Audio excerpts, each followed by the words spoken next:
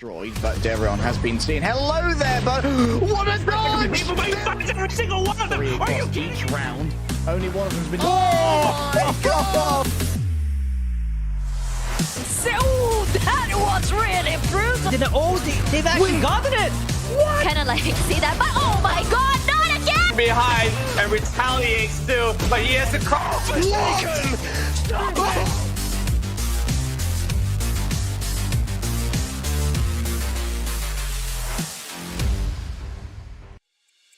Hello there once again, ladies and gentlemen, boys and girls. We are back from our VALORANT Challengers Malaysia Singapore Split 1, and we are already on week 4, day number 1 2. My name is Viper. Joining me here on the desk is Contra.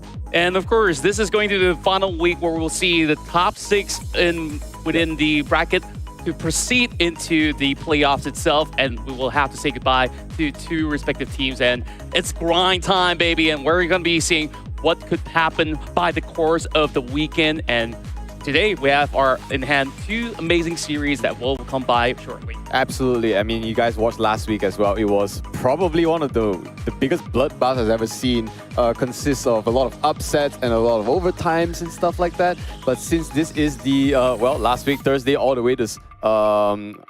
wait, do we have Sunday? Yeah, Thursday all the way to Sunday, in which where finally all teams would have actually played each other at least already once. Exactly. So, and today I think that it's going to be another exciting series that we're going to be starting off with, where we do have X10 to be taking on Louvre. But of course, before we even get to the series itself, for those guys who are joining in for the very first time, you can basically check out the entirety of the tournament format. Greetings, challengers! So good to have you joining us once again for another year of VCT Malaysia Singapore. 2023 marks the first installation of the split system, namely Split 1 and Split 2.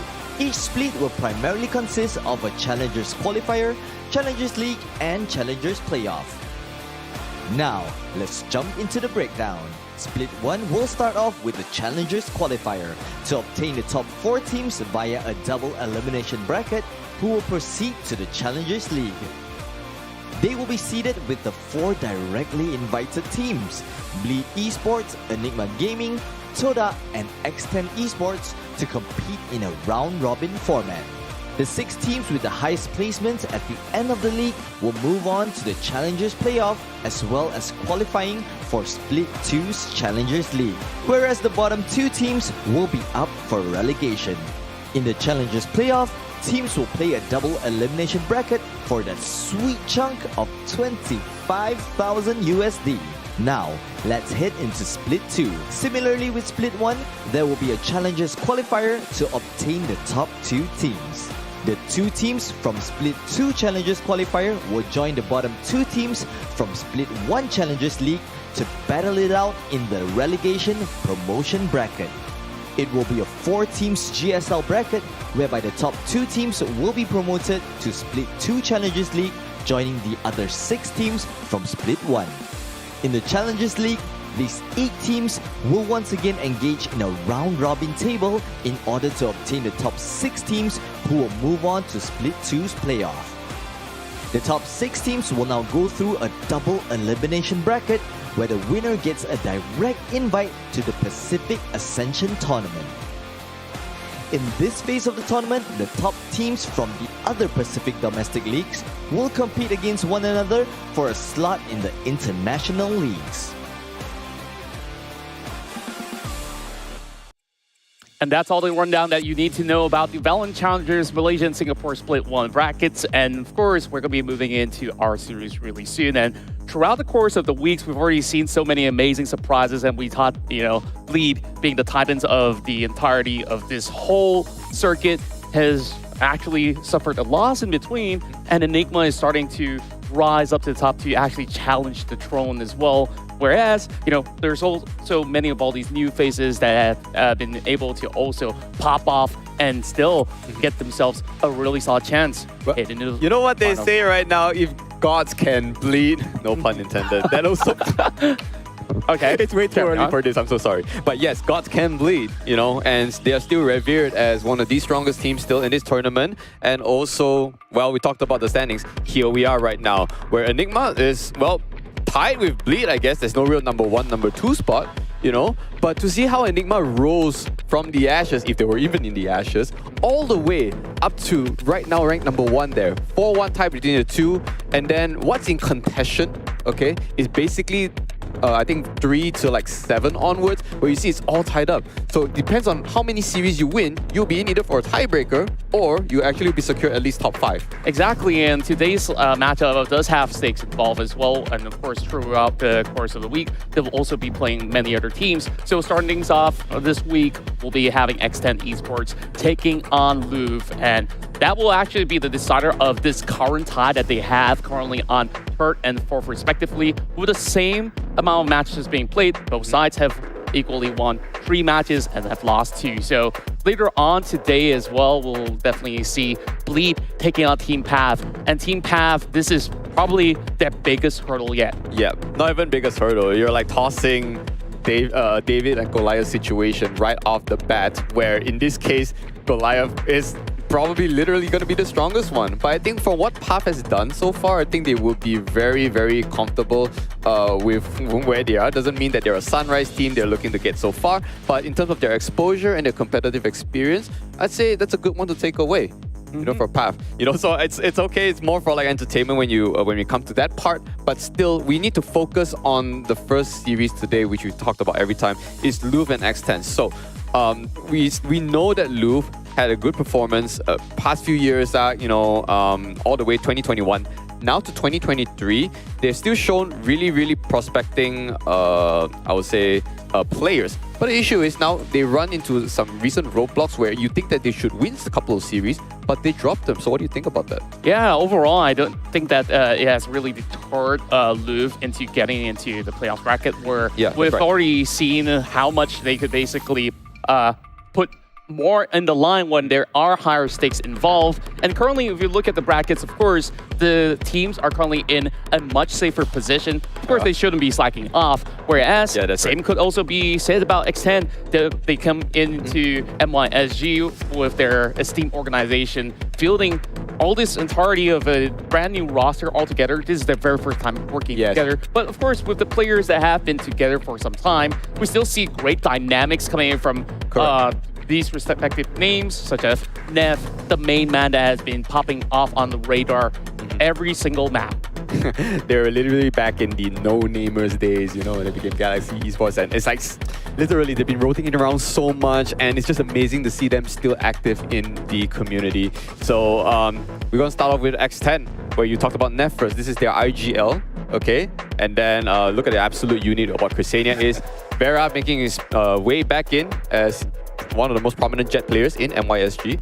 Then, for some reason, we have 2 Cresanias. Yeah, so good. You gotta say it twice. Cresania. I believe that in this recent series that he's played out, he's also been able to also contribute so much where he becomes the MVP despite, you know, playing on controller agents for most of the part. And knowing Cresania, I've been watching him since a lot of different type of genres of competitive play. I remember even days where he was competing in PUBG, a Battle Royale, and then now you still see him competing at the highest level. I believe that X10 is still really going to be something that he will be able to prove to himself that he can challenge perhaps the rest of APAC. Where we keep saying some of these are really, really strong players, right? Where Cresania was one of them that had disappeared from the scene for quite a while and actually made his debut back, came back strong and swinging. So in this split one is where he really, really dominates his standing as one of the strongest controllers around.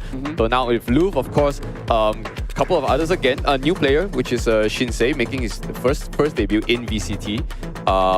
We got Bryce, Maxi, Redco, and Reverie, of course, Redco being their IGL. These players we've seen even all the way back in the first Louvre ever, you know what I'm saying? Exactly, and nothing too much have changed when it comes down to how they would have ideations of executions, but with all these young bloods to tie in together with what they have to offer, it really revamps the way that they've been able to amplify their aggressiveness being displayed on each respective rounds that they've played out. And of course, now going up against X10, I wonder how will they actually fare, because, you know, recently there was a little bit of a dip of performance that you did speak about as well, where are they still on the slump, or is this the time that they really prove all they've got heading into the final week? True. Then we need to see the maps when it comes out too, because we already know that the rotation has happened, right? We will see Split and Lotus in this lineup right now, and we've already removed Bind and Breeze. So in the midst of a tournament where you switch things out, maybe some of these teams can use that to their advantage, you know, and play out an unorthodox map where you kind of catch the opposing team unaware.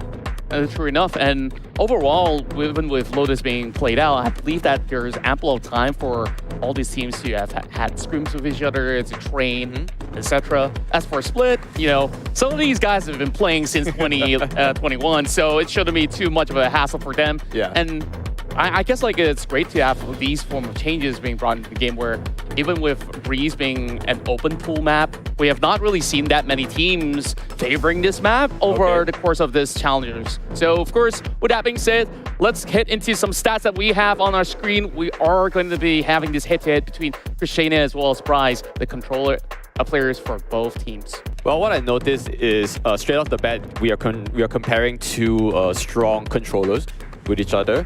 So I would say that Kusenia, sometimes he gets these really weird clutches that work out, and then Bryce just gets really obvious clutches. You know, like this is when it comes down to the clutch situation, because sometimes they will really just drop as MVP, right? But when you look at ACS, you know that Bryce is high ACS because I think he goes a bit more aggressive, whereas like Kusenia is a bit more tactical on the back-on side, you know what I'm saying? So the thing about being a controller is that most of the time they are IGLs, but in this case, both of them are not. So they need to have like a bigger macro view of the picture of the situation. How many people are left in the game? What utilities do they have in the game? Because if they're a last man standing, half the time if they still have smokes, they can make really insane clutches. Indeed, and we've already seen in the past week itself, Christiana and the rest of his team, there are moments where he was on this Astra and he has been able to basically pull off really last minute clutches where he's been able to bring so many points round after round with only him being left alive.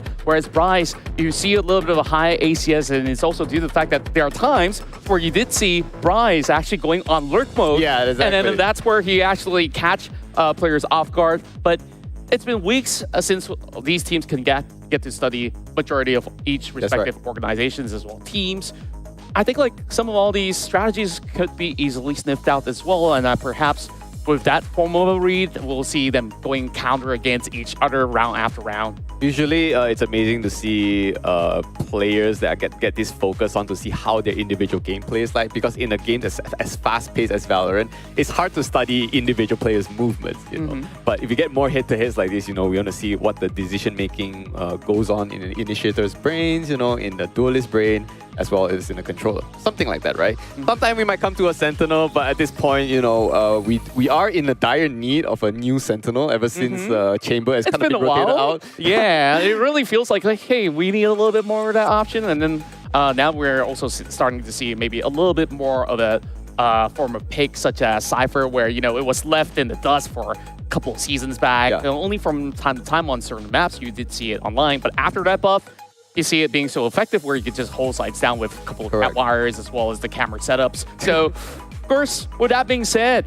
we'll definitely want to have a look at what sort of map they'll be heading on, as we will be seeing what X10 decides for the very first map. Oh Lord, it's really come down to this already. Like, as much as a lot of people don't like new maps because, you know, Lotus is now in, we have already seen one Lotus last week, you know, just thrown that to us. And then I think Pearl will start to make its way into normalcy very soon, because with Breeze out of the way, I think Pearl can easily take its place as one of the highly contentious points where, you know, you can actually get away with 2 smokers in that. And Harbor actually sees play now, especially in the other regions of VCT. So when does NYSG pick it up? I won't be sure, but I wouldn't be surprised if it shows up very soon. Exactly. I do believe that Harbor does show a whole lot of strength when it comes down to a map like Lotus, where you could easily just pop the wall across maybe 1 or 2 sites, and then the ultimate just covers out the entirety of B or C or A, whichever side you need.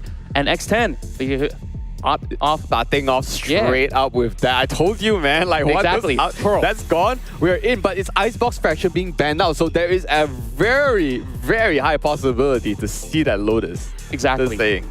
So, of course, with Pearl being picked into this current rotation, we've already seen the performance out of X10 where they could basically take it a little tad slow if they really want to. And when it comes down to executing to Pearl, there's all these close quarters, especially through the art, where if you're going for that A take, it is going to require a little bit more of that control. So I'll definitely want to have a look at how Louvre actually handles this on the defensive side. And of course, with Ascend being picked up, the rest of the map pool that was being left out there. Please ban out Lotus. Please, come on. There's no way. Okay, we got Ascend I got a feeling that it might just be it. You know? I mean, it's the cider. There's no way. There's no way to say that it's actually going to come out, right? But one can hope. So who do we have left there? We have Split, right? You have Split. There's no way you don't pick Split here as your decider. Okay. Thankfully. I really do hope that to actually see a little bit more of that, more plays into Lotus, but it really takes a little bit more adjustment because when it comes down to Lotus, sometimes even as a defender, you can play as aggressively as possible, whether you're pushing out to B or even C, which is going to be a little bit more of a dire situation for the attackers to be worried about flanks. So I think there's no other map that has this much, say, close angles and quarters to clear than Split. That's why it introduces a different dynamic. The new one that represents Split in some way was Fracture. You know what I'm saying? But we don't see that here. You know what?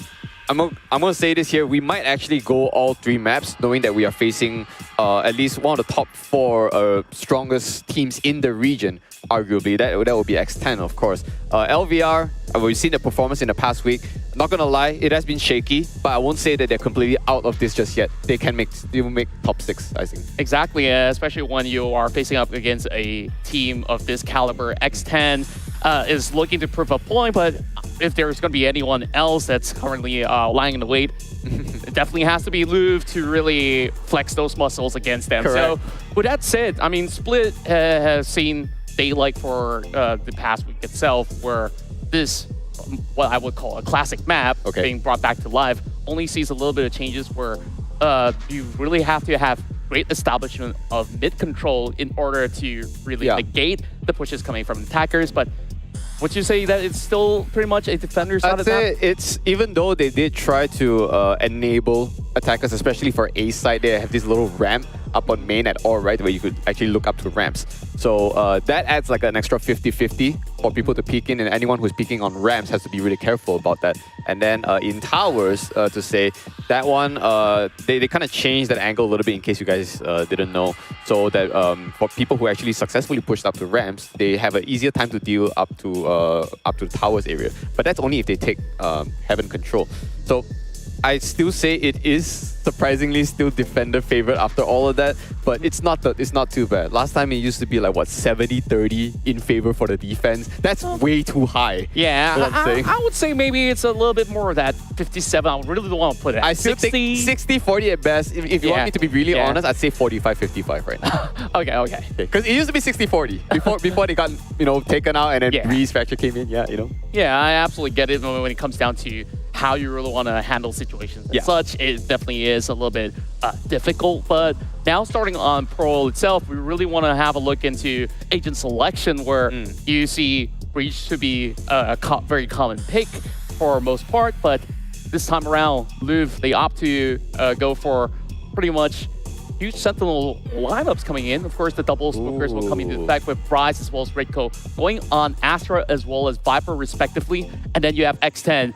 And now Vera is switching it up, and he's going to be picking up that Neon. I absolutely love this pick. So yes, Neon works really well. Both teams, by the way, have already played Pearl too, so it's not like this is like a map that's going to catch them off guard. You know what I'm saying? Shinsei debuted this Phoenix on Pearl, and the best part was it was the only Phoenix ever picked on VALORANT NYSG, and now he's coming back with it.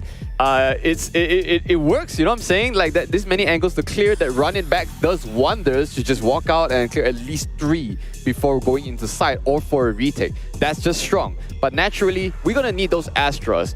I say Redco and Bryce doing that, the double team with the controllers, very, very strong, no pun intended, control position coming out from LVR, whereas for X10, a bit more aggressive because you do see a double initiator compared to a double controller from LVR.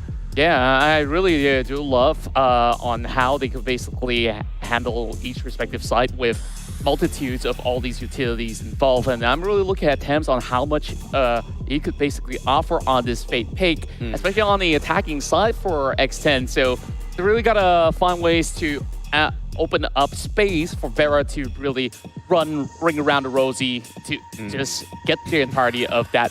It's just basically both these teams have different ways to take space control. I'm always favoring a Neon. Anyone who masters Neon movements can literally just find themselves on the back or side in the span of like 1 second. Okay, so Vera just needs to go in, have the breach basically stun our entire line to clear up for him, and then of course a Fade Prowler to minimize an extra 50-50 for him, and then Vera can find himself all the way, let's say in Flowers if you want to push A, the kind of thing. So mid control maybe not that important for X10 because that team, it's a blitzkrieg. Like they can literally burst into sight with that. But for LVR, they gotta take this a little more tactfully because they don't really have that big of a firepower bursting into sight. So it's a bit more tactical. Yeah, of course, especially when you're playing an agent like Phoenix, you really want to hole into some of all these tight spaces. Perhaps you're going to be expecting him to either one, push out of A and maybe look for a couple of picks once he does have his flashes available, or two, he could basically play around those corridors in between the midsection itself. So expect this to be a little bit more of a firmer hole coming in from Louvre. Well, since X10 actually picked this map, so LVR is actually going to be defending first. So we have that Phoenix in there. I tend to forget that Phoenix also has a wall of his own. There's going to be three smoke blocking skills inside of LVR. There's the Viper's wall, there is Astra, Smokes and Crab, and there will be a Phoenix wall. Like, that would be insane. So here we are. We're going to start things off really quickly to thank you guys for waiting with us. And of course, the last week was filled with insane matches. But we have 4 more days to go in this last week of week 4.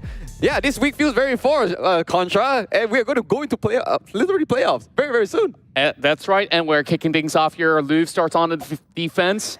X10, we'll see how many points could they basically acquire by the end of this half itself, because we're looking at Vera that has always had that form of finesse. Now playing on this Neon, we definitely want to see how high of an impact could they basically bring to the table.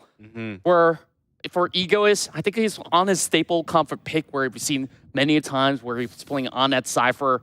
Things have been looking sublime for him on the way that he goes in for all these setups. Now, starting things off, it looks like X10 wants to find a little bit more of that opening heading into B. Not a lot of people sends out B straight up, especially with a weapon deficit as a pistol round, right? You got Ghost to open it, but they're playing very close if anyone wants to push in. This is what I said, X10, they can blitz into sight. That's why they have all 5 there. There was one Prowler to open up to clear tower CT area. No one's there. And looking at the rest of Louvre, they've already committed with 5. Meanwhile, you still have Egoist on the lookout. And if anything turns sour, they're just hoping that the spike will not be dropped anywhere in the middle of these stretchways. Ooh. And Louvre just having all the discipline necessary, holding them ever so slightly. And they're just by this pillar. And it's going to take a while before they get anything done. Yeah, they need to just literally chill up at the main. I don't know what you call that. You call that a pillar? After Rams, I still don't know what the call out is, but they waited way too long. They waited for the rotations over for LVR, and they're not careful. They will extend in. Reva already paid with his life, but not before getting one trade down though. Neff, he's got the decay back up to him, but still, Shinsei managed to get that peek out. We'll be for the trade. Getting listeners down, Shinsei is going to drop instantly. Now it's going to be a 2 versus 1 situation. Still haven't got the plant down though, so they really got to take their sweet time. There's only going to be Maxi holding across the hallway, and then Max is going to take a swing, and that's going to be it. Where the plan goes down, but nonetheless, great execution coming in from X10. Yeah, a very, very patient push, despite the fact that I said that they can explode onto site. They wanted to give LVR kind of like this momentum of like, all right, maybe we are rotating. We see actually some members of LVR actually attempted to rotate, but despite making their presence known, they were still able to successfully take the site and bring it down to a 2 versus 1 situation. Yeah. So that's actually just good planning, I'll say. And I think the most important thing was good trades. Yeah, overall, also for the fact that there is also Plan B available for X10. If anything goes sour, they can always pull back through the link. So now, it might just be a little bit more of that burst fire, rapid action coming in from Vera as he will clear the hallways. Nobody on side. Meanwhile, Vera looking for an opening pick. Got Shinsei as well as Prize all together with double. That's just nuts. I Nowhere think, for them to even hide. I mean, it's just fast. Weapon diff is one thing, and Vera is just very healthy. Can end it with a 4, maybe not. Gravity makes a shot work for him, but he's only like, what, traded 2 for the rest of the team. Now, this is where the real games begin, because the rifles will be coming out for LVR. I doubt that they bought the previous round. There is a Guardian purchase. Was it by X10? Yes, indeed. I think it was, yeah. Yeah, it was in the hands of Christiania, I believe. And then, first, them managing to take down X10 Esports, they don't really have to overcommit into going for a buy, as since this is going to be their bonus anyways. So having ample firepower, perhaps they will switch things up, as we do see majority of their members now preparing over on the A side. Egoist usually sets on the opposite. I was just looking down and I just told myself X10 should go for an A now, considering the push. And when I looked up, they were at A. I'm so proud of them. So, okay, but the thing right now is that they can't give LVR too much weight on knowing that they are going to push 5 every side. They have to split a couple of times. And we are seeing that here now. They decide to take a mid-control. Maybe a way into B Link soon, but Art is always free for the taking. There is a star there though, so if anyone pushes, they have to be careful for the gravity well. That's a one way out, but Bryce actually gets killed out by Neff. The IGL. So one of your main smokers is down. This is really going to look really good for X10. They can still fall back with the plans coming in from Redco as well. Should be too dire of a situation for the time being, but what a great pick it was coming from X10 to be able to create a little bit more spacing. And now, with one being cleared up, they see a little bit more of that opening into B, and that's where perhaps they could strike even harder. Where now, attention spans being pulled around from the rest of Louvre. It's going to be pretty difficult to handle, especially now you only have one Cypher on site. Oh, there it across. is. It's going to be clipped overall with Trapwire, and Max is going to bring him down. That's only one though. He's already done his job to hold down one. We are back on this 4 versus 4, and once again, X10 has got B side. We planted for... Where's this planted for? It's not kind of planted for long, I guess. Planted for Rams. But with that 3-on-4 right now, sorry, I said on 4 versus 4, but there was a UI delay, and Shinsei, like I said, this wall makes so much work. But Ego is a little sharp, but the trade was fast. In the end, still X10 coming out on top with Reverie, facing down against 3 members, and the best he can do is only take out one right now. X10 looking strong at the first few rounds here. Everyone needs to find that grip, and we don't want to see them drop way too fast as how we've seen them in the last 2 series. Indeed. Just clean executions overall coming in from X10. Going picks after picks, and it's all thanks to the opening coming in from Vera, despite him getting clipped out very early on by the Trapwire. So they got to do their due diligence if ever the case they can go in for another B shove. And looks like the case once more. Whereas Louvre, it's got to be a little bit more proactive on this. They've been holding back ever so solidly. I have an actual question. So Go ahead. when Neon slides, does her head technically go lower? You know what I'm saying? That's an actual question? Maybe not, but it's room for discussion. So you can see that you can basically do the what's it called? What's you know, you walk under this wire. What is it? What's the thing called? Like Do the damn it. Let's just forget about that real quick. Off the map, by the way.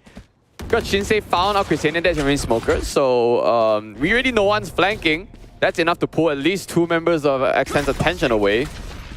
Yeah, by the way, that's a really good initiative from Shinsei. He doesn't even need to be there anymore. The fact that the threat of him just lurking in the corners there is enough to put X10 on this pedestal, but you have to remember, LVR is on this eco. X10 cannot lose his guns to them. It was with great presence of mind that they did spot out one of the flanks, and Shinsei immediately being brought down. And Louvre, they just could not afford to be taken out one after another just like this. Though, of course, this being their eco, they've got nothing much to lose. As much as they could get those picks coming from Reverie especially, that'll be worthwhile. That's only one to go, making things a little bit more doable, but Nav's going to be able to bring him down. Now with everything on the line, Tab's going for the double. And then the coverage from Nev to be able to bring them 4 points, not even dropping a single blow. Ultimately, gun diff does matter there, despite the opening from Shinsei. They do have ultimates now, but it's not the most impactful on the defense round. You know, you got a Hunter's Fury to potentially, well, delay a plant at best.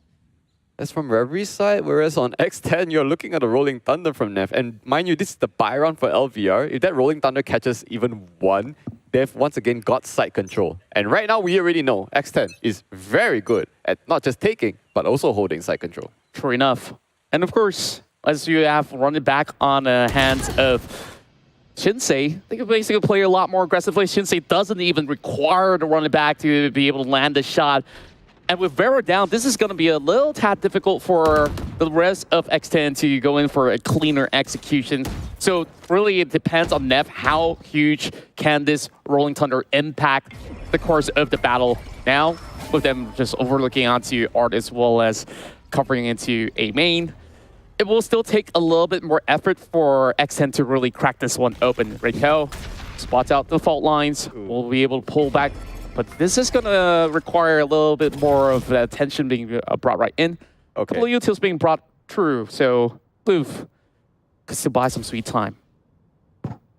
And they're defending with the man advantage. Red Cove, the wrong pick. He might get his head blown off though. And that's exactly what just happened.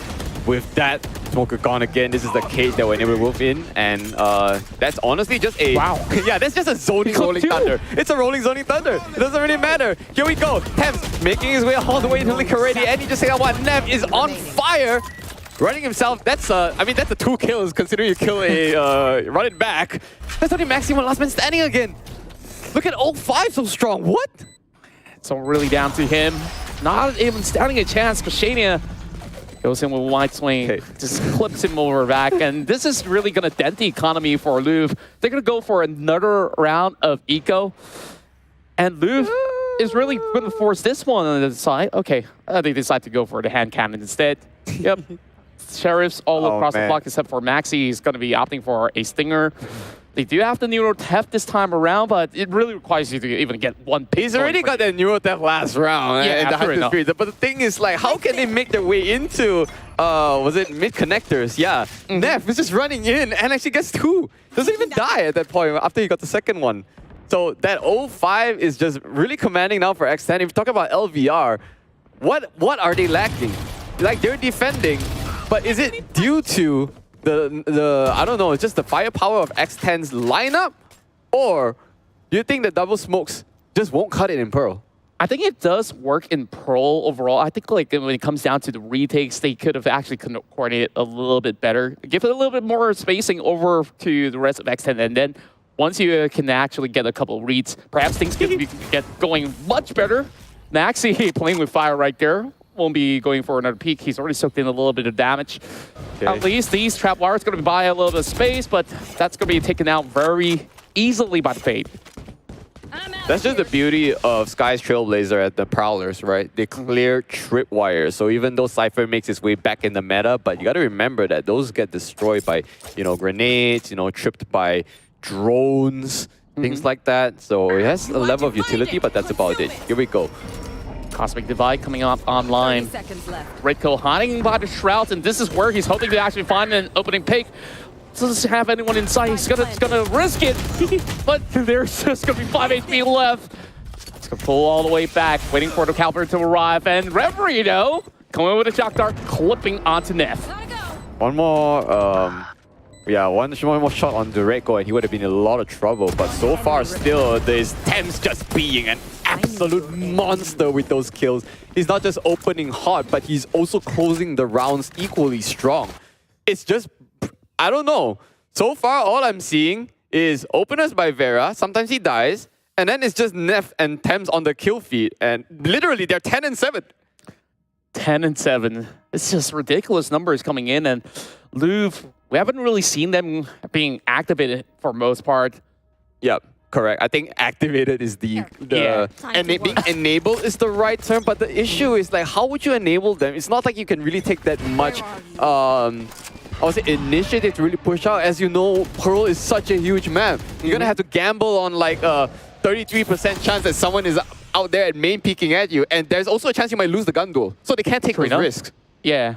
And especially now that you're down 6 points, it's really going to require a little bit more of that effort to really claw their way back up. Yeah. And what I'm really hoping to actually see out of Louvre is to see them being a little bit more proactive into taking more space across the map. Shinsei have tried, and of course that was on an eco round. Not like he could basically go in for that full challenge. But this time, they're poking and prodding. Vera hoping to cut through B-Link. They do have so many of all these smokes. Blocking their side, but Krishania get blown to smithereen. Forever the first one to go, and Bryce at least trades it right back. Oh my god, there's every chaos going up there onto those link side, and still enough smokes coming out from X10. I think Bryce, Redco needs to carry out the team for him with this Cosmic Divide to not only maybe just prevent X10 from going in onto site. Oh no, speaking of which, they're gonna run into Redco. They don't know where he is though. He's trying to clear out dugout. Just a couple fired. Maybe a chance for LVR now. It could just be it. The only opening chance coming from Louvre, and Vera's going to be able to take down Maxi despite him already revealing most of the members coming in for Nero Tev. Redco gets one, and Shinsei coordinated strikes coming in. This is a chance, 2 versus 2, and Louvre could possibly get their first point in. I just said it. I call it Redco. He needs to do work with this Cosmic Divide, and it's still up 2-on-2 situation. I don't know if they can hear it. They are unable to. So this is the one that will go for LVR as protracted. Just beautiful stuff coming in, and he just saved this Cosmic Divide for this perfect moment where it really requires you to play in such a close proximity where you just have to find a way to point blank shoot Redco, which gives him enough room to actually react, and therefore X10, they see perhaps, you know... I think who lost the duel against Redco? I think there was Vera or Thames early on, and don't forget Redco was not only deafened, and he was decayed, down to about 50-60 HP at that point, and he won the gun duel. So if he actually died there, the round would have gone to X10 again. So from a sign of life for LVR, we can keep this as positive as we can, since LVR was not forced into the eco. Just saying. Fair enough. Ver now looking to cut right through. There's still 2 members out of Louvre to be able to hold them back for the time being. Viper's Pit committed over on to mid though. Not getting too much of value out of that, I would suppose. I don't like playing there, man. It's a wallbang fiesta happening, if anything. But that drone will just capture at least 2 players up. But they heard, you know, 3 gun barrels just firing. So 1 minute in, they'll look to push. Of course, Maxi, he's gonna hold first, but this is a contested land onto him. And still, he's not cleared. He is being thrown though. Oh boy. Even despite that, Egoist and the rest of them are just being held ever so slightly. Louvre having a cleanup crew underway, and it's really down to Egoist, and there's nothing much that he could basically do to even get near to the spike. How did they not clear Maxi? I swear. How did they not clear Maxi? He survived through all of that. It's ridiculous, There were cages, there was a Prowler that just peeked, and no one cleared the back there. Like, huh? I guess like they've tried and tested, they sprayed through, they just couldn't find any form of a great angle for him as well. Only clipping him ever so slightly 2 bullets or so. Yeah. And those were just body shots, Yeah, right? the spike's on the open. There's no way he's going to get close unless he wants to give his life for that. He's picking it up, it seems. And I don't think you could get this plan down cheap. He's going to reveal himself. Maxi goes in for the triple. Yeah. And this is probably the best case scenario going in for Louvre. Yeah, they took a full buy round for X10 with 4 members of LVR left alive. That is huge for economy. So that means that, like, wait, is it timer for X10? Oh my god. Yeah, it's like, man, we can't get them. X10's gonna respect this time. I was like, okay, we just gave them 2 points. We're gonna call it serious. Yeah, it's like anything 3, it's gonna be a reverse sweep. So let's really think about this and let's go all the way till 10-2, you know, if it's possible. So X10 has been looking clean until like some of all these flush rounds where they're really hoping for that hard commitment to come into effect. We see Vera getting clipped very early on from, you know, 2 rounds ago. And then this time, they get that clean access. The Prowlers have been able to remove a couple of Triwires, but they still could not actually get some of all these core opening picks, especially having Maxi being left alive. He's just got all the angles against them. Correct. So speaking of Maxi, how he survived through all of that, through that wallbang, right? Why was an Aftershock not used there? Because the Aftershock completely clears that. You know what I'm saying? But okay, we decided to let it through. Is it an impactful round that was given to LVR? Maybe not. But if they keep this up for the next 2 or 3 rounds, X10 might just find themselves in an equalized position with LVR, which they don't want. But if you're LVR, you will have already made certain good reads on X10 already. But at this point, you're mostly gambling to see where they're on site. Because the moment if X10 splits their team, you could be in a lot of trouble for LVR. True enough, and as of far, we've seen Rever really having a high impact on his Silva, especially on those recons, so long as he does get any slight intelligence on top of members of X10. We'll be able to pay the price, and speaking of paying a price, Nev got to pull out of that sticky situation. I mean, he almost paid, but probably got a discount. Get it? Yeah. Yeah, so... I'm so sorry. We talked about the split push earlier, right? So there was Chrysania just playing out on B-Reps just a little bit. And then, of course, when Nev got a couple of pick up on top mid area. But that's about it. The commitment will still be A. Runs into a red code. They know red code's in the smoke, so they just tell him to spray through that, and he's just gone. This is the blitz that we're talking about. That's right. Now it's going to be pretty difficult to actually come in for the retake where they're already guarding off the angles. Vera gets the free picking against Shinsei. The moment he just turned his back. What timing coming out of Vera. Meanwhile, cutting through Art. This is going to be a tad difficult, especially when you have Rishania on the lookout as well. Pulling all the way back. River still gets it in return. Yeah. For health on Maxi, and now only 1 HP, especially getting snared in this situation. Things are looking dire. That decay is way too much damage, I guess, but that's enough to push them, and they know based on timing, they will push in and just wipe the floor with the remaining LVR members. That 2-7, which 3 people left alive for X10. I struggle to say that X10 has never been placed in a dire situation where economy was a problem. True enough. Every single round that LVR needs to try to take a round from X10, they are never getting close to trying to force them into an eco. So they always need to fight X10 at full power. Yeah, I think this is especially very difficult when we already look at the agent select itself, right? You have very defensive agents where you can go in for pretty sick setups, but once that is being breached through, and then all these utilities are being worn out, then it really goes down to the gunfights where Louvre really has to go trading for most part. And X10 has been a lot more proficient on that. So because of the size of the map, LVR has to be very, very contingent on their ability usage. They can't just throw something, even though it's just like a sound cue from X10. So this is just pure mind games at this point. X10 can just play a site, create some noise a little bit, hold it down to the last 30 seconds, blitz in. Because there's no way that X10 can gamble right every single round on a defense. I look at A right now. There's only 2. There's one at Arc. There's only one on main side.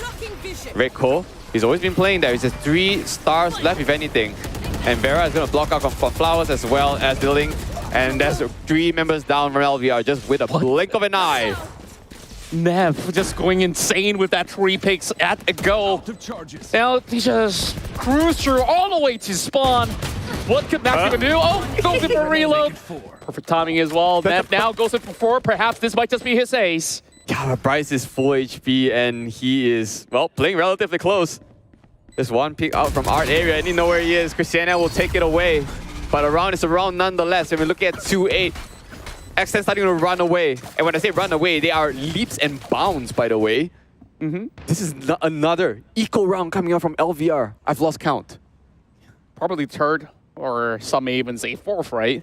Now, you've been asking where exactly is the Aftershock, and Nev really brings it to the table. He was just maybe a tad too low to try to go in for the pick against the final member of Louvre. Now, I'm not too certain anymore. Since this is an eco round, and they could basically just gamble it, right? Like, you want to go for... Have you seen Neuro Theft? Neuro Theft, only once. Once, right? From Max's side, at least. Yeah. I don't know. Like, I don't blame LVR at this point. It's just that the attack is just so strong. Like, there's only a certain level of like response you can take up to Neon just sliding up to you, especially when you concuss with that relay bolt, right? But yikes, that is a beautiful headshot from Redco. Is that enough though? He's got 2 before going down, and it's going to be a 1 versus 2 right now. Shinsei, a lot of things on his platter. Don't know if he can bite off more than he can chew.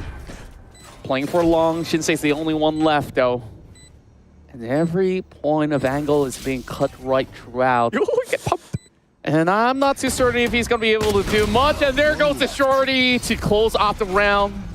I think one more here to just extend the lead for X10. It says 1-2 pump, but now we must believe in the curse for LVR. I don't care who you pray to, what you believe in. But if you're LVR, you need all the help you can get. That's just all I'm saying.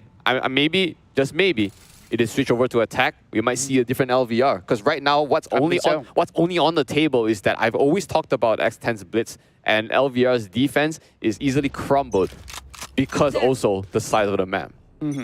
Especially now they finally get themselves that full buy, and you have Shinsei on the run it back as well. If anything goes, like you would expect the rest of Louvre to be able to play a tad more aggressively, especially now with the push out onto A. Bright spots 2 out. As they cut through the B lane, they will have the swerve coming in from Vera. Great opening once again. How do you stop this drive-by? He was not concussed. He's just been chilling, and Vera just easily taps him out. He's just a smooth criminal. Like, I mean, yeah, Vera. Every single time you saw it, like, I mean, he's smoother than going into any ladies DMs by now. Move like butter. But if you know anything about stopping a neon, is that usually having a second person watch your flank is pretty good. There's a link anyway, but I hate Pearl for this reason because it's so large and any coordinated attack will break a defense of Pearl. Any at all. But now Red Cold lies in wait again. Now he's always in play and he's compromised. 2 people up on that crate and he's gone, just like this again.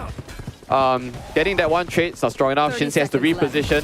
That Molly will stop him from coming out, but that is a zoning aftershock that will try to stop a couple of people from pushing in. Still, 1 versus 1 there, and Maxi will clutch it. He needs to show up, and he did. We're looking at the 3-9. That's where this actually becomes so much more possible. Quite the clutch coming out of Maxi. And he has held that angle so perfectly. But Vera with a finger blaster couldn't really do much. He just popped his ult and like, poof. Yeah, I mean, shout out Red Cole, who actually pushed out and get 1 kill for his own. And he died, giving the team information that was at least 2 nearby as well. Exactly. So that gave everyone else the green light to move over real quick. And then Maxi just there to clean it up. Perfect. And I thought that it was already a perfect setup coming in from Neff, where he have got the fault lines being set up. And that's where he got Red Cole very swiftly. But the moment that burst inside, they were ever ready to take them on. Now going in the second half, though. No, but you gotta understand though that was still a 1 versus 1 situation where Vera could literally finger him to death because that was the last round, right? Oh, but he was just sharper on that headshot. Phantom doing work. Frenzy at the forefront, though. Shinsei is just gonna be waiting for time. With the smoke now, playing up online. Now, Louvre, they have so much of all these resources that they could basically utilize to really pull X10 apart. Especially now, Shinsei got to pull his weight heading into the second half. They're not going to overcommit into either side, and even this being a pistol round, they really want to test the waters at the very least, right? Okay, so Reverie bought a drone, and he's used it, and he commits only a recon left for B side if they want to make this push. Whereas, you know, Egoist can play B very, very well. And I love the fact that X10 is actually leaving it bare open, like they're just looking for a retake. And for most part, B, you have a lot of angles that's being pretty much wide for you to swing. And they're just looking for them to come right in after this plan is being set.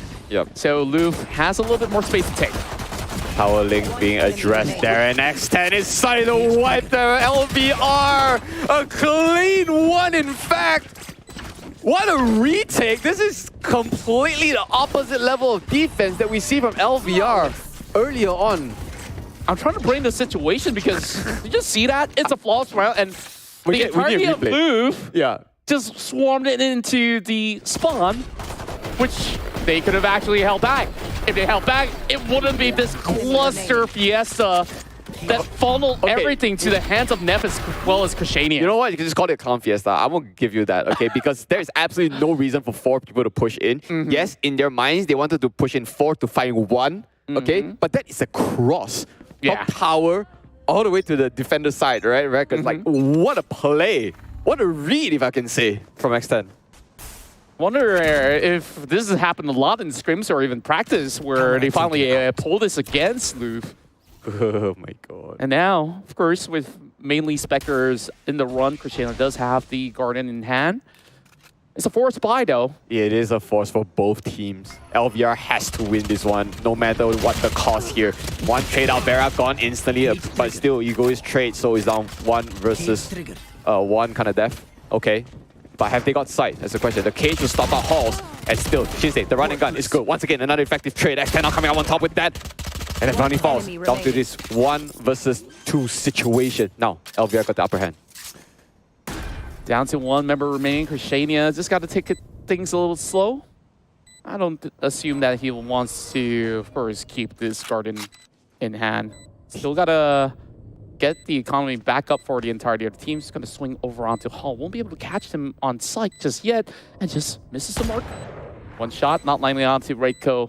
But this is where there will be a double peek going on. And light it up! Rajania with a double, he clutches it. That is not one for X10 to take it, but he takes it nonetheless. LVR feels like rounds are slipping by their fingers when they should have been taking it. They've lost at least 3 rounds. You got to feel for them, man. Like, there were really insane rounds being clutched up, but it's only 3 so far. That was 1 shot, 2 kills. All right, and it's a headshot too. The second shot for, you know, for a good measure, but it's the first shot that takes it. And you love to hear it from a Guardian. The timing, the double peek, formed up for that perfect collateral, and doesn't help that some of these members were a tad too low, and Krishania had helped that perfect angle.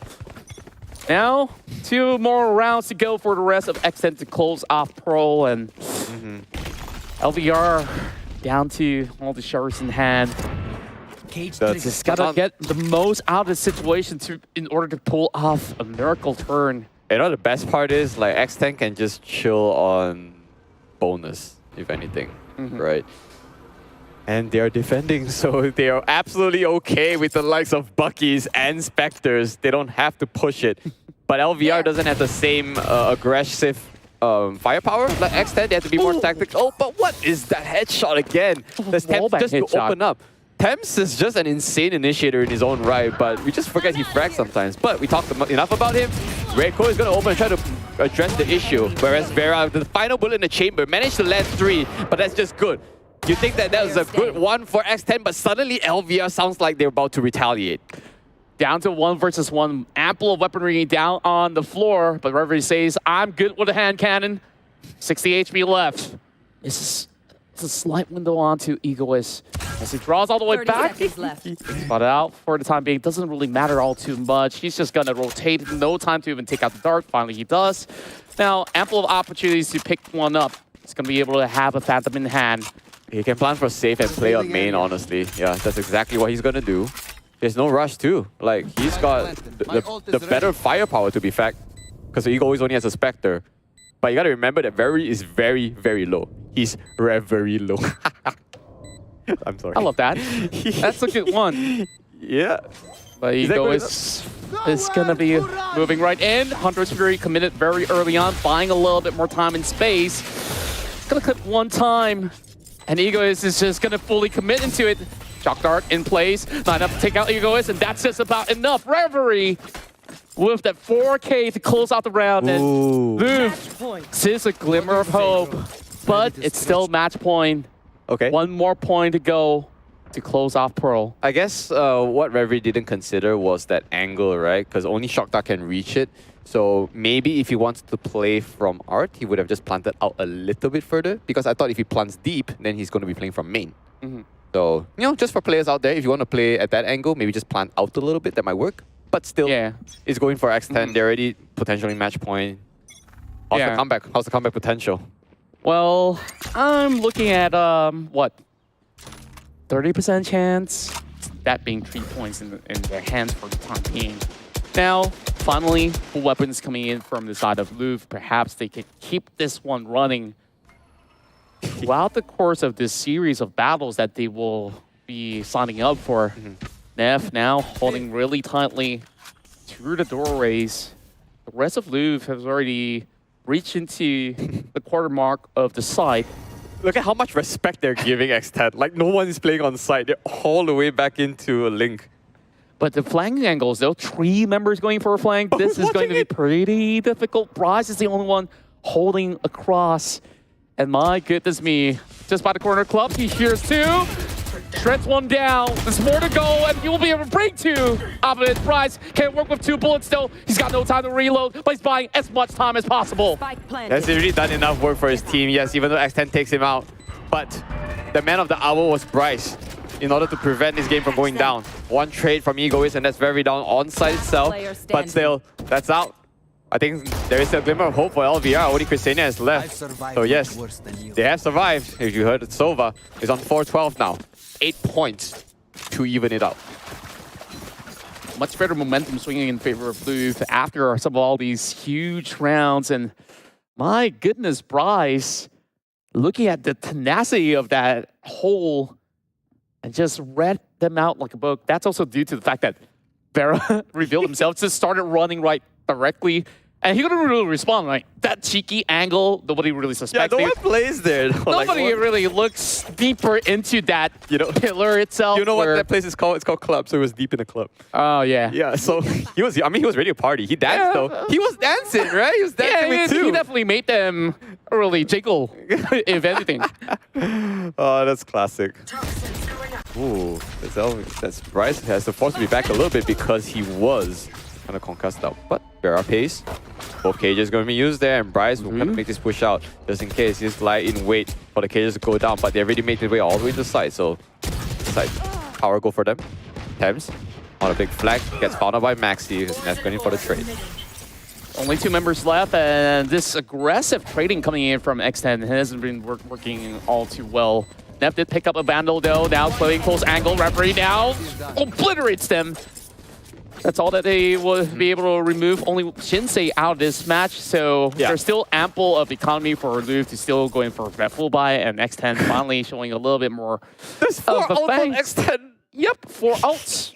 So perhaps this would be the round where X10 looks to actually close off this first match in particular, but yeah, if you're LVR, what do you think about that? Looking really good though. Yeah, let's run it back. Go open the side real quick. This is the time that they can use to blitz, if anything, right? So what's it gonna do?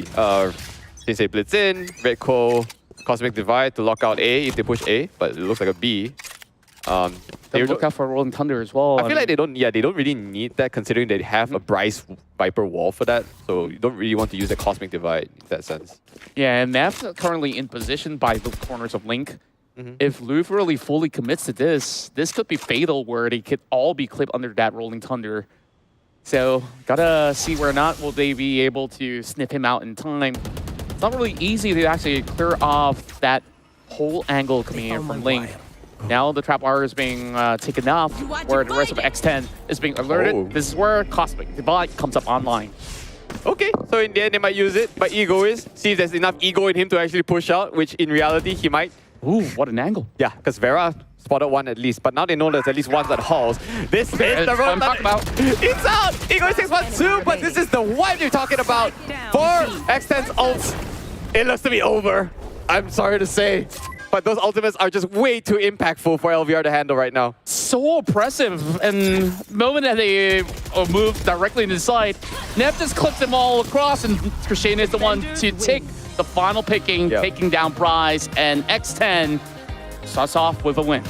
Very, very beautiful performance done by X10. We won't take this away from them in anyhow, but if you're LVR, of course, you're going to need to reconvene and just figure out what is it that X10 is able to break in that we weren't able to adapt, right? Is it really the map? Is it actually the agents? Or is it just maybe like positioning? You know, because sometimes like half the time I say like LVR is in situations where X10 is winning duels when they can actually win. But most of the time, I think in the first half especially, is just due to the aggression.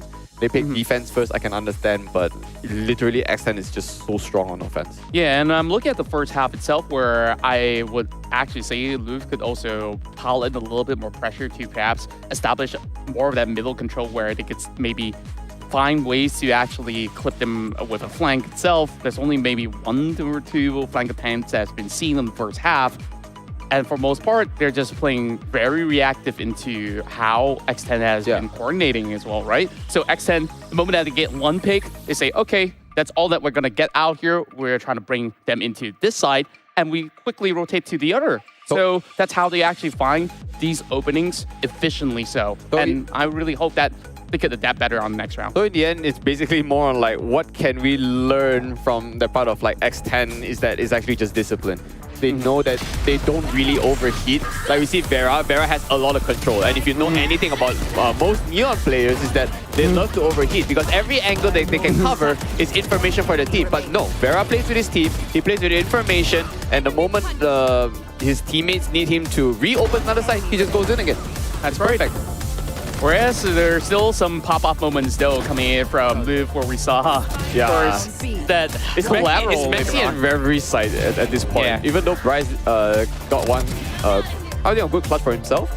But then Red Coast and trying to enable for his team, you know, but I think it's just very overwhelming in the end. They tried their best on all these plays that come out, okay? But I guess it just wasn't enough.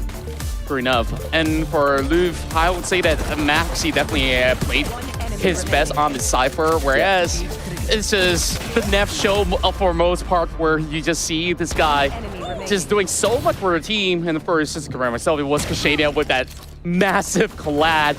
And then you have this funnel hitting into Art where it really went down to the 1-for-1 where Maxi did pull out the clutch and then Bryce held everybody back. But it was really too much for Louvre to really catch back up to this form of points that has been overwhelmingly difficult for them to really catch up, right? Like heading into the second half, they're already like, what, 8 to 9 points down. It definitely takes too much for them to not only win the pistol round, but also to continuously get rounds after. I mean, credit where it's due.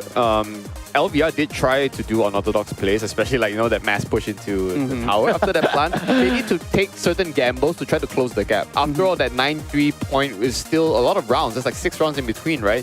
So imagine if like that risk actually did pay off, it will pay dividends for them. But it's just unfortunate that that's why they call it a risk, because there's also a high chance of failure in which where X10 read it perfectly and they played this game down to a T. Yeah, I think like that form of prediction coming in from X10 to also hold back and have that form of discipline, like you said, to just give them that side and hope that we could basically find picks. And well, they wouldn't have expected 4 members to be swinging, right? It's like, they'll take that. And now, of course, with some of all the stats, like we said early on, Nev is just coming into this game hot, having the highest combat score possible. Though the Fraxa is really being distributed for most of all these players across the board for X10 Esports. Yeah, it was going to be between Neff and Tab. Looking at the way that they're just playing it, it seems like they're just playing a regular ranked game based on what Pearl is, you know.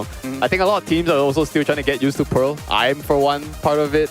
But I guess the more people play, the more counter plays they can get to these kind of explosive entries, because you know when 5 are side, usually you want to get those flanks, right? If we want to get what 2-3 players flank, it is how many players can you force X10 to look behind? 2 at max sometimes. So I guess the lesson for here, I guess, would be coordination. And this is not just talking about LVR in general, it's just like for all teams, because Pearl is just one of those few maps, kind of similar like Fracture. Teamwork is of like the most important compared to a lot of other maps right now in VALORANT. I absolutely agree, and I believe that once you get a few members being taken out, you still have to really consider what else do you have on board to be able to go for retakes. But enough about that map itself. Later on, we'll be moving into another, and of course, now we'll take a couple of minutes off, and we'll catch you guys shortly. Hello everyone, we are from X10 Esports. As you may know, X10 Esports has previously fielded a full Thai roster in the year 2022 VCT circuit, but currently we are fielding a full Singaporean roster competing in the MYSG region, and we hope to be a force to be reckoned with in the upcoming challenger stage. Hello everyone, I am Neff from X10 Esports, and my main role for the team is to be the in-game leader for the team. So basically what my main role is, primarily give a call at the start of the round as to how I want the rounds to be played out, and the team will proceed from what I call. Additionally, I also play more of the flex agents in the team, be it the breach, KO, or perhaps a duelist if the team needs me to fill up the shoes. So moving on to Vera, he's the duelist for the team. As people may know, he's a very talented individual who is able to put a high amount of kills on the board, and his main role is to go into the bomb sites with the util that we have set up for him and try to get an entry frag. But even in the case where he is not able to get any entry frags for us, we are still able to close out the round and win the round basically.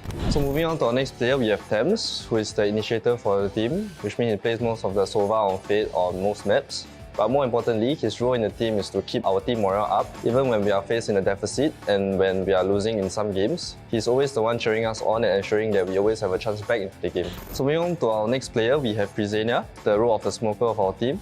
And he's always someone that we can count on and lean back on as being a good anchor point for our team. In a sense where enemies are entering his bomb site, he's always good for the 1 or 2 kills, which always helps us and enable us to be into an advantage when we are retaking the bomb site.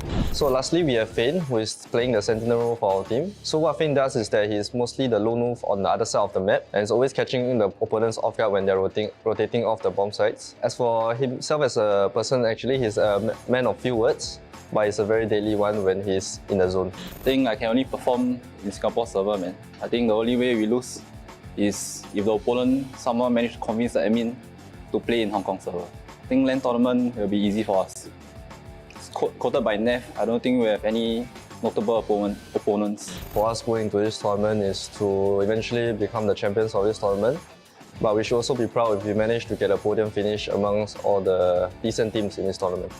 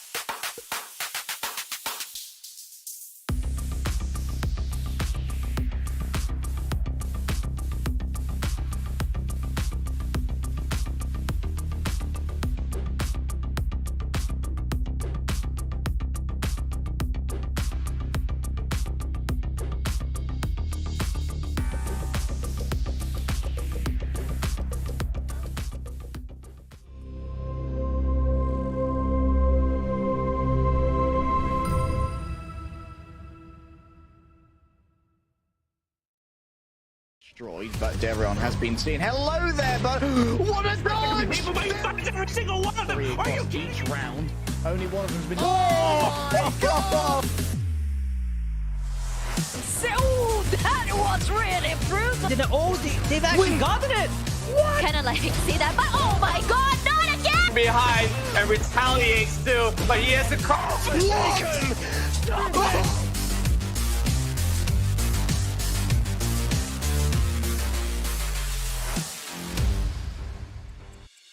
Thank you for joining us here on the VALORANT Challengers Malaysia Singapore Split 1 2023. My name's Contra, and here with me is Xeno Viper. And we've got an explosive round coming in from X10 Esports to secure the first match out of this best of 3. And really, it's down to Louvre to turn it around. They need to bring this to game 3, man. I don't care what people say, all right? So far, usually their comeback potential is strong when they bring games to a game 3. If you know Lou's performance, they are probably one of the only teams that has the most 3-game series right now. Right now, I'm seeing 3, okay? They 2-1 Kizuna, they 1-2 Path, and then they 2-1 Hey Yakiniku. So literally, they're the king of the 3-game series, but against a powerhouse like X10, we saw the interview with Nev earlier, they say they're strong. So I'm sure like Louvre takes them as a force to be reckoned with. Yeah, I gotta agree with them as well. When you take a look at you know, their performance throughout the entire course of the run, like you said, most of them having that stamina to last out on a 3-game series. And not only that, it really goes to show that this team has the understanding of reading out their opponents. You know, give them a game 1, we're just gonna find ways to cut right back in. But now we're moving into Ascent, I do believe, where, you know, when it comes down to the execution of either sides of attack as well as defense, do we expect them to at least pull up with even bigger and better strategies to be able to at least perhaps overwhelm the rest of X10? But you know what I say about Ascent is that it being a comfort map means that there is room for a lot of variety of agent picks as well. So we won't see like cookie cutter picks like you gotta need, like for example, Breeze, there's gonna be Vipers or what kind of things, right? So in Ascent, there is enough versatility to go around to match different play styles. And knowing for X10, they should be going for double initiators. I don't know. But before we move into that though, we just want to show you guys once again what the picks were. Remember, we started off with Pearl. That was X10's pick. So Ascent is going to be LVR.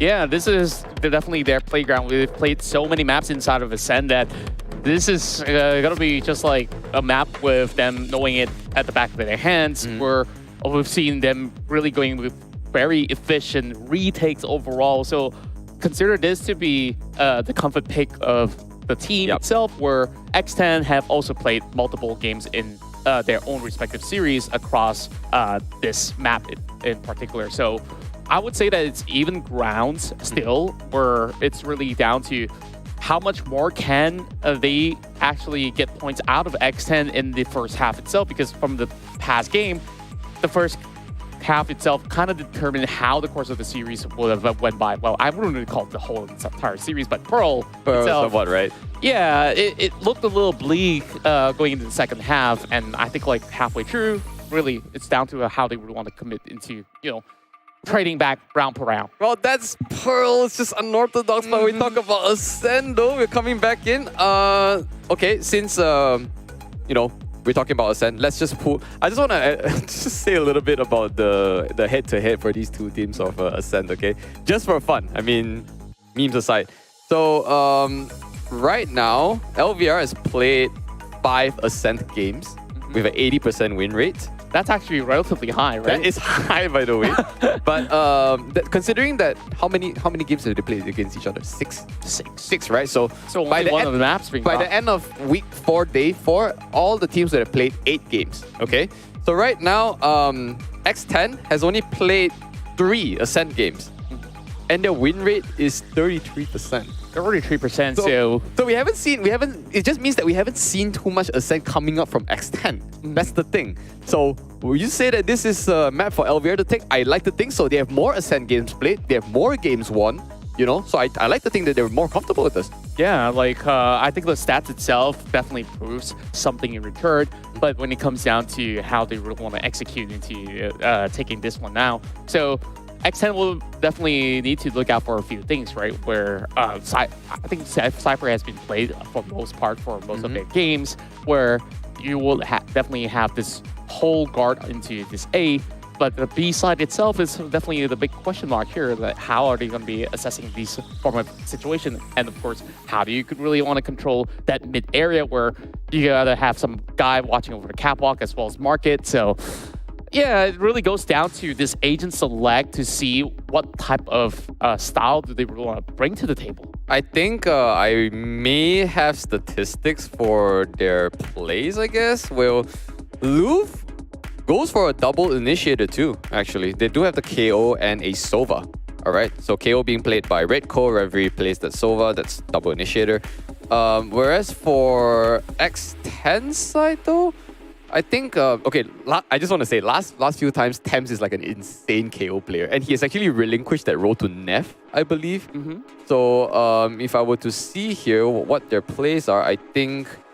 find any. Did they play Ascent against Bleed? Yeah, they did. Okay. So Neff is KO, just called it. Okay. And then Thames with the Sova. So both teams run, I believe, mirror. Calling it right here. Okay, it will be a mirror, even though I said that there's room for a variety of agents. But they might just go with the mirror. Yeah, I would also think that this is very much viable when it comes down to how they want to coordinate. And yes, indeed, it will be a mirror matchup. But of course, we'll see the duel between Neff as well as Redco, each respectively on this KO. So, wait. Oh, a little bit of switch up and says, you know what? I don't want this to be exactly the same. Redco opts to move over to switch things up a notch.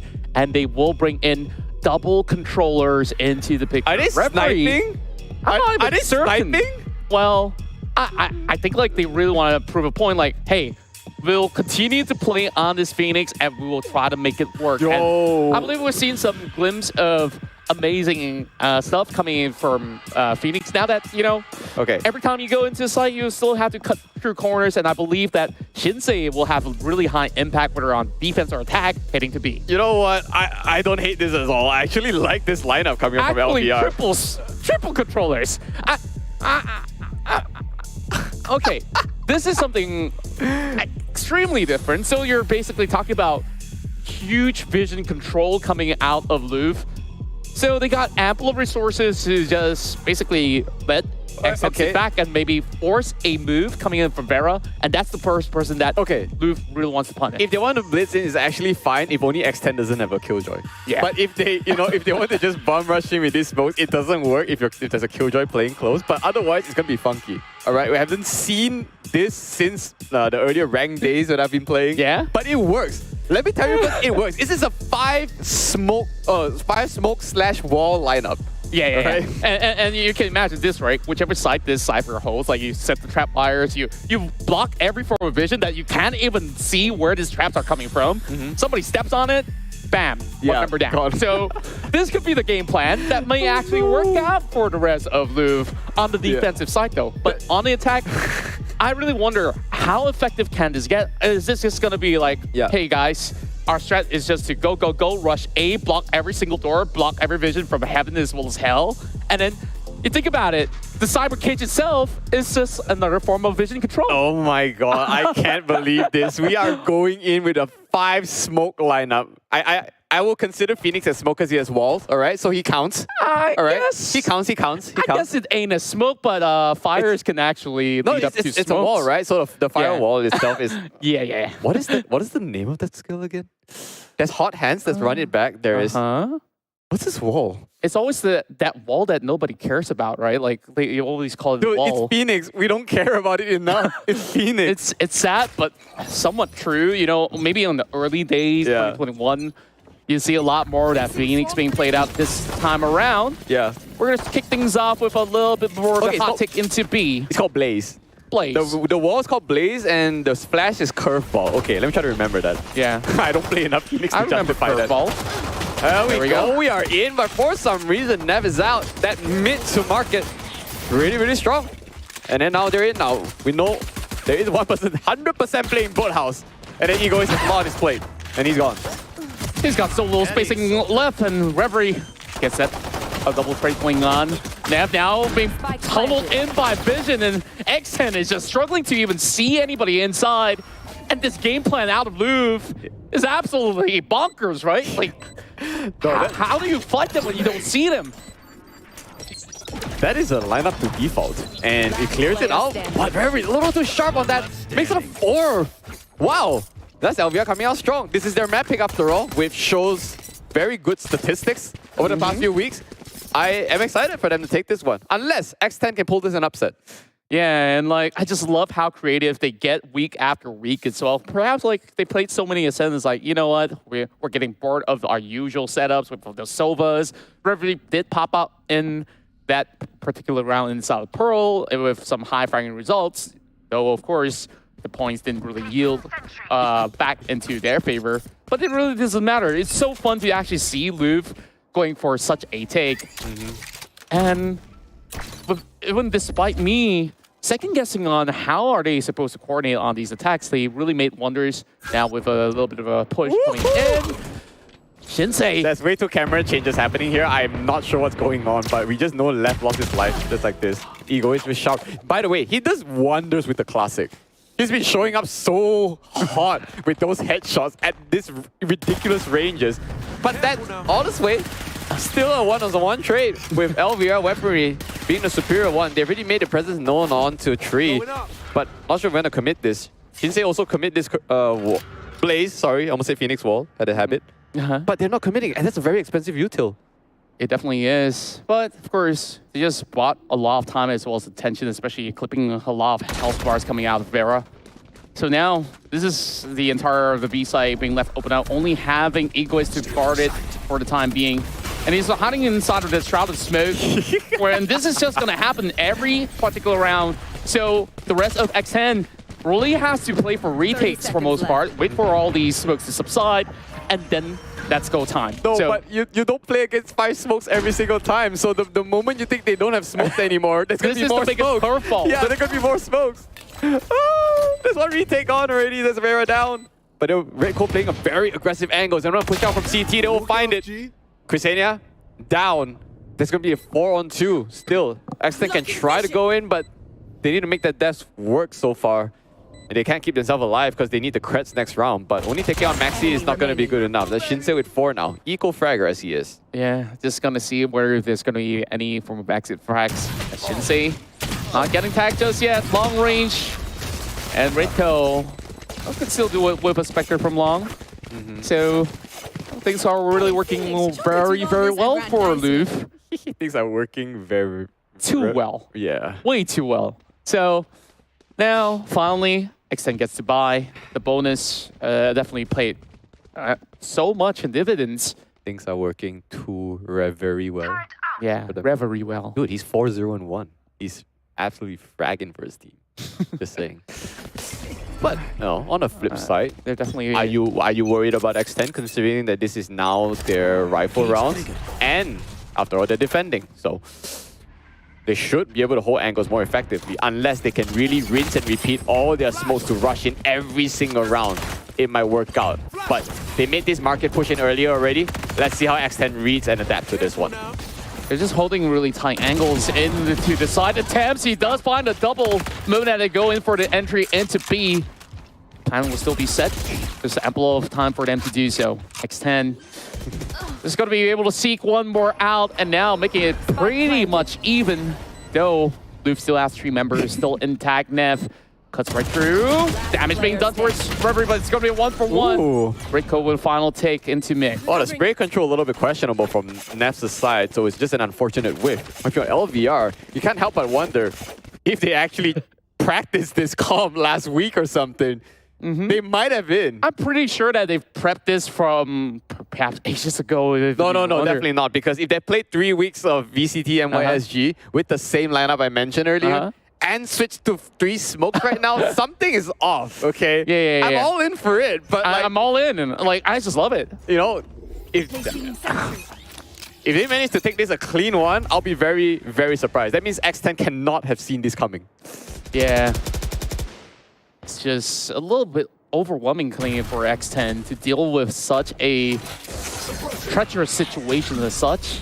And perhaps the way that they can basically hold out on the defense is to really hug into these tight corners of main so that whatever smokes that you're going to be setting up into the side doesn't really count for much. So long as the first move has been made, X10 could easily sniff it. Therefore, they're just waiting around at A main, not going to be getting too much of that intel, but they're cutting through catwalk at the time being. Right now being shouted out as well. Neff, first line of defense, spots one out. Neff still trades it back. God, it's not even a trade, that's just a beautiful shot. Like that you're dealing with like a strafing phantom shot and he gets the one tap through that. That's just Shinsei for you, ladies and gentlemen. Just radical, man. It's just insane on those shots. But all that aside, is X10 still managing to keep the man advantage up despite the weapon deficit? So 30 seconds left. maybe they were just gonna respect this and play it slow after all. Yeah, and this being a terrific round as well brings so much value back. Cutting across tree now. Only one member to hold out inside of A is really down to Neff on how much value could this bring. And yes, he does. Looking for a second pick. Couple of taps not really landing. Does a little bit more damage onto Price. Price does take him down. And Maxi hiding inside of Shroud. Louvre still trying to pull this one up. Expecting them coming in from the back. Oh no! The timer ran out, I think. Did the timer run? Yeah, it did. X10 won. My goodness. What just happened? Insane. These rounds are just incredible, right? Like X10, they came in not having enough of those weapons, and then you saw Nev, what he just basically offered on the tank. Flashes two members, gets one frag, did enough damage, and the timing itself coming from the back. They should have gotten a plant down, but what stopped them? I thought they had enough time. But, yeah. Maybe Spike was down. Didn't get to see it. There's no instant replay for this one, but hope you guys stick around. There's a timeout right now for X10, realizing that we got an insane round earlier that was just given to us for free. But how do we try to equalize this? They don't want a repeat of maybe just what happened in the first half, where of course LVR was on the behind, but because they know that this is LVR's map pick and they are playing a lineup that X10 has not seen coming, they 100% need to reconvene.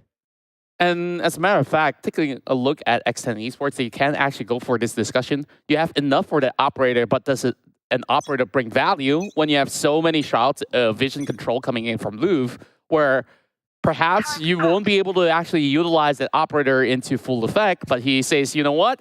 I'm just going to give this a shot, right? Still very early into the round. Why not? The problem is, with an operator, no matter how many smokes your enemy has, there will be places that is unsmoked. So he's just got to win the gamble into the smoke. Just got to find that little bit of that gap if ever necessary. Correct. And this time around, the rest of Louvre says, you know what? We got sick and tired of BE, and we're just going to see if we can get something off of A again. So for the time being, Louvre take it a tad slower than the previous few rounds. And very early smokes have been committed coming in from Reverie. So you have one curveball, and that will be gone straight up if anything. But it is smoke too. He needs to trace on this timing, and unfortunately, Tams came out a little bit on the wrong read. Still, trades are happening. It's literally trade on trade. On a 3-on-3 here. That side pretty much clear now. Nev is down with his ult, but that's two members just rotating from Heaven. Is it Heaven area? No, it's on Egoist. Let's see if we can clear the one up at main. That's not the main day though. It's just Nev finally will drop because of his ult running away. And speaking of which, it is to Heaven. Holding down this post plant. You know, X10 had a miracle earlier because of that misplant. But I think LVR holding this post plant really strong. They had to push out, and they're just being cornered up everywhere they go. Shinsei is just holding the right angles, and he just had this effective push across the tree. Even with those wide swing coming out early on, coming in from Christiania, and then it didn't really get the some trades that they were looking for. And with the backing coming in, Shinsei just effectively cleared off majority of these targets, landing him that 4K. And now this value pick of Phoenix is really showing up strong. Value pick. Wait, he's 10 now. He's 10? He's 10, yeah. And he's not X10, sorry. But he just needs to keep this up. Use his ult once, get 2 frags, and he's up 4 again in his ultimate charge. Like that, just Phoenix still needs only 6 orbs, right? To pop ult, and it's just nuts. So maybe he just have a place in the meta again. I don't know. We're seeing just a resurgence of Phoenix coming back into rank play, just not into competitive just yet. Reyna, on the other hand, sees more play. I don't fault if I see Reyna in Ascent, but Phoenix, guys, watch and learn. Don't sleep on him. Yeah. Neff just having to deal with this situation. They did manage to suppress a couple of members coming in from Louvre. Sends an out drone, will be able to spot them out once more. Now running back is available. They can basically charge right in if they want to. Rico just waiting for the cue to call. Now, look at how prepared X10 is. Everybody is wrapping around. You still have backup coming from Eways much later on. Still seeing if there will be a little bit more of the advantage coming in from mid. They're pushing out. X10 is pushing out. Oh, this could be fatal. Oh my word. They managed to get two still. That is down. He's insane. That's triple on his end already. But Spike is still down in the end though. They do have weapon deficit. But that to pop 3. That's just value in the end. He pops up. Maxi will manage to finish him though because of weaponry. But Ego is made magic with a classic, but not this round. LVR can still run away with this one, but there's so much damage done to LVR because of that. What a sick call coming in from X10. It almost paid off, especially Neff with that 3K. He just couldn't clip the final member sneaking underneath his noses. And Maxi has just been waiting for him to drop right in. X10 finally gets this one in return, but it took a while, of course. No, X10 never got the round in the end. It's just so like... Talk about the plays real quick. We know there's one push out in the end, but if only Neff landed that kill instantly, Vera would have been alive, okay? And that would actually switch the numbers down to potentially a 4-on-2 situation. Yeah, it could be the case. If he got that kill, but because he missed that kill, Vera paid with his life. And weapon deficit, of course, the Phantoms will make short work of X10, but there is a sight to behold nonetheless. Yeah. This is the greatest cheese play that I've seen here coming in from challengers. This 3-man push out, that's just amazing. I'm not sure if it's a call out or it's just instinctual push, but they still got some plays. And they just got this whole layering of a setup since they committing into the run it back. Why are we watching that? And this is where we'll see Maxi going in for an initial pick. The entire side is being cleared up, but Neff coming in with a flank, waiting for the run it back. Freebie coming out for Neff to pick up that double. Meanwhile, yeah, Neff's plan's still not done yet. Neff's positioning has just been off the chart so far. I would say the 0 point actually missed. It's fine. So with the 2-on-3 alive, and they know the spike's up there at main. But Redco has all 4 stars available to use if anything.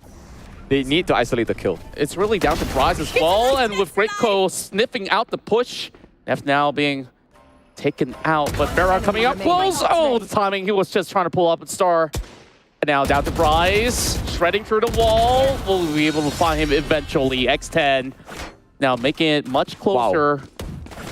On breaching in. That was like, by the way, that was just momentum shifting between the two teams because first it was Bryce who actually wrapped all the way down A. Sorry, let me wind back a bit.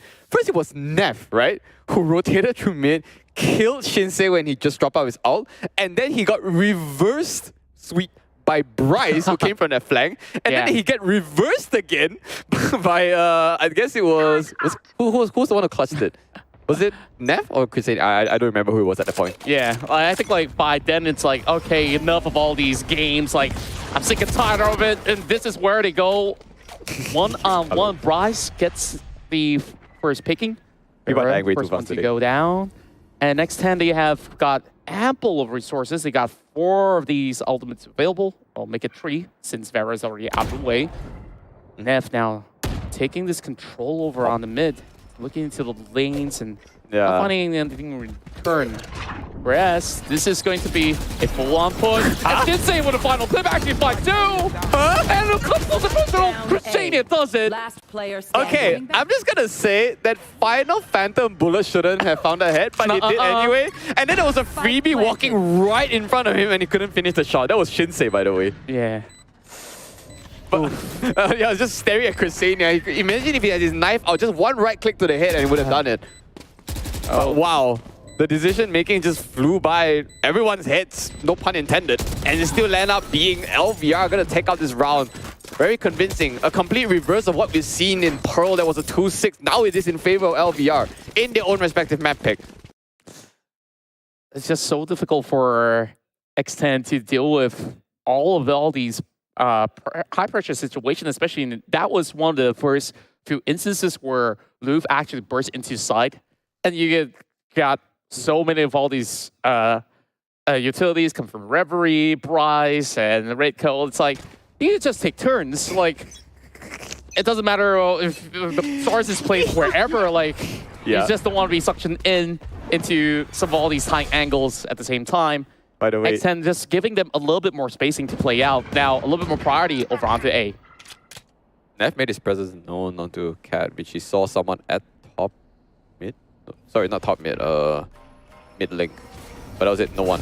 Whereas, I mean, he's full blind, he needs to back off. Yes, his knives out, but still Cresania takes out 2. That is actually massive, by the way. What? This already triple onto Cresania. What is this kind of movement from LVR? Not looking to work out. And they just basically had everybody fully committing into the side as well. Yeah, but multiple angles to really going for the straights. Well, let's be real though. A lot of members of LVR, even though they got traded out, X10 is relatively low. A lot of them. Commit those phantom spray downs, you might be able to find 2 or 3. Just like this, a snap of a finger. You still have time though. And it really was due to the fact that this broken buy has worked out for Cresania, where he was in charge only with his Vandal. Now they found all the weapons that they require. 30 There's so much more doable, where it will take so much more effort coming from Reverie. Still trying to find a couple more. It's a 4-man cross! He gets one. Okay. Here's those shots though. I mean, he should have actually known. One might have cornered generator, and now the suppression will come in, and Rico still getting those trades. You know the other generator already one peek out, and the cross on you a little too strong. Could have gone to LVR's way, but they had to fight the timer and potentially 3 different angles in which where X10 peeked out. So, I wouldn't say that LVR is completely running away, considering that X10's liberty to adapt is undeniably stronger than LVR. But LVR is not on the eco yet. They can still continue to push forward in those rounds. Every element is also online on the side of LVR at the same time, where is for X10 Esports, they could still try to match things up. Egoist does have the lockdown that was not used in the previous round. They could basically bring this one forward for that retake. Okay. Assuming enough, if you could basically make his way into the A side effectively. Oh, this time it's a split push, by the way. Mid is smoked out, as well as Catwalk. So we have Cresania. No, sorry, not Cresania. Is it Cresania? No, that's Brim. And is it Shinsei? Walking. No, Shinsei's at main, okay. You're gonna push it, of course. Vera is just hiding. He hasn't really checked them. Oh, and boy. by the way, that's what happens if you don't check on the right. Great control coming in from Redco. He only soaks in a tad of damage, but now coming up close. Neff is just right in front of him, but it doesn't matter. He's full flashed. He was full flashed. 2 flash, and then of course the rest of Louvre will be able to cover ground. Thames though, only having the outrun to at least seek out a little bit more vital information. He does put everyone through the smoke. What? Shinsei down. 2 versus 4, and the lockdown is now set But to it will play. be destroyed instantly. That's the issue with that. But all good. All that said and done, it's still man advantage for LVR. It's literally the same that what we've seen 2 rounds ago, 3 rounds ago. They always have 4-on-2 situation. It's literally deja vu. 2 members of X10 now at heaven, and if they trickle down, they will just die. So I'm not sure if they want to save these weapons. Egoist has a lot of money, but They should. they should, I think. Yeah.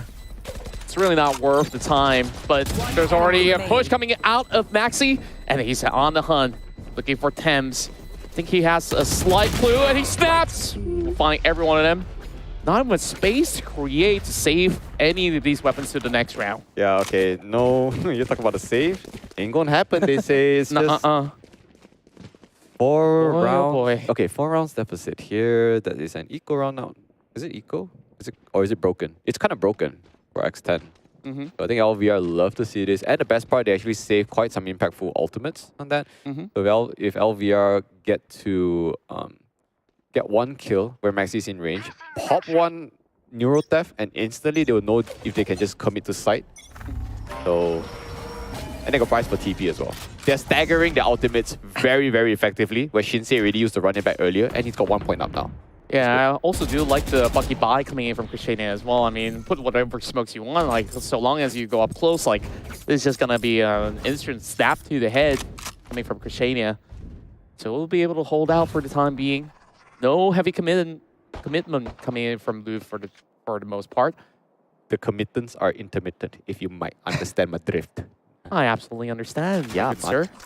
Deploying drone. And now, attack onto Bryce, spots him out as the rest of Louvre is just giving a firm grasp into mid. Oh my word. That just came out before the wall even formed. That's just Shinsei for you, ladies and gentlemen.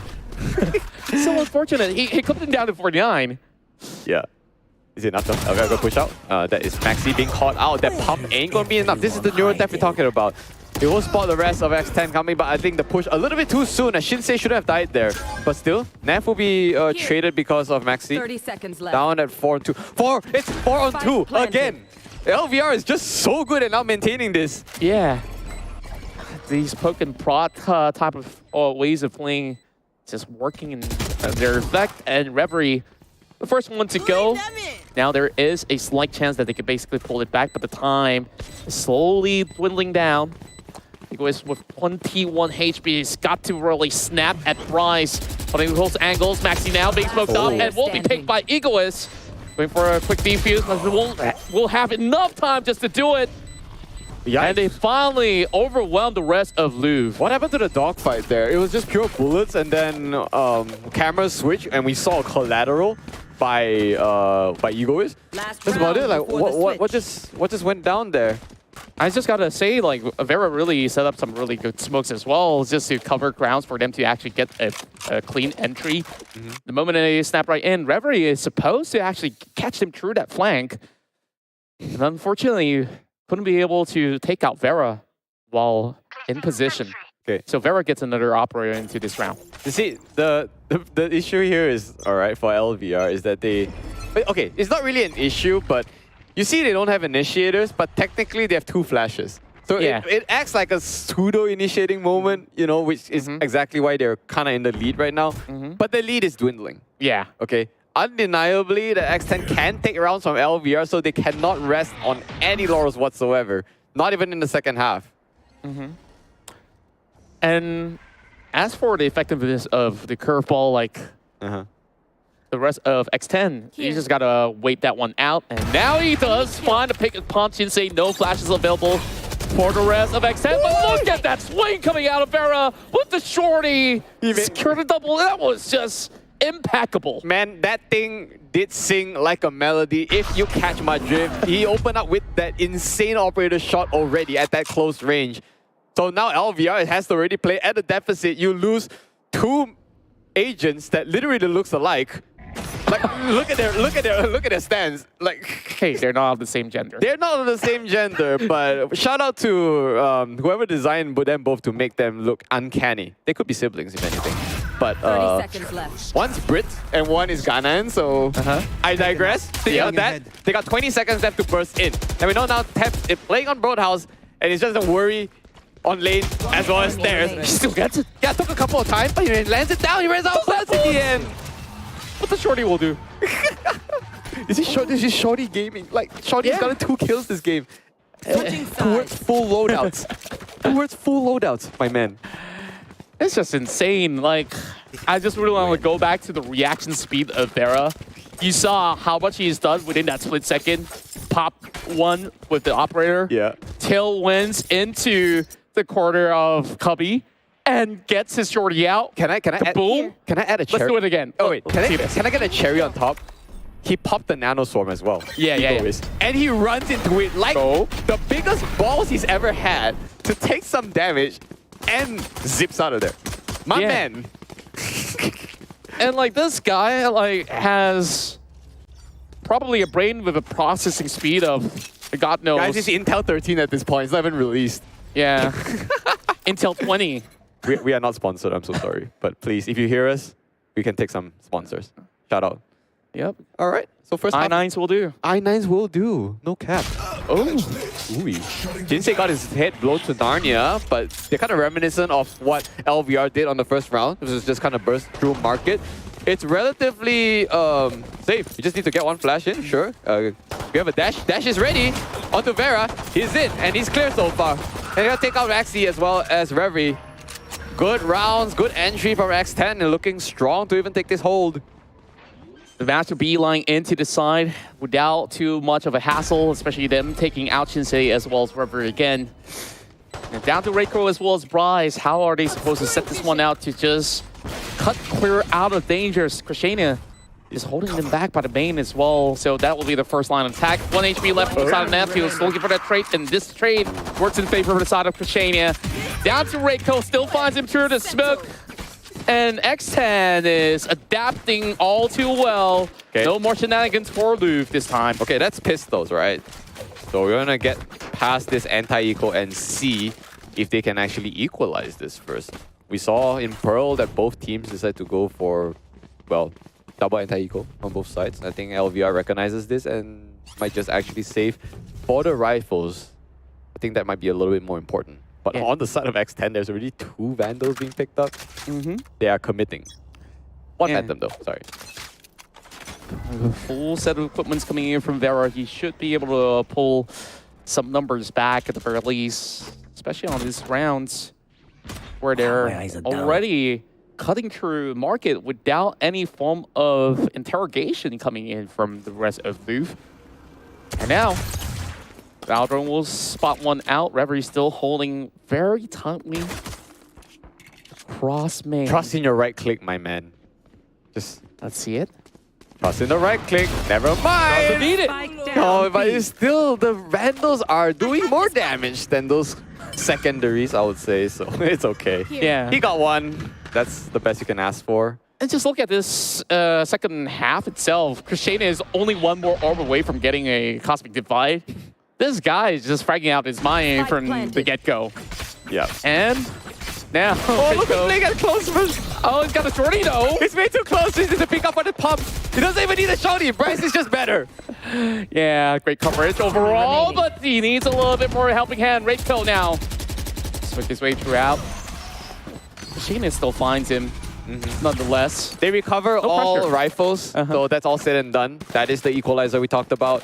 Now LVR in a lot of trouble again. They fought so hard for that lead. Now they just need to maintain it. We commended on their offense, on the way to side hold, but you know this is X10.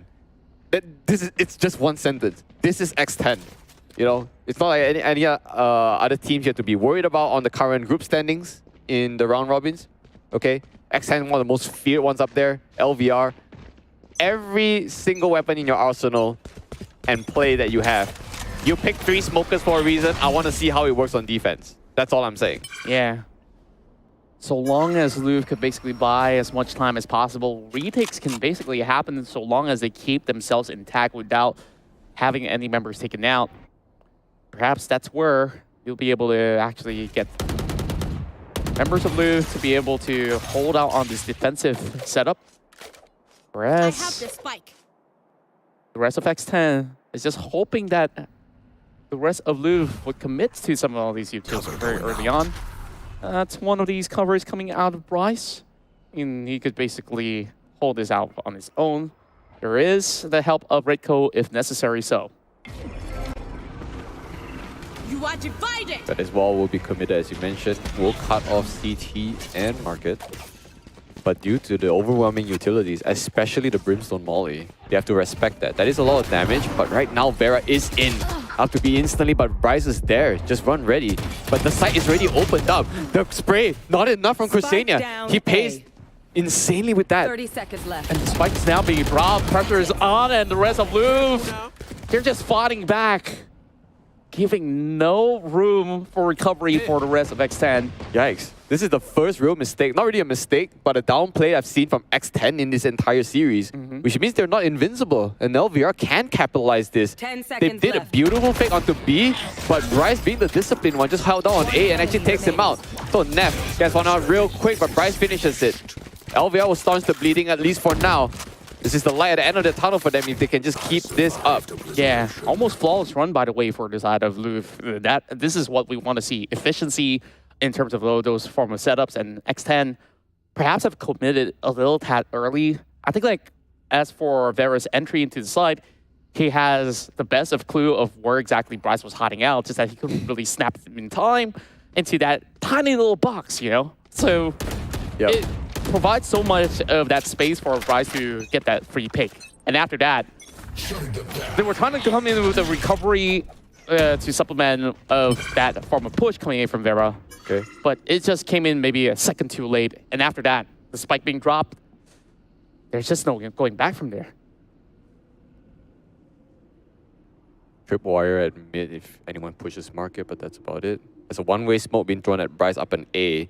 And that's of good reason though, because Egoist is kind of still flanking up an A side. But let's divert our focus back into B here, in which where F already popped down his ultimate in... It doesn't suppress anyone though, I think it actually did. Yeah, they can't use the smoke, they can't use the molly, so they already took down 2 members of LVR just like this here, but they still can't go in. We have shifted our focus back into A, in which where Egoist is on site. Yeah, he's playing with the dwarves, and Egoist got back turn, and Reiko punishes 2. One enemy remaining. Temps will get right into the site. We'll be able to get the plant down. 2 members now in their favor. Only Bryce left. Oh no. I think they've heard those footsteps coming right through. Temps hiding by the generators. He's gonna be able to swing him. Damage being done. Spike down. Wow, he A. made the 2v1 into a 1 versus 1 situation right now. That's not something that you had to expect. He had his teammates out to work with him. But thank goodness Chrysania comes in and clutch it. They will now equalize it once again. Wow, that was something that... was it Thames? Last man standing? I believe so. Yeah, I don't remember who it... Yeah. The rounds traded so fast. Yeah. 2v1 could have dropped it to LVR. And Chrysania also wrapped around in time as well, moving in from the top. And that was one angle that is going to be tough of a coverage as well. Now, we're going on even score lines, 8 apiece, where X10 really catches up rather swiftly, I would say. These rounds really move pretty fast heading into the second half. Now, Very strange vibes from LVR, but they can make it work, I guess. Especially on what we're seeing from Reverie as well. It's Brimstone with Ares. It's kind of the same mood with Sovas on Odin. Yep, he's just unleashing this Ares, actually clipping onto Chrysania. Okay, I mean, if you can't afford an Odin, I guess it works. But there's no, by the way, no real operators have we seen this round so far. Only 2 coming in from Vera when they were on defense. They're on defense, right? But Yeah. okay. If you're LVR, they can't play it because they have way too many smokes. Smokes is the counterintuitive reasoning to having an operator, but Vera did movements though. This is Ares just making playing dividends. Takes out 1, but still they lose Maxi in the meantime. Final clip though, 37 bullets left. It really was. Shinsei takes on work. A beautiful shot. Almost that's the second one, but X10 a little stronger. Now they make their way in from range. Still, Egoist is very low. Now, I guess it's almost like a real, a nail biter in this one. There's 2 people down for X10 super low. Yeah. But Bryce doesn't have a weapon. Oh, he couldn't really snap him in time. Reiko with the flanks. Oh, X10 is so low. And this is so doable for Reiko. They do have the conflict divide. Whoever hiding in the house will really have to lie and wait. Where Thames, 1 sniff away from falling down. Same goes to Egoist. Well, it's really down to the timing, and Thames have Mass to go in for the trade. 15 HP, what can he do? Red Core, the Clutch Master, he will show up when he is required to, with enough time to spare. What a clutch. And by the way, that was his Cosmic Divide, doing mad work, showing how he is an insane IGL in his own right. Tell a peasant's character. It's all thanks to him covering the main pick that has led to them regaining this form of control. And LVR, my goodness gracious, we saw those insane shots as well. I believe it was coming in from, well, I wouldn't say Reverie because he was holding on to an Ares. Now he's got the upgrade though. He's got the Odin, and now he's just gonna puncture through that wall into B. Therefore, it's gonna take a little bit more of the hassle where he's just sending the love that's actually clipping onto Thames. Oh my word. Okay. And look at how far he is. That is, by the way, Reverie also got tagged in the meantime. Yeah. How did that happen? I am not sure. There was either some Sheriff shots onto him or that's Vandals. Should be Sheriff shots though. High penetration. But no, that's real. I was wondering how Thames got, down to 29. Well, Breaker Fault now coming in from Shinsei, blinds 1, but the rest of the X10 squad is ready to just swarm right through tree. Haven't got that entire area being smoked up as well, so it's not going to be an efficient push coming in from the rest of X10. Will be held back, and this tree stack would still be able to at least guard M1. Neff finds it, and Redco Ooh. will go in 1-for-1. I don't like the run from Neff, especially when no one is like hard covering him this close. But a kill's a kill going on to Redco's side. And now they kind of like question the smoke to really push in so far. If they don't have a drone to maybe push in, but that is a good scan that will catch him. So disciplined. 30 seconds left. Even the best of utilities will take down Redco. Now, even Stevens, 3 apiece. Plan going down deeper into generators where you still have Reverie unleashing his Odin. Still finding some damage through the walls. Farah Wow. gotta do it all by himself for the time being. Of course, this crossfire Wait, is working too well. Farah pulls it off with a thrifty trade, and that's a 3K. I have no idea where those shots landed from. Like, we have way too many perspectives going back and forth. All I know is that the shots were fast and they were insane quick. Wait, quick and fast is the same thing. What am I talking about? 9-9, a little bit closer than definitely what we've seen in Pearl. That means that X10 is not letting up an LVR on his own. They don't want this map 3. But if you're LVR, they are pushing for this map 3. They are map 3 warriors. Map 3 conquerors in VCT and YSG so far. Yeah, X10 just speeding up some of these processes as well. And Louvre is starting to show a little bit of cracks and temps. He picked up that Odin. Is just gonna see if he can basically obliterate some of all these close holes that they've been churning up. And speaking of which, Maxi as well as Reverie, being curious little kittens, won't be able to actually find anything good to do. X10 now looked at the leverage of the advantage. Gets everybody into side, of course, having Egoist to join much later on. That's pretty fast clear. Updraft even committed to check down on wallbang real quick. But you know, when you lose 2 members on the side of LVR already, deciding the retake is so hard. I'm sorry, make that lose 3 instead of 2. This is just weapon diff at this point. Yeah, he's gonna be fast, and he's just on the hunt for prize. He has no shields, only a sheriff. And that means that he needs to take his... I'm so sorry, I did not see the Alamo bot. He is gone. Yep, let's see if he could basically at least take out an Odin. Krishania finds it. Krishania really making this look relatively simple as well. Krishania, Insania. Yeah. Yeah, he's 20 fragging. 20 frag on this Astra, right? And just look at him go. Just having 3 elements to work with. Doing well. Leave with 4. Just needing one more R for Rico to also join in for that full flash party. Full flash party, eh? It's full flash I party. would respect a team that actually commits all 5 outs at once. Just to commit the maximum level of chaos. I wonder if Reverie can find a value with the orbital strike as well. Probably just setting up for the lockdown once it's being set into place. Correct. And Egoist has the lockdown, so he needs to save it for the lockdown specifically.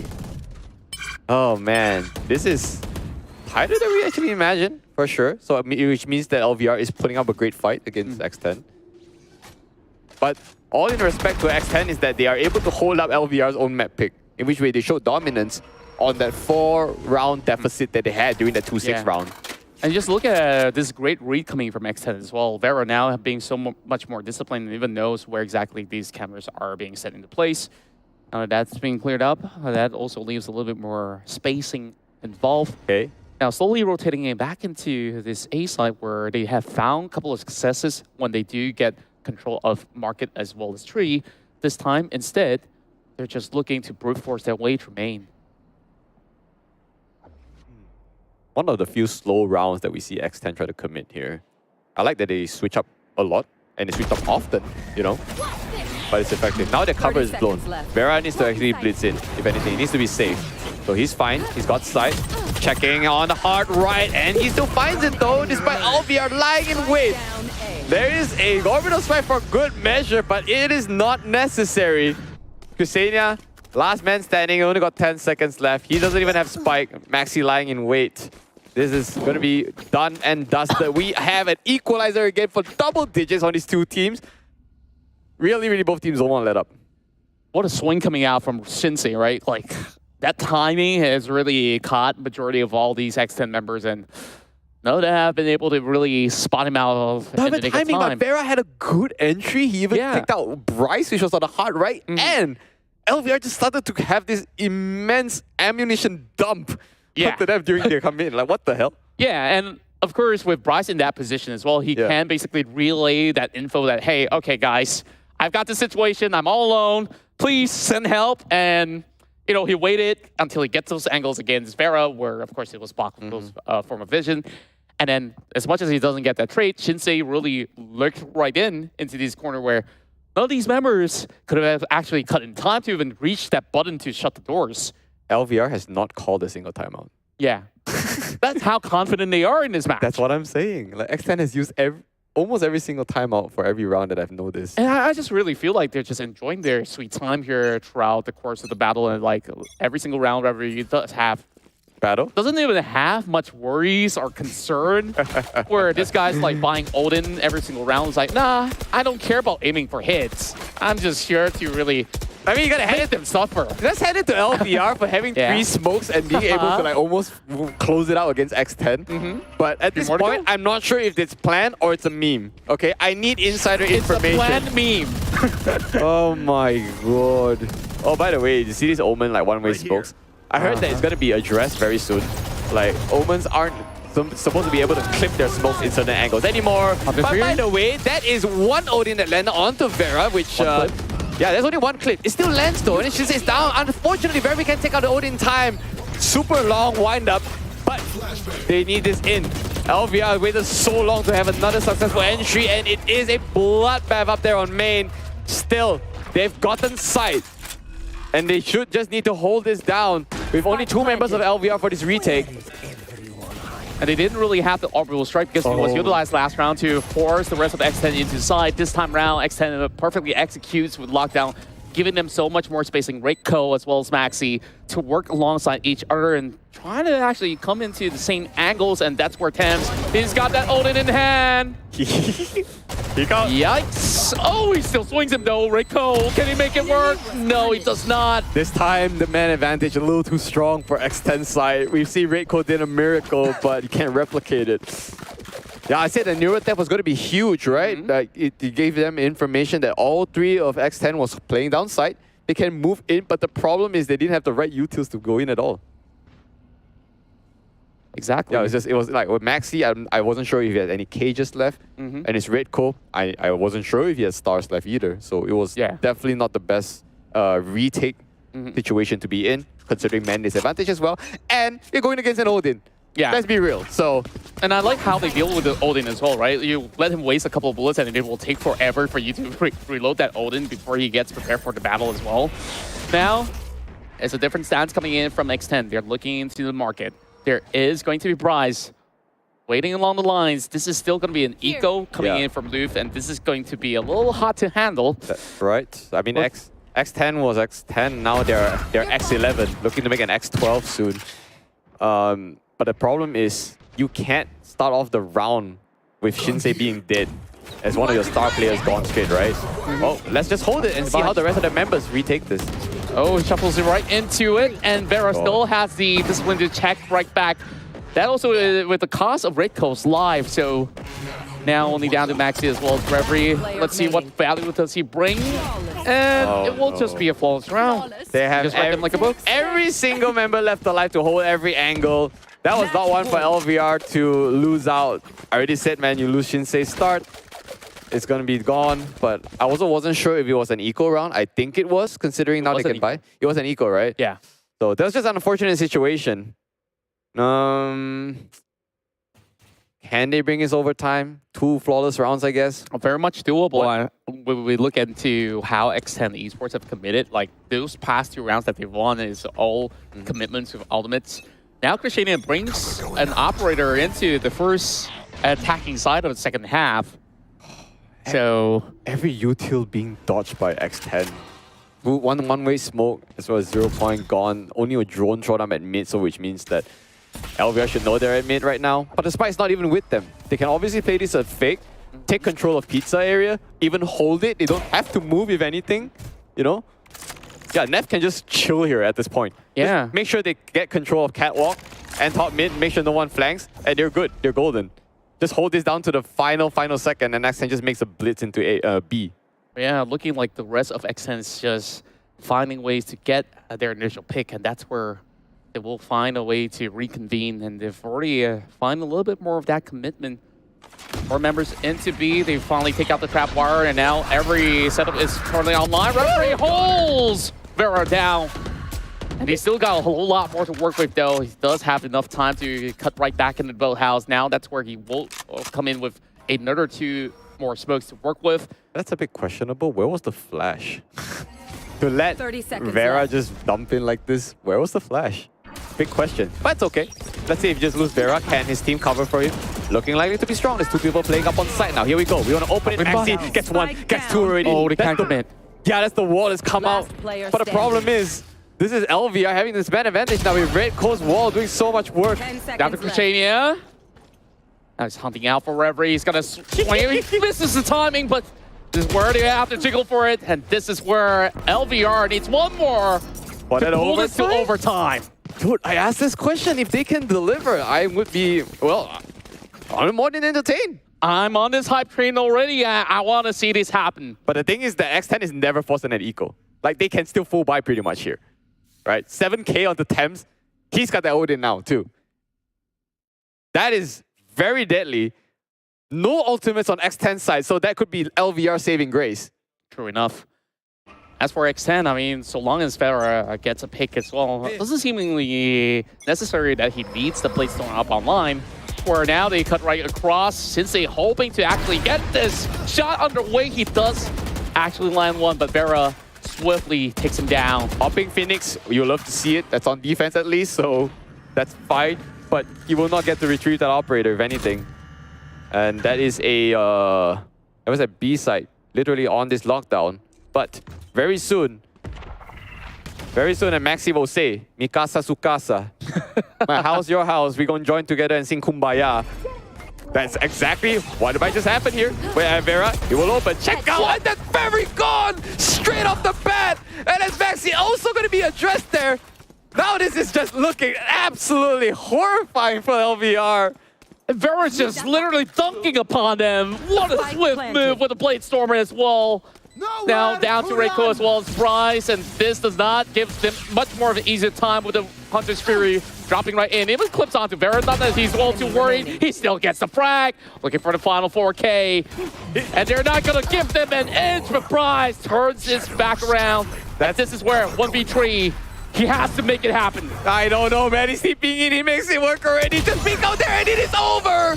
X10 will make this a clean one. 2-0 in the series, denying the Game 3 coming up from LVR. Stellar performance from both these teams and a complete unorthodox lineup coming from LVR. And we are entertained. And despite it being so unorthodox, they definitely made X10 sweat for it, especially on that first half. Like, look at the struggle for the first 5 rounds, right? Like, how are you supposed to actually get through these layers of vision being denied, and every corner that Vera turns, he gets a couple of guns pointed at him as well. And then eventually it's like, okay, I think like we can wait for some of all these smoke to subside, and then perhaps we find 1 pick, then there will be less to worry about. And that's where on the second half itself, like, yeah, I think we've gone through this more enough. I'm just gonna push through. And every single time he does so, like, look at Vera on the final round. Yeah. An insane moment of Vera on this jet. He's just opening himself. Most of the time, he just has to rely on that recon, but usually he's in by himself, way first, okay? But all in all, though, it's more like, how do we deal with triple smokes? They figure it out in the end, although it took some time. Very dangerous to the overtime, though. But to be fair, they even had a game tree as like a contingency. But what's still the insane plays? They adapted so well. X10 played down to a T. I mentioned it again, but LVR made it interesting. Such an enjoyable series as we run it right back through the highlights, where we saw Thames really doing a truckload in the first half as well, where we've seen Louvre having so much of an effort being displayed, especially when it comes down to how Shinsei has gotten his hands dirty in the first half itself. And then you have Nev with this hand cannon and running rapidly across that mid, and then he just got so much in return. I believe like 2 matches in a row. He might just be the overall MVP. Yeah, just Nev plays again. It really, not a lot of games that he really shows up as like very, very impactful. Okay, he's naturally impactful, but just this series itself, he's on the top. Okay, we're not gonna take that away from like the likes of Vera or even Cristina during their clutches, because every one of them showed up. It's just that when we look at, you know, on site, those retakes, those post plants, it's very messy because we have to deal with so many smokes. We don't know which angle we're looking at. We don't know where the kills were happening.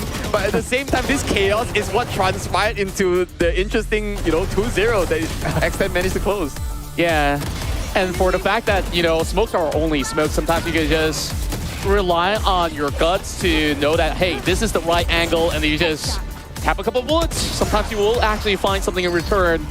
And X10, they have sniffed them out of some of all these shrouds, and they've been able to eventually deter the rest of Louvre from getting more points into the battle. So with that in mind, we take a look at how close things were actually getting.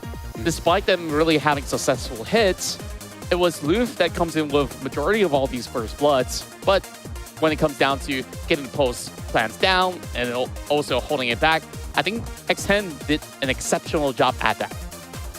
Unfortunately, we won't see that game 3, even though they played it super, super close. You know, not gonna lie okay, truth is out there. Sometimes I do lie, but this time, not gonna lie, I was really waiting for that map 3, solely because it's split. I actually haven't got the cast split yet, so it will be fine. And also, I'm ready for LVR because these past few days of the weeks, we see them struggling a bit. So every point they put on the board is rudimental to push them up, right? So now, if they drop this one more series, they earn another loss in the round robins. So this is going to just push X10 up even further. And they've only got, like, what, 2 more teams to fight against? Yeah. Yeah. And of course, it's going to be pedal to metal for teams like Louvre that, you know, suffered this from loss to win the course of this series that's coming through the week.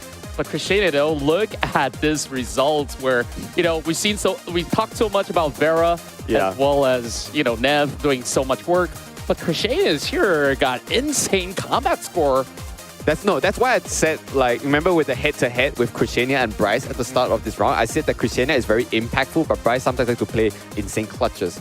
All right. So this is where, like, his even though surprisingly I think Crisina's ACS is naturally lower than Bryce in the overall, but when he's required to step up as the MVP, he's there.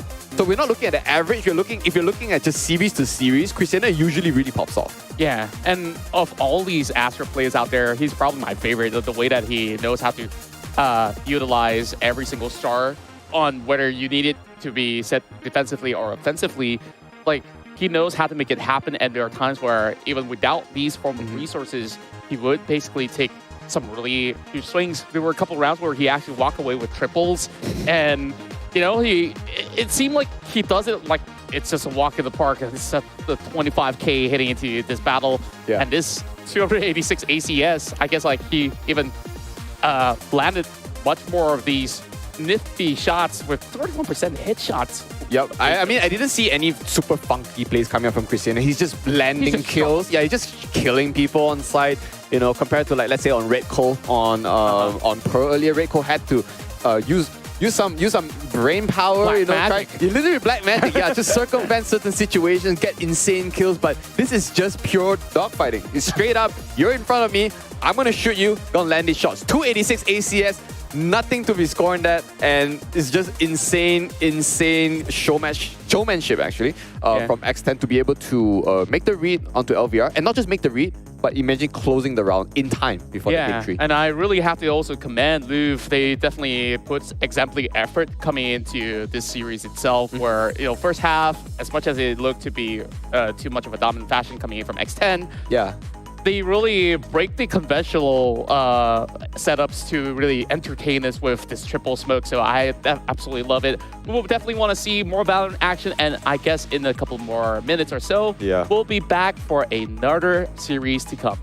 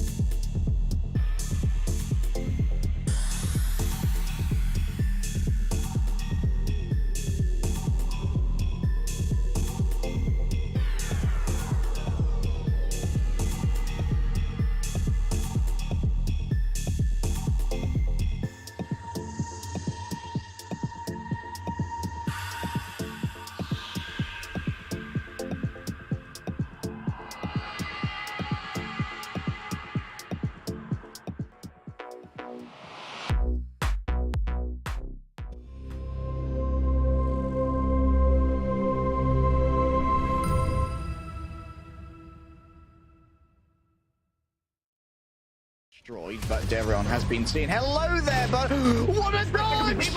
Every single one of them. Three Are you across each round. Only one of them's been. Oh my god! So that was really brutal.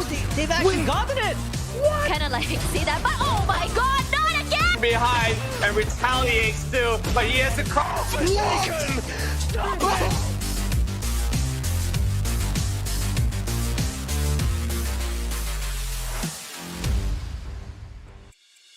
Aloha, ni hao, and selamat. Is it malam? Yes, it is malam. To everyone who is watching, especially from the Southeast Asia region, this is the VALORANT Challengers Malaysia-Singapore Split 1, week number 4, day 1. Join with me here is the amazing Contra cast and yours truly, Xeno Viper. What a game that we saw earlier on. That was LVR putting an insane performance up against X10, which X10 still took it out, you know what I'm saying? Yeah, and of course, we were definitely overwhelmed with surprises, especially with the triple smoke setup coming out of course, none other than Louvre Esports. Now we're going to be moving into another different chapter itself, where it's a David versus Goliath battle between Team Path versus Bleed Esports.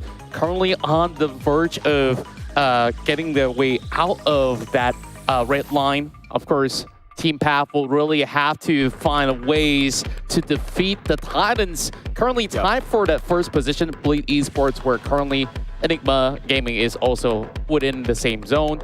But when we look into the standings itself, two teams, namely Hey Yakiniku as well as Team Path, are just right below the relegation zone, because these teams will really have to claw their way out in order to overcome this current position and perhaps knock Todak or even Kizuna out of the way. So here's the thing, when we are done with all series, it will be like, 4-4, I'm saying 8-0 kind of thing, because you have 8 points, right, in the entire round robin.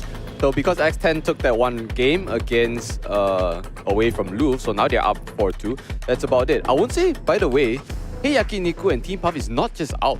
You know what I'm saying? Because Todak, Kizuna can actually still drop games. It's all I'm saying. It's all speculation, but as we know how the following days will kind of like just protract itself, I think it's already safe to say there are certain, top 4, top 5 that will be in for the split 2. But I won't be sure who's exactly on the 6th to the 8th place just yet. Exactly, and I really want to ask you this. Team Path that's currently playing Bleed Esports, is this a do or die situation? If they drop the series, is there any more glimmer of hope in these upcoming rounds for them to procure enough points to get into the playoffs? They need straight wins. They've dropped enough series to the point where they're not even, I don't think they even can come close to a tiebreaker if they get 4-4. They need to hope that they just get a clean sweep and another team goes 5 in the losses. Yeah. Which is very rare. There's a lot of probabilities to actually calculate here. It's way too late in the weeks already of VCL and YSG to even try to think that's happening around here. So that's why you see Puff is going to an unconventional route of even benching Ayman to be actually subbing in Toggle. And by the way, he's actually been performing out of his mind too, by the way. Talking about it. So let's see if he's continuing to put numbers on the board, especially against a Bleed Esports. I don't know. Yeah, and Bleed, I think this team itself just shows strengths from every single course of battle that they sign themselves up for, where not only do they have great coaching staff as well as in management on board, they invested in so many talents across Southeast Asia, and with the return of Juicy coming into this circuit itself, you just see this prodigy that everybody talked about from, a couple of years back to still have so many of all these opportunities to just pop off. Now, let's take a look at this current matchup. We have Bleed Esports as well as Team Path. Let's start off with Bleed Esports. This team only have dropped one series against Enigma, where they're all being tied, but even so, they made it look really close. Oh yeah, the clean sweeps are so good for Bleed Esports, right? And like you mentioned, they only dropped it against Enigma. And we know that in one of those games, they actually had Lexi to play just for a little while because Scary wasn't available. But ever since then, Scary has made his way back in. And this is a fun fact where, thank you production, Scary is now in the same boot camp with all of these guys. Wow, that's great news. I mean, it's just perfect time for playoffs as well. That's coming in within like what, 2 weeks? Yes, correct. Scary was stuck in Thailand for a while, and finally he's in Singapore, sharing the same room with the rest of these players. You can expect the communications level to be at peak high, you know. And the thing about Bleed is that like it's very hard to find weaknesses or holes to crack through them. But when they crack, they really explode. And that's exactly what happened with Enigma. But I doubt that it's going to let that happen again, you know, as one of the forerunners of MYSG. That's right. And of course, we spoke enough about Bleed Esports. Let's also take a look at Team Path. This is their hurdle here. They have to get back-to-back games on their hands. And now with Toggle coming into the picture, things have been looking to be a little bit better. But what ties the team all around is having Sage as well as Kai to also be the backbone of the team. Now, what ties the team together is Toggle's hair, man. All right, there's way enough strands there to go around their waist. He doesn't have a rubber band to tie it though. No, that's the thing. So neither do I. Can't. Hey, we got some comments, okay? Your hair is the definition of what I want to be. Like, I want it to be colored, I want to be fluffy around, but I just cut my hair yesterday. So yeah, okay, jokes aside though, they have been really showing out. I'm just so proud of them as a Sunrise team. You know, they played really, really well, especially in VCL 2023. The stakes have never been higher because 2021, 2022 is where like the competitive scene of VALORANT started just to really come up in MYSG. So you can say that Path is actually going up against the strongest versions of MYSG and still being able to actually take maps away from them. Yeah, and I've been looking at this build up to their storyline as well. They have, of course, had the organization to really set up social medias and really creating all these stories. But now the story to tell here is between these two players on your screen, JH as well as Kai. Now, when they take a look at stats, it's actually looking relatively close, where, of course, when it comes down to KDA for Team Path, they did, of course, have their own fair share of struggles through the course of the series. But despite that, these ratios of headshot is still looking impeccable on the form of Kai. The thing is that both these players we are comparing, they're actually flex players for these teams. So it's not like we can just tie them down to a certain role that we can just do analysis of, but every different map has a different playstyle for both of these players. So if you look at the ACS, the average skills, they're just way too close in terms of average stuff. So both these players are one to look out for in terms of being a flex player, and there's a lot of strengths to that because that's where you can just adapt very, very fast. Exactly. And now let's also take a look at the map picks for respective teams, where we're going to start off with Path going for the first ban. And I'm looking at, of course, Lotus being one huge factor where I think like teams like Bleed by now would have actually mastered it. So they definitely don't want to take any chances.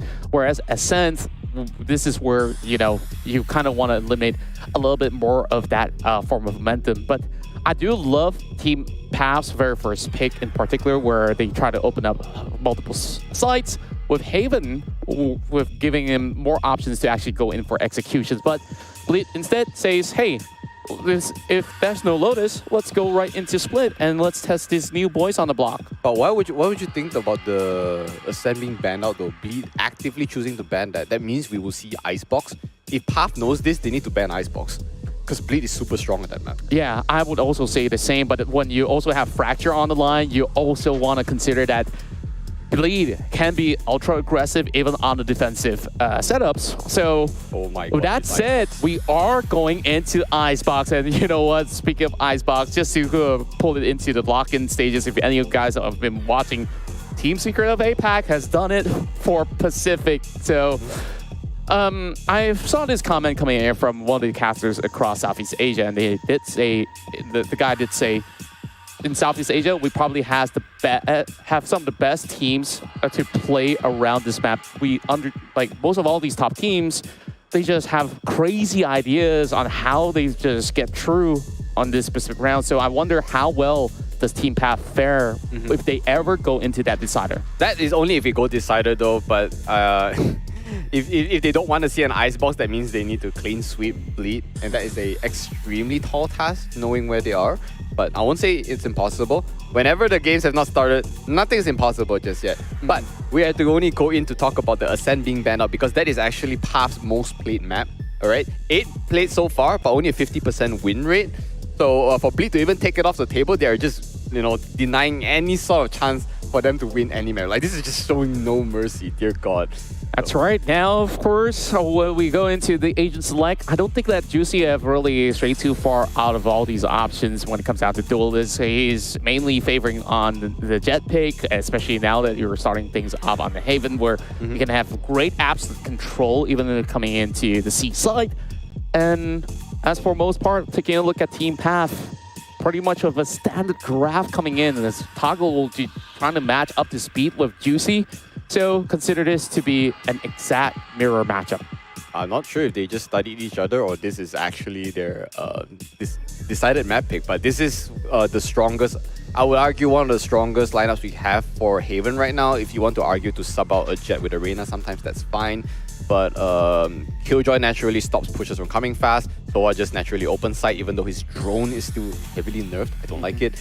But Breach already stapled into the meta for Haven just to clear out tight corners and also the fastest wind-up flash in the entire game. It's just strong. And I just like that both teams actually opted for an Astra because as a controller main, I sometimes opt between both Astra and Omen. Brim is a little bit questionable because the map is too big to choose that. You know, you can't really orbital strike a certain site as well sometimes. Especially like even for C, right? Like you have so many areas to consider about the garage, and then like you have the back of the platform or even close, like where do you roll on strike? It's just the flexibility of Astra allows, you know, maybe she can even have 3 smokes. You can argue that Omen can have 3 after, you know, the cooldown of that, but just the ability of a Cosmic Divide is so much more impactful than an Omen ult. You know what I'm saying? And most often than not, like you could just basically have it being so flexible for you to make plays happen for the team. Now, of course, to kick things off, Bleed starts on defense, and Boogie immediately goes in for Sheriff by expecting him to pop some hits. Now the plot line will be immediately dropped right into the passage into A, whereas the rest of Path, they're peeking through the window, tapping onto the crazy guy already, and they are just into the side already. Trying to get this plant down, but the rest of Bleed, they're coming with a wraparound. This is where they really have to look through the windows. Juicy finds the pick. No, that's a really fast shot onto that Molly, and that actually saved out the rest of Path. But does that matter though? Because Juicy is coming in. He's absolutely crazy with that triple kill. Still, UI kind of blocking a little bit of stuff, but it's okay. Just need to know how many people are left alive. I think it's 1 versus 2, where our dear Boogie was looking to dance, but Scary was the one to just trade it out in the end. Smooth cruise coming in from Bleed, though there was a little bit of a struggle to really hold him back. Team Path at least have a hint of an idea of how to basically get the plans down. They still have, you know, a little bit of added credit into the bank. Not that it will really affect them too much, but at least making this Sheriff buy a little bit more affordable. Whereas for Bleed, this is their bonus. Things are just looking absolutely clean, especially Juicy going with that swift passage to find Raph. And that really depletes opportunities coming from Path to really go for that quick reset to take position on the outskirts. Going into the second round right here, Team Path now goes into a split decision. Having the recon being cleared up, Toggle holding it down with this early buy of a Marshall. No peaks whatsoever coming from Bleed Esports, as they do have their own discipline, but 3 members swings right into the picture. Scary, as well as Dirion, I do believe. Oh, he was aiming at the right spot too at that jump peak. If he landed it, I would have lost me nuts. But speaking of which, loving the Arcane Sheriff. Is it upgraded, by the way? It doesn't look upgraded because it looks so dull. Perhaps. Juicy, are you using I don't want to know, sadly. I mean, aesthetics, man, it's everything. But that's it, though. It's 8 bits. I guess they're running out of timer. It's on 45 seconds. Juicy's being pushed out, but he wants to commit this kill. He still has his tailwind. He's super disciplined on that, but Kai's already down low. Juicy gets an insane shot on that, though, but Kai will trade. I mean, Crazy Guy doesn't have a tailwind, but that's Juicy still alive. And he's at 24 HP. And even despite them cutting through long, there are 2 members directly hidden into sewers. This is where they can actually find a cut-off point, and this is where Juicy, despite with 24 HP, trying to dish more damage onto Boogie, but he will be spotted out. Another plan in favor of the side of Team Path, and that's where Bleed. We gotta find those openings as well. 3v3 suddenly turns the tide around. Now down to Boogie. That's the pincer, man. I mean, they already got the kill, even though they do get the site. I'm very sure that Bleed is happy for the retakes because that is also extra credits for them. So might as well just let them. And I do believe that we've seen improvement coming in from Team Path, turning their way from, the first week heading into now the final week of the group stage plays. Though the bracket have been ruthless, now finally met up with the Titan, they're still getting themselves a couple of all these strong openings, right? Where they could still breach inside, get the plans down. Finally on the full buy. Well, not exactly full buy. They're only having 3 light shields available, but they make deal with that. Wow. Crazy guy Millie getting concussed. Now that's Toggle trying to look for an angle. Not that he could basically see anything, so he's just blindly tapping right through. Tailwind will be expiring, whereas Toggle only has 1 more smoke to work with. Only 2 members into this side, and Bleed Esports, they can play with time. They don't really have much to worry about. That's the thing about them if you're like calm and collected. I am so sorry. That is an insane shot from Kyle to Durian. Durian, by the way. So it's that's a Killjoy diff coming out. And this is a good opening considering that they are down in points, right? But does that phase Bleed in any way? They just lost a Sentinel in terms of information. Now, how does Path want to take this? And he just revealed his location by just spraying through the doors. This is where he could basically get caught up, but Kai finds it. Now, Juicy is blindsided. He's only got this operator having nowhere to look at, but he's just going to blind tap it. Raph as well as Boogie, they did clean up. And it's really down to Juicy. He's just going to opt to save this operator. 30 seconds left. Oh, Lord. That is Spike planted. actually very powerful. Yeah. I love that. It was actually coordinated to say. Kai opened up very beautifully. Beautiful headshot from Durian, and now they transition to the round win. I don't know if Juicy revealed he had the operator. I don't think he did, but that is a very cursed cam, by the way. It is way too close to his face. I'm uncomfortable. Well, he's got the Coombs ready. Kai being very, very spicy. You're 44 HP, though. I mean, he's just hoping to remove this operator so that Juicy does not have much to work with on the next round. God, he might have gotten it. Juicy. One thing he may not expect to look, and that is actually to see Link. Just a little bit further. Just a little bit further. And he got it. Kai! Come on, pick it up. Hit him. No, they're attacking. They don't need it. They don't need it. Kai is doing God's work. Both opening and closing. He is the stock market. Yeah. I mean, the market's booming right now. But that's just Team Path's very first pointer, right? They still need a whole lot more, and eventually once Bleed settles in with this form of offense that Path is putting through, most of these successes is actually in their favor due to their effectiveness hitting into the A site, and they will quickly burst into it.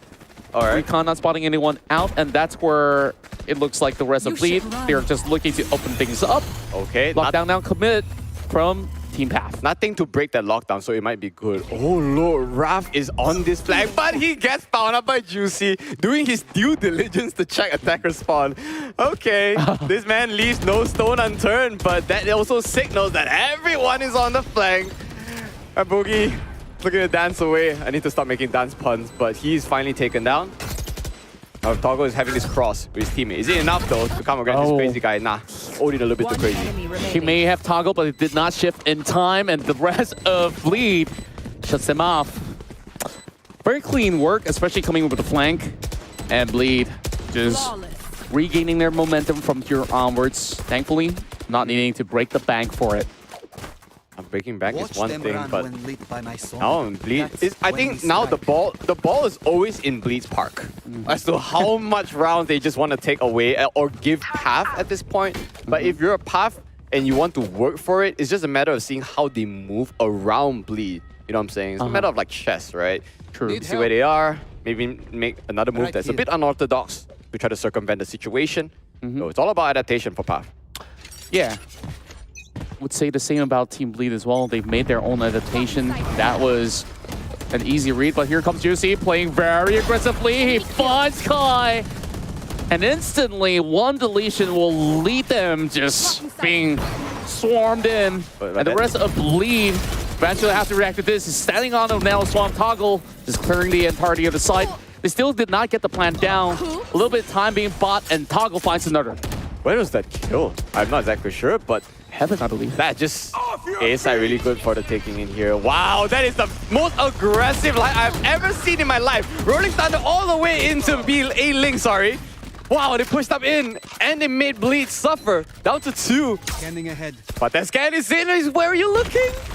Scary is already his concussed, but Scary will manage to take down Boogie while he's trying to jump away. Really down to Sage with the swing. He's holding it down. Tyrion still clutching in return. That was such a heck of a situation where he almost actually gotten both in return. Yeah. But he wasn't well to prepare for Tyrion, coming with a swift recovery. But that was still costly for a Bleed. I wasn't sure who that was. Was it Sage or Raph or Toggle? But like, he didn't lay down the spray at the last person where before they came down to that, you know, Durion last man standing. Like, they had the right idea to push it. It was successful. They got man advantage, but for some reason, I guess they didn't follow through with that discipline and just let Darion get away with that double. That's a clutch that should have gone to Path, but Bleed, showing why they're dominant in this series because of their tournament experience, will of course continue to put these rounds on the board. Now, where's that threshold?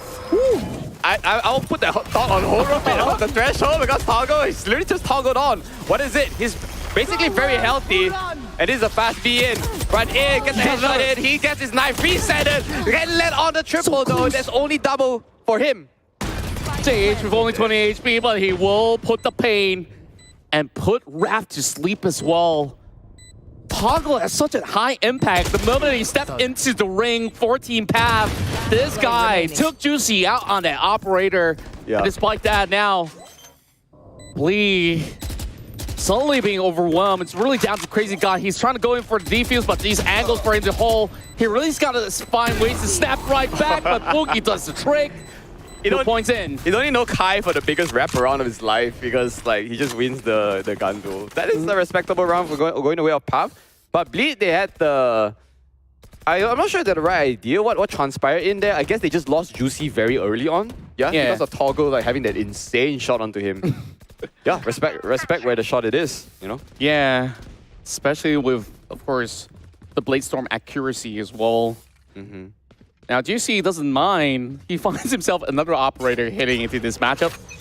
Whereas as for Team Path, they could actually find one of their own for a couple of rounds. They opt not to do so. Juicy, let's see if anybody passes by A this time around. Understanding that this could still be a huge buy coming in from Bleed. They took the discipline not to directly challenge into that A long section. And instead, B lines to C, where they actually have 2 more agents to deal with. Toggle now holds back. Playing by the corner, Cubby will be able to pull himself back. Still ample of options, but look at Juicy. He's pushing out as well. So even with them moving right back in return, this could prove to be pretty troublesome. And Juicy now looking for a shot. He does get the first one in the back. Finally. We'll go in for a reset as well. Okay, get the second. Your smoker is gone, so what do you do here? Maybe get another flank RT rush into B. B is like the most forgiving, especially if you can secure the links real quick. Wow, that is another Rolling Thunder coming out, but this time coming out from JH. But Toggle somehow manages to find a shot, even though he is concussed. That is just nuts coming out from both Kyle and him right now. And Kai actually trades right back as well. Now it's really down to Juicy. How much value can you bring with the operator, especially now JH finds the fault lane to a couple of members. We'll be able to smoke through, but it will still be Boogie with the swing, this crossfire. Sage, working beautifully. Okay, Sage, the nuts in him to just wide swing through that cloud burst was unprecedented. He just took out an operator.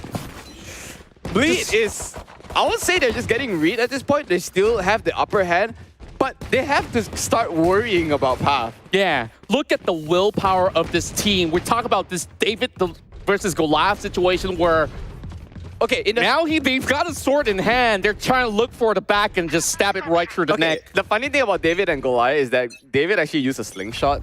You know what I'm saying? But the thing is, the thing is here, it still involves a projectile. In this game, it's bullets, right? But now, I'm just saying that if you're a Bleed, obviously, you're the front runners for a reason. But the thing is that how many rounds you want to give Path before you start to feel uncomfortable? Because I don't think Bleed is uncomfortable just yet. Yeah, I mean, just look at how close this series is, right? And this being the very first half, we do know that Bleed can be very aggressive on the offense as well. So I don't think that they're really sweating just yet, because when we look at the traits, it was still pretty much close. Now they are only working with a couple of all these sheriffs. First having JH with the Stingers. It's going to be a clean plan coming in for the rest of Team Path, whereas the Rapid one will take effect. They're coming with another flank angle. This time, 4 members coming into the back, and I'm not too certain, Kai, can he handle the heat? Are they running? Okay, they found He got one, though. I mean, that's about it. Can they even get on site for a defuse though? Kai is relatively low. He has 2 nanoswarms left. He didn't really set it up, but he has... Wait, he's alone? Is he alone? No. There should be a Astra backing him up, and still there's going to be a 2-for-1 trade. But the problem is they need to get on site for this defuse. Boogie's going to come out and run and gun. Does he do? Gets 2 like this with only Crazy Guy last man standing. They might even need to fight him up in heaven there. Can't land any shots. This is one for Path to take. They equalize it against Bleed. And I was worrying for Boogie. He did a 180 and just got him in return. Dude, he never stopped running. He never stopped running. He's probably still running. Yeah. Okay, I mean, they're on the NPC. Until today, they're still running. Some say. Some may say. Some may say. Now, it's great to actually see Path actually pulling on such a strong challenge. 4-4. Now, Juicy has another operator. They'll be playing over on to B. Hoping not to be picked by Toggle once again, but this time Toggle doesn't have his Blade Storm up. They have Orbital, well, sorry, not Orbital Strike, but, well, damn. First the Astra Ultimate. Let's just check that real quick. Okay, so on Bleed's side, Darion is 1 point away from his Killjoy out as well. So Toggle ain't gonna commit that. That is a lot of utils trying to stop this sewer push. And the best part about it is that Path is not even committing A. And they're pulling them back into B. Doesn't matter though, Crazy Guy is there to retaliate real quick. That's an Odin's down, he's gonna lay it maybe. He gets 2 before going down, that's a lot of value. This is going to be the Cosmic Divided sound, and Raph peeks out just at the right time before the wall's set. Juicy's down, gonna be a 3-on-3 situation, still it is pretty even grounds. But they're now being blocked by this Cosmic Divide. This is not looking all too good. Scary with a wraparound as well. Things are looking pretty bleak. This is where Team Path, they're slowly dwindling down in terms of numbers, but they will still set up a little bit more of a heavy defense.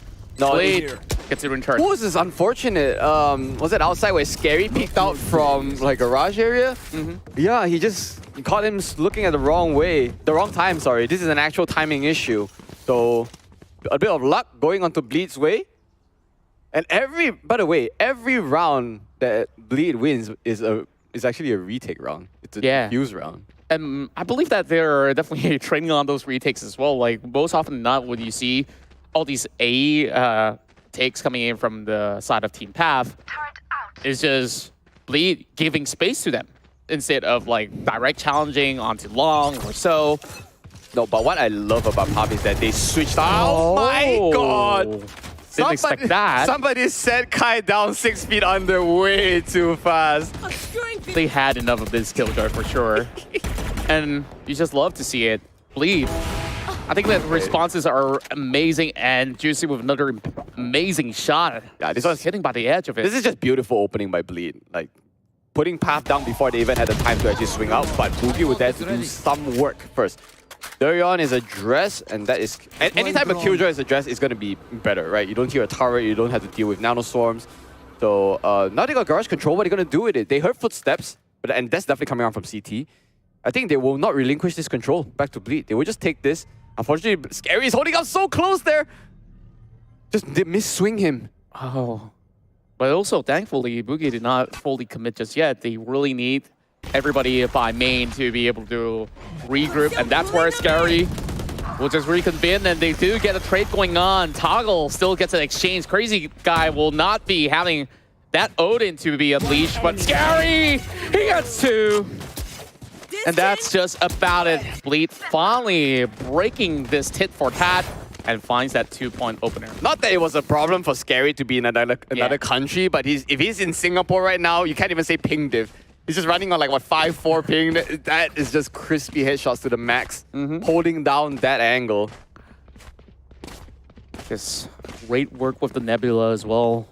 Scary now being the top frag of the team, but everybody else is, of course, putting in their work as well.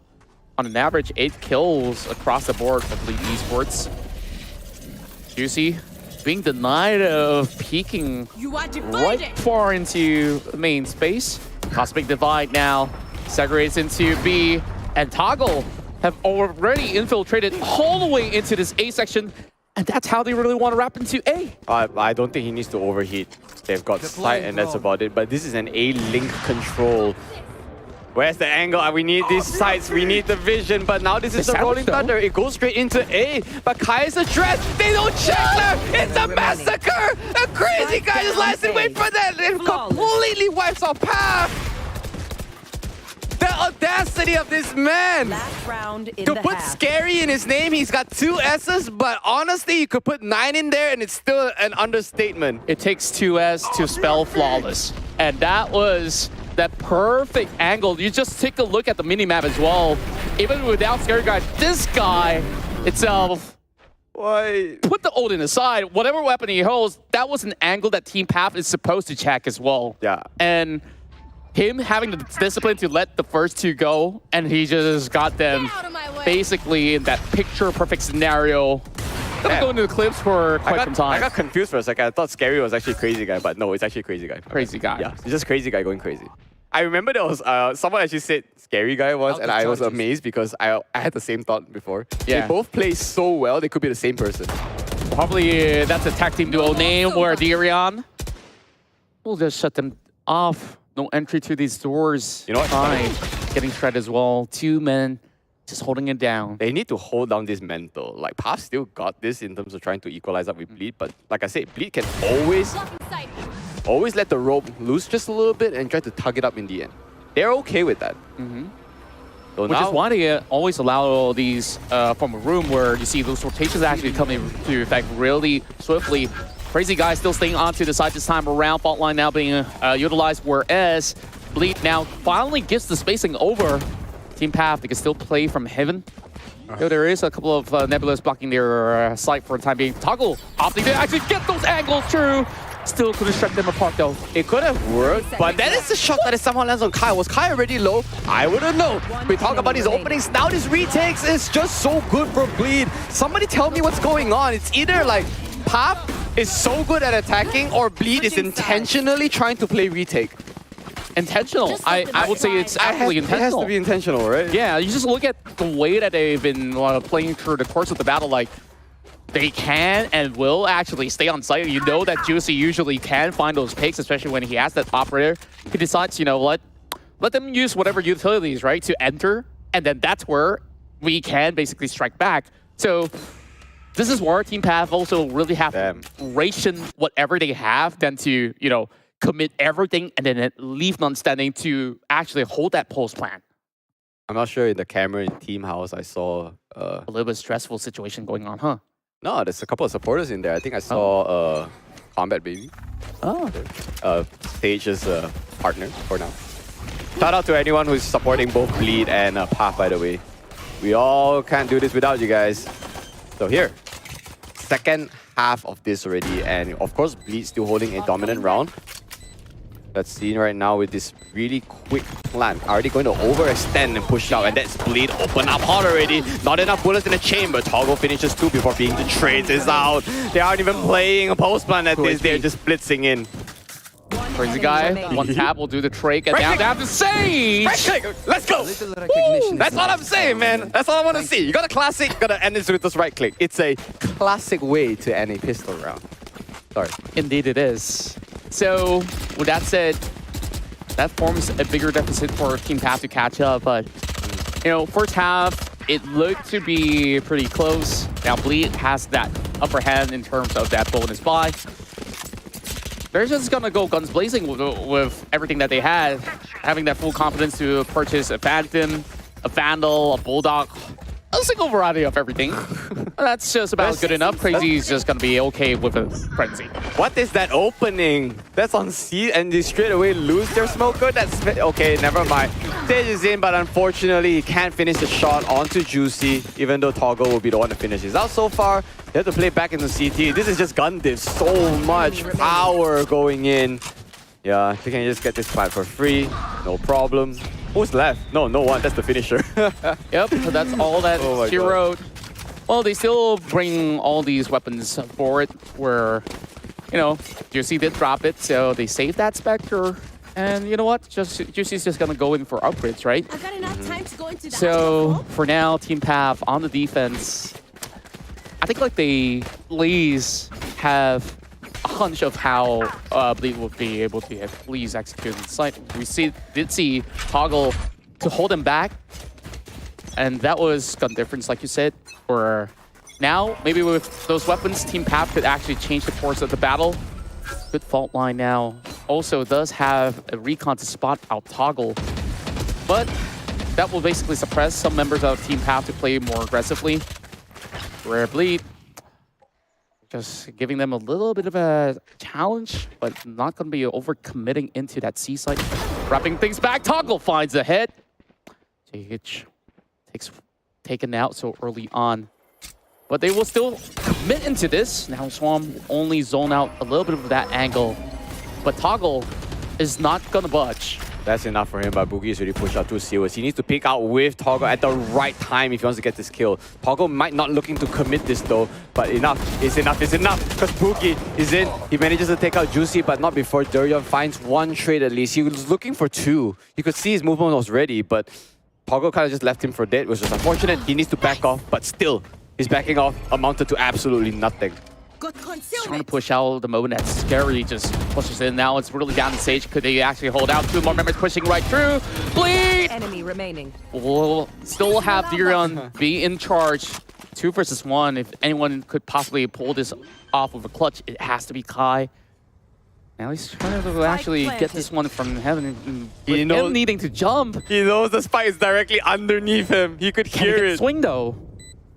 Both of them are capping underneath him. Yeah, exactly. There's two completely wide angles. He needs to make the micro shot of his life to get 2 headshots. Can he actually puncture through the walls? He can wallbang that, yes. Oh, but he chooses not to commit from heaven's side.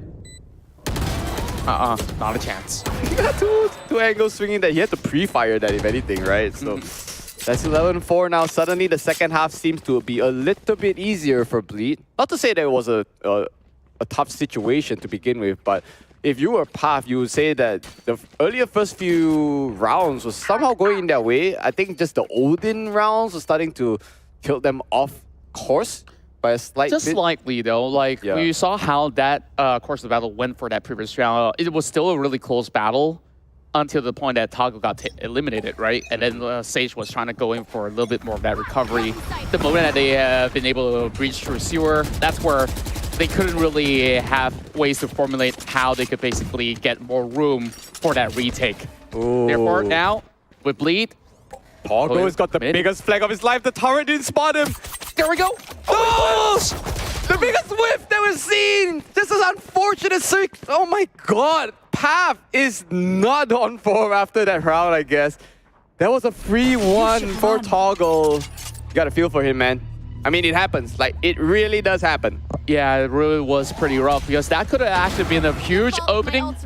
Especially now with Team Path not really having the resources to work with. This lockdown will not detain anybody just yet. Whereas Bleed, get that free access. Crazy guy put down low early on by those blades and Ethereum finds him. No, the camera changed when the smoke dissipated. I want to see this head-to-head combat like oh no, it's high noon somewhere in the world, man, and Kai is making that Sheriff work, but it's too many members left alive for Bleed. This is the match point. Yeah, and Dune turns to dust really quickly where we're just looking at the rest of Bleed Esports dictating the course of this first game, and Toggle, he was aiming for the headshot upon that Astra, and instead Crazy Guy came in the way, right? Like, so I believe that actually draws his attention away. So he tried to swing it back. No, it wasn't even attention. Okay, so the crosshair was on the head, Yeah. but Crazy Guy's back got in the way. So that's why those knives went to Crazy Guy's back so he kind of instead. soaked the damage a little bit. No, true. So technically, it's not Toggle's fault. Yeah, not his fault. He tried. Yeah, Tried nonetheless. that's why I said we never faulted him. It just says it was an unfortunate situation, which it was, you know? Mm-hmm. So with the last round potentially left in Path's book, I would say that they're just going to try to make this count, considering this will also be their last buy anyway. Mm-hmm. Yeah, send it in. Rav is gone already with this. Scary. Very, very good utility placement there as they make sure no one can come in. And that suck with the gravity well with a should have step off the Toggle. And of course, last man standing right now is Buki. He's just going to pop it just for good measure as Bleed will close it out. So many rounds of flawless executions coming in from Bleed Esports, and this is why they are the team, a force to be reckoned with throughout the course of the VCT MYSG. Team Path really put up quite the challenge. That was mainly on the first half, and then on the defense, I think like it looked a tad bit lackluster because of the way that the retakes were being set. It wasn't really too precise or coordinated, or should I say, it's not entirely their own doing, where Bleed, they're just so darn sharp that it's just almost impossible to really get even wraparounds where Bleed just knew exactly what to do. And then like there was also that really punishing round where Crazy Guy just absolutely shuts them off with that Odin. So that was really painful. You'll talk about movements real quick because so far the real only rotation or even attempt I see to do is the Kai. That's about it. But Bleed always takes objectives and rotates every single chance they get. So those are all objectives, right? So that in terms of experience, you can really, really tell, like those angles you don't check, things like that do happen. But still, I would say this is an actual David versus Goliath moment. It's just that David doesn't actually have to slingshot. So I would say that they found a couple of rocks. I mean, they managed to found a couple of rocks, just the dent, then the armor. That's about it. But here's the thing, though, since Path actually chose Haven, so to actually play it out, because in all aspects, that actually is one of their most map played. Actually, Haven is played 6 times by them, with of course only a 50% win rate. Similar to Icebox, by the way, it's only a 50% win rate. They showed up quite well the first half. I'm not sure if just Bleed was just letting them or just trying to understand the reads from Path first before Bleed decides to take action. But as you can see the rounds start to unfold, there were a lot of actually unfortunate situations that unfolded that Path could have just ran away with it, but Bleed stole it. Yeah, one such instance was that Odin round. Then you have a couple of all these areas where, they really have to ensure that when they are charging in, certain angles need to be cleared. And for most part, I would still say Toggle has done massive work on this jet, where even having that 1v1 challenge to be able to also match up to speed with Juicy, that itself, I gotta give them props for that. Now, Path has got 150 round in hand, whereas for most of these rounds, Path was actually allowed to get the plants down. Then first, the score aside, Bleed, second half onwards, they just really hit so hard. I think Bleed just kind of knows where if they just don't lose members, they can just pretty much win the round. So they prefer to play that retake and just like cope or letting Path go in, especially Path's sites for B and A is usually very successful. But all in all, most of the time after the retake, you can see Bleed is down to like what, 4 members left alive most of the time, 3. Sometimes 2, but usually never in a real 1 versus 1 situation. Yeah. So you can tell that Bleed usually has most of the control. Can't really say that it's an ebb and flow, like what we saw with X10 versus Louvre earlier on, but there was only the first half where Path was kind of really showing some performance, then Bleed just continued to roll on.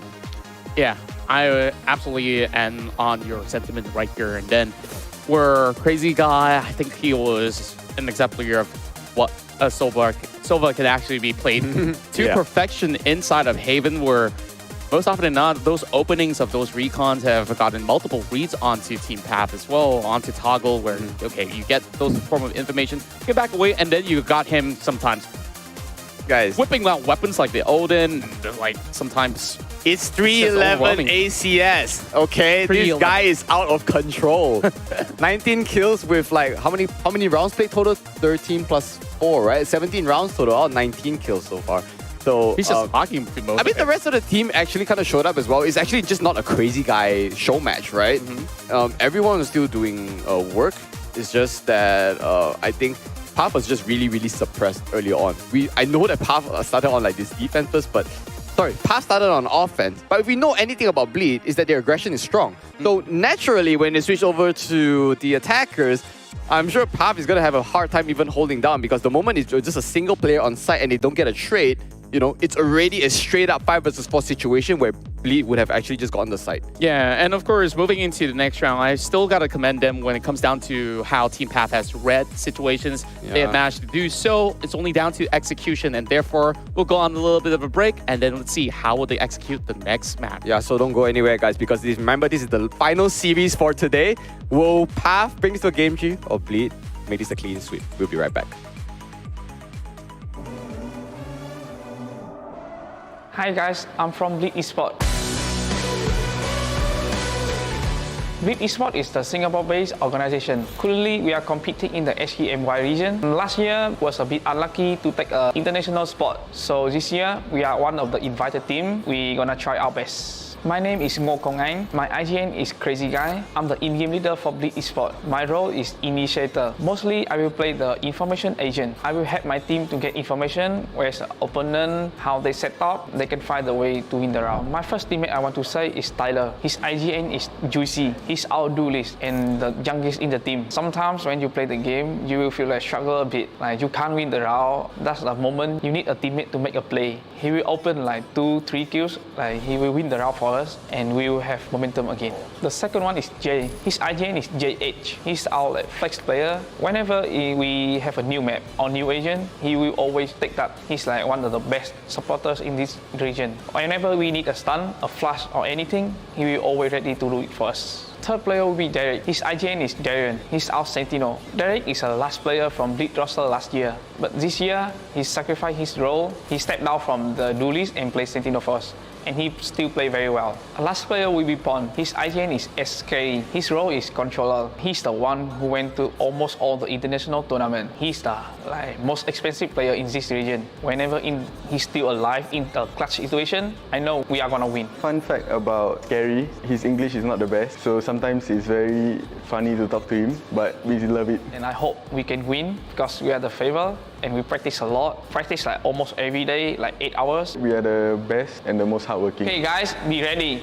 Bleed is coming.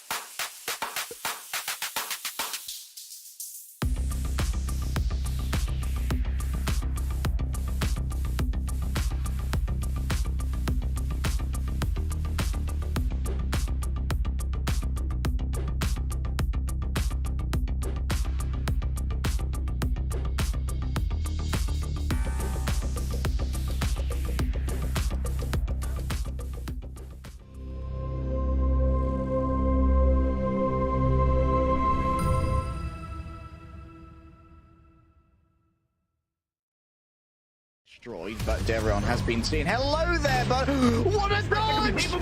Every single one of them. Three Are you across each round. Only one of them's been. Oh my god!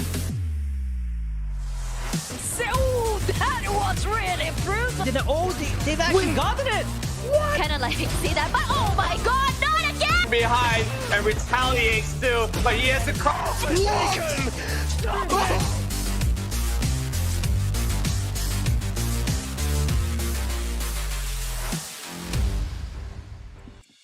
Welcome back to the VALORANT Challengers Malaysia and Singapore Split 1 2023. Once again, it's your boy Contra along with Xeno Viper here, heading into the second map of the series where Bleed Esports have been able to overwhelm Team Path's map pick of Haven, and now we're going down this path where Bleed Esports might just be the one to knock out Team Path's journey, because if they do settle with another win, Team Path, they don't really have much more games to go in order to make it. Not much fuel in the tank is gonna be the right word, right? Yeah. So, like, if they're taken out on their own map, now Bleed, his own map pick will be split. Probably the first split that we see today. And today we're going fast. The first game was already 2-0, and we finished the first game of this series pretty quickly as well. That was a 13-4 that we've seen. So I don't know if you a Path, how do you count the number of chances left? What do you do? Yeah. Split. When we look into how you really want to form up into this particular map, is to really come in with really coordinated attacks as well, right? And then you have so many of all these agents that are very much viable, where, you know, not many maps will involve Sage, not the player, but the agent itself, to at least establish a little control over mid, but it's not exactly a full priority as well, where you could also have a couple of control agents to be set right into place, where Bleed Esports have been relatively comfortable coming with double controller setups. So let's also take a look at the agent select right now on your screen, where Bleed Esports, they will start on the defensive side, and true enough, Scary as well as D-Ron will be on the controller duty. So here's the thing. Bleed has actually played Split so far in this. That was against Louvre last week, but I am not sure if Path has played Split yet. Even though, yes, guys, we know Split has been around since the beta days of VALORANT, but just running into a map with a bit more confidence, I think Bleed has that, and that's also why maybe they picked Split, you know? So with the absence now of Bind and Breeze, so we're going to come down to close quarter combat, in which that's why you will see almost a mirror coming out. You can't play this map without a raise. You can't get away without a jet, but you need the raise. Stage, give or take, okay? I love Breach in this map as well, for the same reason like Fracture. Those close corners, Aftershocks is massive, and those flashpoints can clear any hard corners that a race can get to. But the thing is that the Cypher, though, coming out from Kai compared to a Viper, so that's pretty much the only two differences from these teams. How do you think that will fare up? I think like this is where Team Path actually wants to get a little bit more of that priority to guard that B side. So long as you have all these trap wires being set into place, it will be only a slight challenge for Bleed to actually get there in time. Just holding them back and then eventually reform, Team Path could look to get that clean retake if necessary. Well, clean or not, it's really boiling down to execution, where we saw in the past matchup. It's not that Team Path was playing any form of a worse manner. It's just that they got the read. When it comes down to those duels, they didn't exactly win all the necessary trade, even despite Toggle really putting as much effort as possible. The thing about a duelist is sometimes you do need enabling, unless you pull off something like Vera, who just opens up side and headshots you with those daggers, right? But the thing is, enabling is everything. And it's more important in maps like Split and Fracture, and even Breeze sometimes. But here, you know, since it just came back into tournament mode, I almost said competitive. I apologize. Well, it is competitive in tournaments too, so you're not wrong with that. You're right. And of course, Team Path has to be as competitive as it can get, needing to find two windows of win throughout the series to have a chance, a shot to stay alive in the VALORANT Challengers tournament. It has to start from here. I don't know, man. For a Cypher pick here, the only thing that can destroy his trips is a trap wire. There is no Sova shock darts. There is no nanoswarms to say. Oh yeah, speaking of no nanoswarms, there's actually no killjoy. If it's low enough, maybe the boombot, just maybe. No, that's why I'm saying only Raze can can actually trip wires. True. Nothing else. Now establishing a little bit of middle control, Team Path journeys their way. Not committing, that's the thing. So they're just trying to bait out. And there's already one smoke being used up by... I'm not sure if that's actually Scary Smoke or that's Durian Smoke. I think that's Durian Smoke. Where is the Viper Cloud? I don't think it's placed. It's probably being saved up, or it is being held overall. Oh, it's at mid. Okay. That's the Cloud at mid. So that's not an Astro Smoke. Yeah. So you could always keep it intact until you have to pull it off from the ground.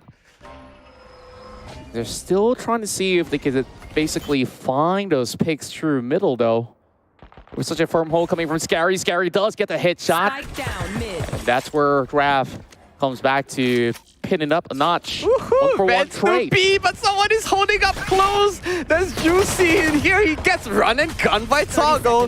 They've got tower, but Toggle is so low he ran out of bullets. And off they go. Zoom back all the way towards B. Only got 20 seconds left. They're gonna make every second count. Just wall off the stairs real quick, okay? All right, Virion. Still need more of all these bullets in the chamber to be able to actually get that out of the way. He spots out the camera. The camera will not be a lot live for long enough. Kai now cutting into spawn. But every other member of Bleed is just swarming through heaven. They're pulling the X10. Yeah, they're just going for the wraparound. They're pulling an It could be X10. up close and personal. By the staircase. There we go. Player standing. It works out for Path this round at least. And now they know crazy guys up on site. There's no post-ban situation, but there's a pace shells dropping on in. It's only half, and Toggle will end the job. Well played. That's a good push into CT. Beautifully executed, and like having this great ideas to culminate into fruition just becomes so satisfying, not only for the team to, of course. Can you understand the movement? By the way, they pushed on mid, went up, and then they took out the Juicy, right? Juicy, they took out Scary. And then they noticed two bins in CT, and into the vents back they go. Yeah. Rotated like, back to B. Oh my god, it's a train. Such a great call. Like, that was happening so swiftly as well. So Team Pav got things going for them in the pistol rounds. Now, playing the bonus, if they could just basically turn it up the notch with all the weapons that they have in hand, and great. They have more to work with. There's a lot of path utils being drawn to A to push out, and they will lose the gamble because every one of Bleed is gonna be up and B side. And some garage, Raph might have the surprise of his life. Doesn't matter, it's Toggle that actually opens first. Speaking of Raph, he actually dies first of all, but Crazy Guy still gets two with the pistol value. That is value, yes. There's just so much being brought right in now that it makes things pretty much even up for the rest of Bleed to still contend. Going for that default plan, and JH opting to come in with a flank. There is a trap wire being set into place, and they will be able to spot this one out. Kai needing to deal with all three, though. Gets a flash down. And they do know that there's going to be one member out there. Won't be clipped by the fault line. He does manage to get pinned one down. Kai need to hold him up. Aftershock will be dropping into place, but Scary got him in return. Now, 2 versus 2. This is guns that they shouldn't be losing here. And it's not even planted for them, I think. Gun here. It's just buying as much time as possible. Bleed. Yeah, they can't get on to snap into those angles, and it seemed like they don't really have much to work with. Wait, do they have to die? They have to. Yeah, they're just gonna camp it out. No, I'm just saying that like that Pav was just holding out his post plan so well, they couldn't even get in. They can't get vision on the spike whatsoever. So they're definitely okay with just chilling in garage. Not letting Pav get the final 2 kills because that will add to their economy. Yeah. But Pav opening up hot with Bleed. Is it supposed to be defender-sided? Yeah. But Pav is making it work.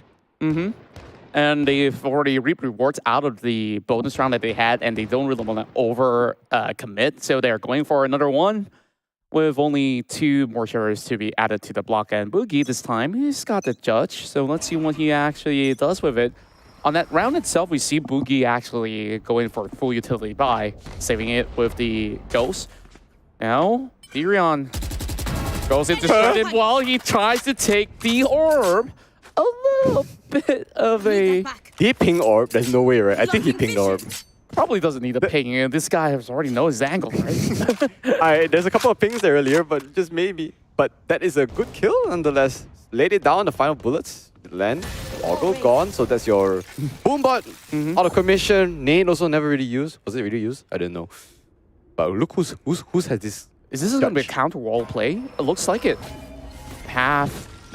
Got vision control. But there's still a strike coming in from Crazy Guy. He expected that boost. They robbed. Scary stops them on their track as well. The spike dropped ever so slightly, and now with the snake bite set right down under, he can't really pass his way into ropes. Juicy now 1 versus 1. Goes in with a little bit of that tango, and this is where Team Pav gets shut down. Okay, Pav just got robbed that round. That was 2 kills through the smoke. An unfortunate situation. They had the right idea. You say you want to play double wall up. Yes, Avengers assemble. Problem is, they lost toggle straight up first, and they pretty much just need to bum rush into a site with almost no initiating capabilities. Yes, you can argue that Sage has maybe a fault line left and a flash, but the problem is they were looking at 2 angles. They had to clear flank, they also had to clear up heaven, in which way they got pincered. Now, Team Path really has to win this round in order to keep their streak going as well. Juicy swiftly goes in to peek into the sewers. Won't find anything, but he will know the positioning coming in from the rest of Team Path. Still having 2 members by Ramen. No overcommitment just yet. The spike is late on the floor. Yes, a little bit of an angle coming in from Kai. Still takes out Crazy Guy. Now he can just slowly shred down those walls. I'm just enjoying these gundos, man. I don't care what you think. Like, this is just looking at different angles, having them engaged. Yeah. So, ditto to that. Now, finally, changing a different area of play. They're finally trying to get a first execute onto this A side. But keep in mind, though, Scary could still land quite the number of walls, and this is Vision being blocked. Both sides trading nades, and Juicy now in position. Oh, that was a wallbang ding onto him, but he manages to go down after all. Scary gets 1 trade. That's good enough, but Juicy is still playing on the alpha side, and he's still making some statements known. That's 1 down on him. He repositioned and manages to land 1 more kill onto Round. This guy's an absolute monster. Down to this 1 versus 1 situation. Somehow Path has gotten the upper hand. It's only down to Boogie, and he's so low on health. Juicy still finds it, but thanks to the double trades, Boogie still lands this one for Team Path. That was uncomfortably close calls coming in as well. Just looking at how impressive Juicy actually handles that all alone inside the side. Despite him being about the corners of elbow, he gets those long-range trades going for him. If that swing wasn't that far, I guess he would have gotten that shot. But that was almost like a perfect 90-degree swing for Juicy. So don't fault him on that clutch, but it's just a good round for Path. They played it really, really well. The executes, and they hold the site, even though they didn't need to get a spike plant. They just win by gun duels. Yeah. And now that also forces Scary to go on the Stinger instead. The economy is slightly dented, but that's not going to be stopping the rest of VCT Esports. They are all playing by the corners of heaven. Now this has to be a retake. No walls being set up just yet. Now they do block off the passage coming in from spawn. They keep slowly going for these setups. And having a little bit of angle toggle. Tries to squeeze this, but it's true. And this wall is starting to get shattered out, and Boogie, overzealous, being punished by Crazy Guy. Oh, the double peak timing from CT and Hem was just perfect. Crazy Guy also has this ult. They're moving in, and Bleed has already taken out so many members of Path for this retake. I don't even think that this is a retake after all. There's nothing that Kai can do to hold it. Where is he even playing? Yeah, he's all the way and making his way up to Rams, where Crazy Guy is still holding there. He's got one at the very least. I think like that's just a little bit more of a value, but this is still rounding 1. Scary still punishes him. Won't be able to carry that into the next round, but it should still be enough economy for them to at least going for a half. But instead, they really want to save it. So I expect they need to push though, but he didn't really need to push it. He already got the angle onto elbow, and you know that people are gonna look at you, right? So if your intention was to save, that was the wrong move to make. Yeah. A little bit too, I wouldn't say careless per se, but I guess like he's just optimistic once more to find more out of what he's got at hand. Not too worrying though. Every one of them now carrying on to the Sheriff. Ooh. Fault line does clip onto the guy in the mailbox. Another form of a boost coming out, and Crazy Guy gets to. How is his repositioning so good? Like his recovery still manages to make his trade worth it while. Like literally every one of Bleach just makes trade look absolutely phenomenal. But you have to remember that Path is also on an eco, so being able to trade out one for Crazy Guy itself is fine, but now how do they make it onto site is the problem, where Doyon has utils for days. Yeah, every single orb available. I mean, Star, he still has another one to expend. He just needs to use the last one. He can't carry that to the next round. Just place it down. Yep. But that is only to worry if someone actually manages to get a plant down, right? Them jiggling for it. Oh, not being clipped by the gravity well. Yeah. So, good precaution coming out of Cypher. I didn't know where he is already. He could just preemptively place one more. But 30 seconds now left. with Raph, he does have the spike though. But the problem is everyone knows where he is. He's just having all 4 members on his tail. Okay.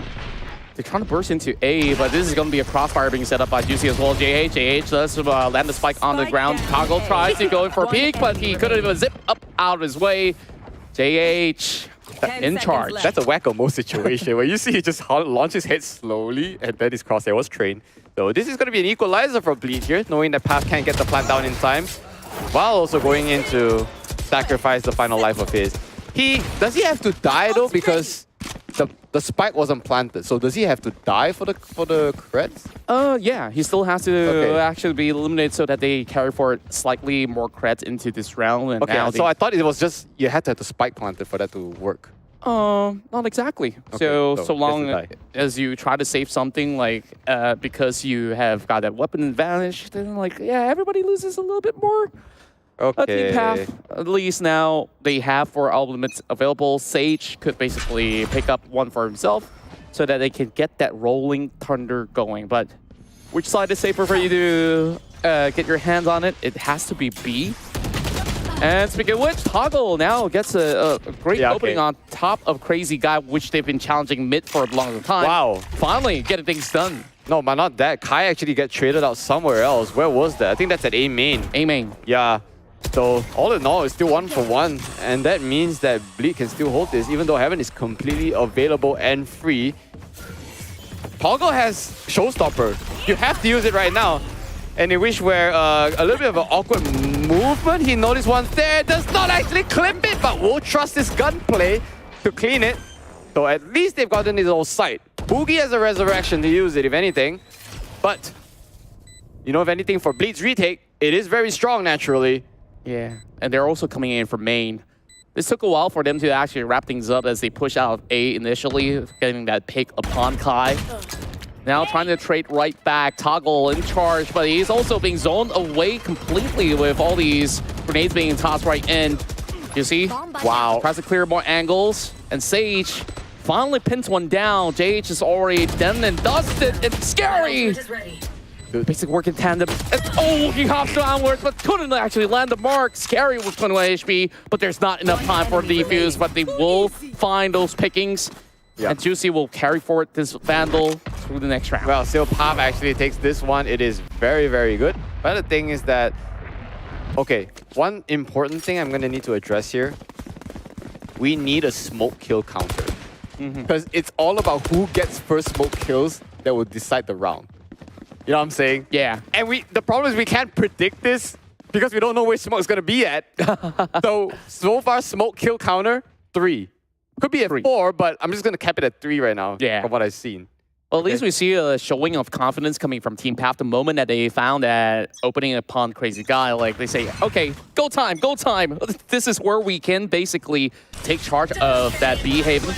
Oh, and now, God. Viper's Pit committed. They don't need more smoke, so this is as good as it gets. That's enough to lock off mailroom and vents. Very good, Viper ult. Okay. But by the way, both teams actually has 4 ultimates, considering that Scary already popped his at vents. Very, very quietly, Juicy spots out 1 only. Doesn't know how many more are there, but with the tally of smokes coming in, might just show up. Juicy already getting as much information as he needs. Pulls all the way back, trying to play from the long angles. Toggle trying to find his way into ramp. Scary is still taking charge. Fault line won't be able to find anybody right there. Trying to get the sprays going. Rolling Thunder set into effect. Only taking Toggle up in the air for a committed. Toggle. Scary. He dodges that. Scary just need to commit that, man. He needs to continue going on. How is Scary doing this? Oh my word. His trade and his transfers are just so good.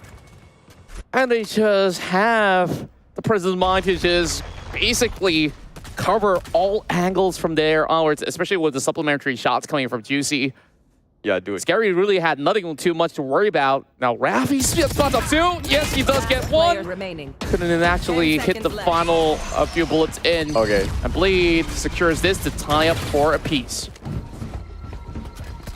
Dude, I'm broke right now. I need cash and I need someone like Scary to transfer me. You wish. Dude, straight up, You man. wish. I mean, everyone here's gonna get paid too from top 8, right? In BCL.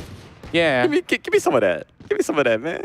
Well, you gotta work for that. I mean, True, you know like, what? I will work for it. Perhaps you could wait for... I only wait for payday, guys. Yeah. Anyway, after all that has happened, by the way, we are only at 4-4.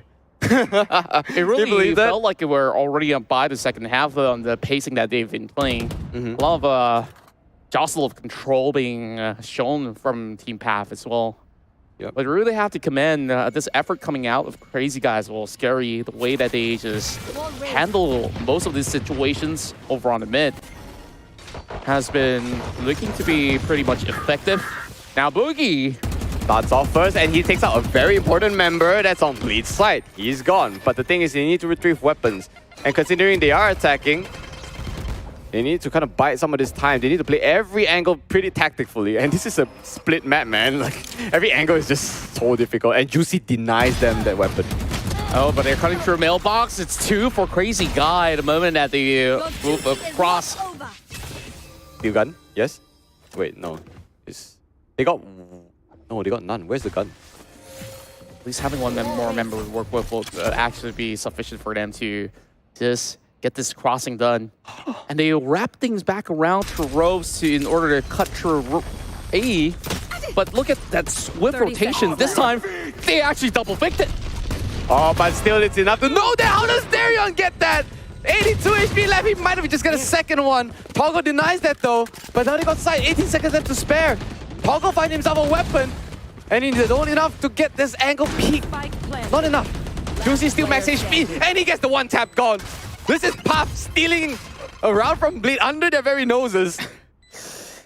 And it's just so beautiful how they really worked it out. 40 spot, Juicy right down under. Clip him with the fault line to stun him off. Nothing much that can be done in terms of those trades. JH is thinking where not to carry this weapon forward. And yes, he will go in for a save. Puff is actually playing pretty damn good, I'm gonna just say. Bleed getting run for their money is actually much closer than Haven that we saw earlier. Yeah. It's okay, what's Bleed's MO? Like, you know that they can run circles and rounds against Puff, but are they letting up on purpose, or is this Puff actually doing so well? I think it's Path doing extremely well, especially like you look at how much vision control they have over mid.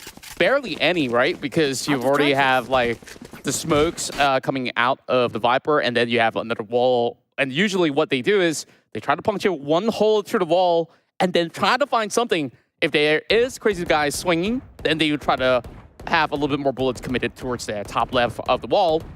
And if anything, you're just blind shooting, and somehow in that particular round itself, they caught Scary, and then that double pick into the ropes. Yeah. Absolute geniuses, I would say. Now, I think they've had just about enough. The trap wire now will just spot out Juicy, but it doesn't matter. They're just bursting right through. Darion brings in that judge to play, and he will get one. But that's on mid only, so issue is that now this Neuro Theft will actually tell where all the defenders are, and then they will signal them that B is completely free.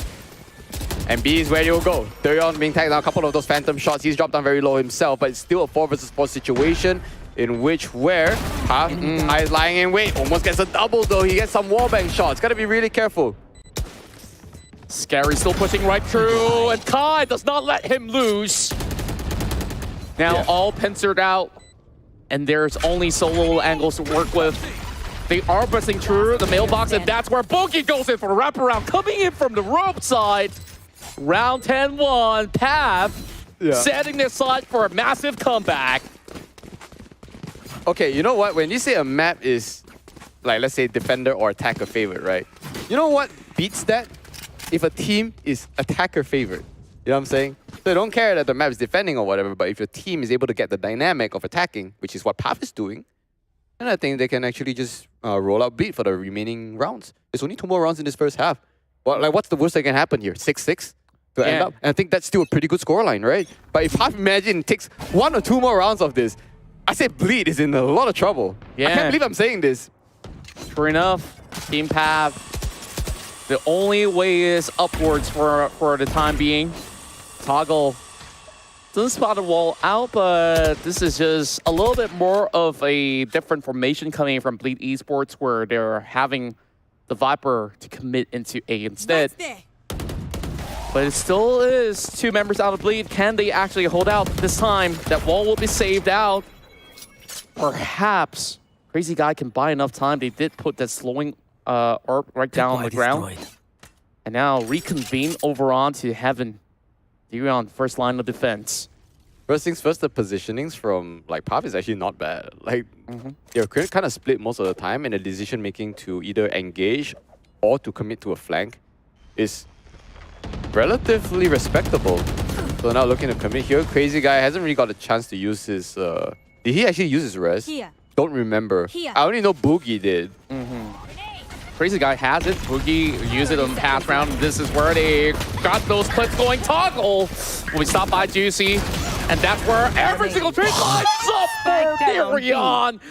He just basically shook them right around, and Kai has gotten their backs. Team Pav leads the way. Not only did he got the backs of Pav, but he also got the backs of Bleed via those shots. He came in from behind. And let me ask, don't you hate it when he comes from behind? It's literally just back-to-back action. Guys, I can't believe it, but Pav is back. I'm done. That's right. Xeno Viper signing out, and of course I have a little bit more time through this timeout. Just look at those angles. The sublime transition from the lower passage. Yes. And then of course with that swing. It was scary without scary jacking. By the way, it was scary with Durion's judge as well. You saw that, right? Line up, perfect shot. Suddenly just like 4 bodies flop to the ground. That's instantly. And then we just need to cut to the angle of like who else is left alive. And we're in the midst of like Kai just peeked out to Heaven and got the backstab of his life with that shot. Bleed is calling for a timeout, which I have not seen in this series. Yeah. And of course, it is definitely necessary because in order to actually secure things, you need this 1-pointer in. So, Bleed, they really have struggled in order to regain that middle control, and now decides to completely let it off. Instead, stacking only a true mailbox. Whereas, Team Pav, first now, before we even start off the round, we see a little bit more of that direct access that they're looking forward to, but they shouldn't be clipped by the fault line that will eventually be set by JH. He's playing very close angles though, so who knows how much can he actually get in return in order to set things up for Juicy. The showstopper on Toggle to open. And in the meantime, there's only Dorion with the Cosmic Divide. Juicy is 1 away from this showstopper as well, so if he gets 1 pop, and he will launch his ult instantly and be able to find 2 unsuspecting ones. That's my prediction if that happens. But that means that Juicy needs to get an orb first. Never mind. We got Toggle to open up. Yeah. Really bursting right in. Couldn't really find an opportunity to actually put in all throughout. That Boombox gonna look for somebody in. Scary goes in for double. The rest of Pav now struggling to even cut right to the halfway point. And Bleed definitely had everything going right after that discussion. Yikes. I guess the opening from Toggle not really working out. They trusted in their util a little too much, but forgot about angles. And they forgot about how to commit through the rest, especially when they had to deal with smokes coming in. It was only Toggle in on site. He had so many angles to look at. He had to look on main, he had to pick out on Heaven, in which where he actually caught... was it Scary who pushed out? I don't remember who pushed out from Heaven. He got that 1 trade, and that's about it. He was flashed for days after that. Yeah. And I believe that he was actually holding on to the Rams as well, where it really takes time for the rest of Team Path to follow up to Toggle's blast packs, right? Like he's already clearing all the way into the side. Of course, he couldn't check those elbows. If not, like he would have actually taken one out instead. Now, Bleed, they got one back as we start off the second half. Pistol rounds here, extremely crucial for Team Path to secure. Same could be said for Bleed to equalize. Now, you expect a little bit more of an aggressive situation to be put out by the rest of Bleed. One member planted onto each respective corners of the map, whereas take a look at Team Path. How many members are committed mostly onto the central zones? Bluegate's playing very cheekily through these walls. Hops right over. He knows. All he needs to do is just land one to the head, make it like... Because he does. Is he holding a shorty? Yes, he is. Boogie's holding a shorty. All he needs to do is just make it pop. If someone comes through, come on. Let's see if he can get more than one though. Crazy guy goes in with a boost, and he's gonna climb up. He gets clipped on the fault line. He goes in for a reload. Oh wait, Did he actually run out of ammo, or did the fault line slow his attack? I need to. He ran out of ammo, but he only fired one shot. Or he actually clicked reload. Or maybe he fired one when the wall was coming up. I don't know. Let's not dwell on that because in here we got Sage, who's trying to hold on the onslaught of everyone's coming out through at B. But it's just unfortunate. But we have the timer. Will take down that Bleed. Actually manages to get this down in time, but they are on the verge of dying. Yeah. Less than half health for both members. Currently just hunting by the middle pillars of B. Kai spots him out, and they know where exactly Duron's at. Just one tickle will do the trick. Cage triggered. Now with the cage set into place, just playing tango. And that should be just about enough. Path was taking this one on. Because Bleed didn't have the health advantage. We just leave it at that, right? Yeah. 5-8. This is a Sunrise team giving Bleed a run for their money. I'm not just saying that they have won the series yet. I'm talking about Path, right? But they're running Bleed around just a bit like that. You know what I'm saying? It's... I don't want to say this unprecedented because we've seen Path already did this once against like the likes of like, let's say LVR. It took some rounds away from Enigma Gaming, I guess. But yeah. Did it fight against Enigma Gaming yet? Wait, I might be trolling. Sorry, when I look at that, you can, you know. Yeah. And also, for the matter of fact, Team Path, knowing that this series itself is of importance, I'm pretty sure that they clock in overtime hours in terms of practicing in order to prepare for Bleed. And we're talking about Bleed here, who, by the way, spends 8 hours a day practicing.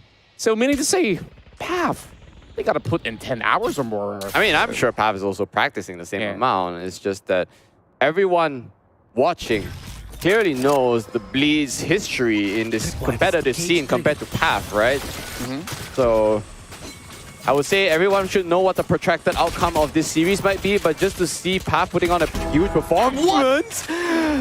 Okay, smoke kill counter. Come on. 4. From what we've seen on broadcast. Can we have a high 5 for that?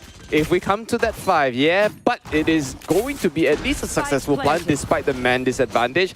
So Toggle needs to make this big-ass jump into elbow. And anyone who's practiced enough split should know how to do that. For some reason, Kai is whiffing off his life after Crazy Guy, but they're in right now. But don't Bleed. They're landing it down. Low. These are rounds that should be going towards Path, but it's down to the 1 versus 2 now.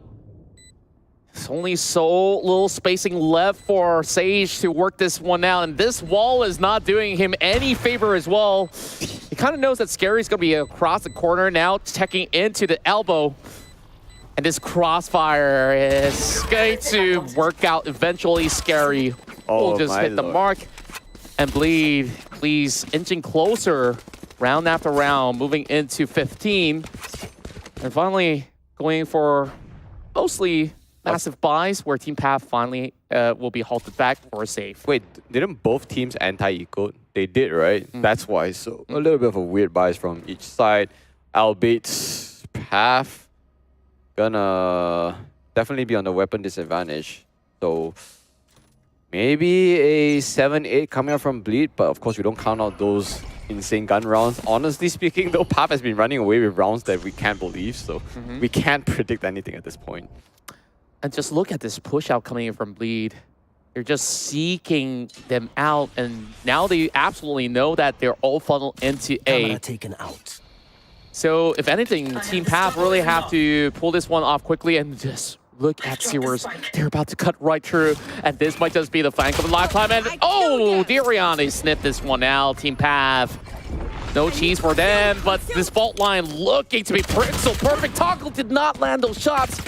Darion landing the double, clearing off the absolute flanks. They're trying out a funky play, which unfortunately backfired, and that also means that Bleed is looking strong to make this a 7. Issue is now, yeah, 2 at Rams. Trying to make a crossfire if happening at all, but Raf stood no chance against that in the beginning. And that was at Heaven kill, I think. So the 7-8, and not just 7-8, but it is flawless. So Pav couldn't actually take out one member at least from Bleed. Is going to be big because that is just going to be an economic spiral into the abyss for Bleed if they continue to take more rounds. And that means that every single time Pav takes a round from Bleed, they have to worry about going against another full buy round after round after round. Yeah, Team Pav really has to make this buy worth. Look at everybody going on full rifles, but everybody's on light shield, so gotta go blow for blow. And in spite of that, Kai has no resources heading into this match to purchase any form of utility. That huge nade coming out of Juicy actually shoves them all the way back. So for the time being, Bleed could still carry on to this pursuit, whereas they have 2 members to establish more mid-control. Team Pav is not even having any hole, so perhaps if they can have Crazy Guy to cut across the ropes to find a pick, they can actually do so much more damage towards Team Pav. That is very, very quiet. But I guess they may just make their presence known. They're probably going to run to this trip if they're not careful. They will manage to break this trip. So right now, Sage is only holding downstairs on his own self. But they didn't check here. And Raf is going to make them pay. Can't finish the second spray, however. However, though, it doesn't really matter. I think Kai is just going to close him up. But still, you cannot count out Crazy Guy and Scary. Despite right now, he is down so low. Scary has got triple on a 1v1 situation. But Pav has got the higher ground. Making the 7-9. This is still going on, ladies and gentlemen. I think we got a battle, but I think we're ending up with this war. And of course, it's just a little bit of break between the both. I've never knew that there was like this apartment area in between. Like, just go to ghost mode and just get a house. Yeah, get a house. I barely go to ghost mode, but I just love to see it. You know, like I'll go to ghost mode tomorrow. I'll rest in pieces. Just don't ghost somebody though. Ooh, especially me. You know what? I'm proud to say I've never ghosted anyone. Not a date, not a partner, not my parents. I'm a man of culture. It'll be shame on you to ghost your parents. But I'm also a ghost in the sense that I am a great host, known as host. I'm so sorry, I will stop. It is very early in the day, by the way. We're only at 8:15. The games are going on pretty good. I feel like I could get off this chair at any moment. Oh, great flash! And Toggle didn't stand a chance. Juicy, clean entrance, and he finds another one as he is being stopped by Raph. As Raph also did a double onto Darion. Cutting right through the aftershock, and he finds it for triple. Yeah, Crazy Guy over on the bottom, but they found their mark. Clears off Boogie with the grenades, and now Juicy will eventually open things up for this plan. I call it a Kobe shot, by the way, but that opening from Juicy is the nuts. How is he still alive after all of that? He was not only concussed, but he got insane shots, right? So he got healed up by Crazy Guy. He's pretty much patched up and ready to move. With that Woombot, they are also signaling they know where Kai is. As fast as the previous round abruptly just ended, but I think that this round is easily going to bleed. And Juicy, man, this guy definitely put in the hours on these race plays. And he's looking for the final touch. And instead, Scary from above secures it. Still very close for Bleed. It's not over just yet. Team Pav will have to sweat for it. Oh, Bleed is, like I said, when Bleed is on form, they are dominant. And when I say dominant, we talk about the number of players remaining, you know, their positions after they hold post plants. when dominating is dominating, you know what I'm saying? But when they, let's say they drop rounds to Path, they're a bit more shaky. So, but this is just a lesson to learn is that like Bleed is not immortal at all. Like you can actually make bleed, right? Gods can bleed in here. So, but the thing is that Path cannot be comfortable in any case because they already dropped game 1 against Bleed. Oh, this push up a little bit, and Scary Guy switches the gun just in the nick of time. Still has to deal with another one though. Toggle holding such a close angle. Showstopper, just pop 1, get 2 for free. Wait. No. He didn't let any of these shots, and Juicy swings it right back. Oh no, awkward situation. The wall didn't really. Yeah, the wall broke because they're facing the wall. Yeah, but that also he's kind of stuck though. Means he has to move away from that, and Kai actually gets a collateral. Beautiful shot by this man, but I wish we got that perspective onto him. But it's on a 2 vs 1 situation. The gun diff just didn't work out. They got Crazy Guy down super low though. And Kai, he's got one more right there. He has to be really careful. Dayon is so healthy. And should have wallbang, he will lay it down. That's an equalizer for both of these guys. They will not let up. Ladies and gentlemen, we really have a game here. And we are ready to go all night. I'm just looking forward to see if Team Path has it in the bag to pull into this game tree. And now, Team Path finally getting their buy-in with 4 elements to work with. Keep in mind, though, Bleed Esports knew that that was an eco round anyway, so they didn't really commit with the Showstopper. And now with the Viper's Pit, so long as they get themselves into the side, you have the Cosmic Divide as well as, you know, the Viper's Pit. If anything, to really zone them off, Team Path may not be having any form of vision to really control a retake and really put them into this really sticky situation. But perhaps Sage could change the course of the battle with a really good Rolling Thunder to be put into effect. Now, slower course of the battle being put there by Bleed. High angles coming in from the cameras. Kai knows that they're about to move right into A. Spots out Juicy, putting in with the Showstopper. He's going to move very deep. Bye. He's going to really run out here. Yeah, he's not going to commit. So Alt also runs out before he gets to launch it. That was a bit of an awkward situation. But all in all, zoning out, right? It makes it available for him to push down. Beautiful movement from Kai to move it, but can that change that around? This is a Rolling Thunder coming. It's pretty awkward because Juicy's not affected by that. He takes him out, but Toggle trains out one before landing on another one to, well, that's on JH, never mind. This is looking so dominant on the path. 2 members left alive on the Bleed side, and they're going to hold this defuse down. It is going to be good. The defuse will commit, and the round will go to Path. That's insane! All open by Kai, the man of the day. And he just went there in the perfect timing to spot this Viper committing into the Viper's Pit, and that was just rendered ineffective by a split second. And after that, it was just unfortunate timing, right? That he got clipped by, what? A fault line, and then he got stunned. But in return, that rapid burst of speed that Team Path came in for the defense have got Bleed really caught out in the open. I had questions. Why was Heaven not smoked? Right? That could actually change the course of battle, correct. Right? It's either it dissipated or they never casted it because there was no way that Kai would have just seen the Viper's Pit forming right underneath him. So, bit of an oopsie-daisy, but Bleed still has full buys, and it's potentially their last full buy. Dayon still has creds though, but I don't know how this is split between the rest of your team. They have no ultimates. And this is going to be probably halted. Maybe not coming into Heaven so far, but Juicy is adamant. Path is still kind of just holding this. There are a couple of people on site. That's Kai for himself, but yeah, they're just looking like to move this here. They're going to run into the crosshairs of Boogie, but unfortunately, Boogie gets stiffed. And Kai, despite being outnumbered, he still finds one. 3 versus 4 situation. Crazy Guy taps one out.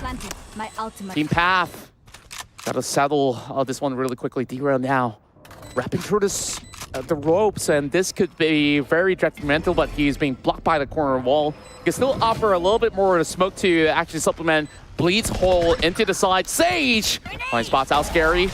Toggle, he goes in for a swing, but there's a double peek going on, and this is where Bleed finds another equalizer. Yeah. So this is... It might actually go all the way for an overtime for this match, just seeing how these trades have been going, but the only problem is this may actually force Team Path to go in for that buy, and Team Path finally calls for the timeout. They need this to be executed perfectly. I'd rather them save this round and have full rifles next because it's not like bleeds on the series point. So I like a save for this, or a half buy for that matter, to make sure you have full rifles next round. Yeah. You're so close to impactful ults. Boogie almost has this resurrect. Toggle needs to get a couple more, I guess. I don't know if you call that close. But if you look onto Bleed's side, you heard the recent Viper's Pit already committed. You also heard Rolling Thunder earlier. So you know that they're not going to have impactful utils, at least for the next 1 round, 2 round at best. But why not just take this save? You can probably commit to a few cheap shotguns to try to cheese out something, and then go for full Vandals the next round. Yeah, but they also have to consider a down of creds heading into the next round if, in case they do not win that round, then on Bleed's 12-pointer, they might actually have no weapons left on the table as well. So I understand why Path have chosen this direction instead, or they're just going for that half-buy committal as well, or, well, they think about it. Boogie says, nah, I'm not going to opt for that Stinger. They just really got to look this one out. So Right there. this is where we see a little bit more attention over on mid this time around from Bleed Esports as well. Crazy guy opting to swing. Bot line clipping over onto Boogie. Oh! Way faster than what Crazy Guy expected. That's a diff if I've seen one. But that is only one person down. There's only 4 more members left for Bleed to take out first of all, with this very, very trusty Sheriff. Okay, if anything at all, Bleed is choosing to play this very slow to buy out time. The spike is all the way in market area, / ramen, if you want to call it. They don't really have judges. So only 2 bullets in the chamber of a shorty is gonna probably do it if they miss the kill. They need crosses. They need crosses so bad. And that's where they actually clip one by the gravity well, setting things up perfectly for Juicy to secure a double headshot now. Sage tries to swing it, but won't be able to find any ongoing in the favor of Team Path. 2 members dealing with 4. Juicy's kind of low. But you saw what Juicy did. He's absolutely on fire. In the aftershock, they could basically buy as much time as possible. Team Path. Juicy is low. They just need to pop him one and then take his gun. But the thing is, they can't get in. Tom's got the shorty. I mean, yeah. How is he supposed to do this?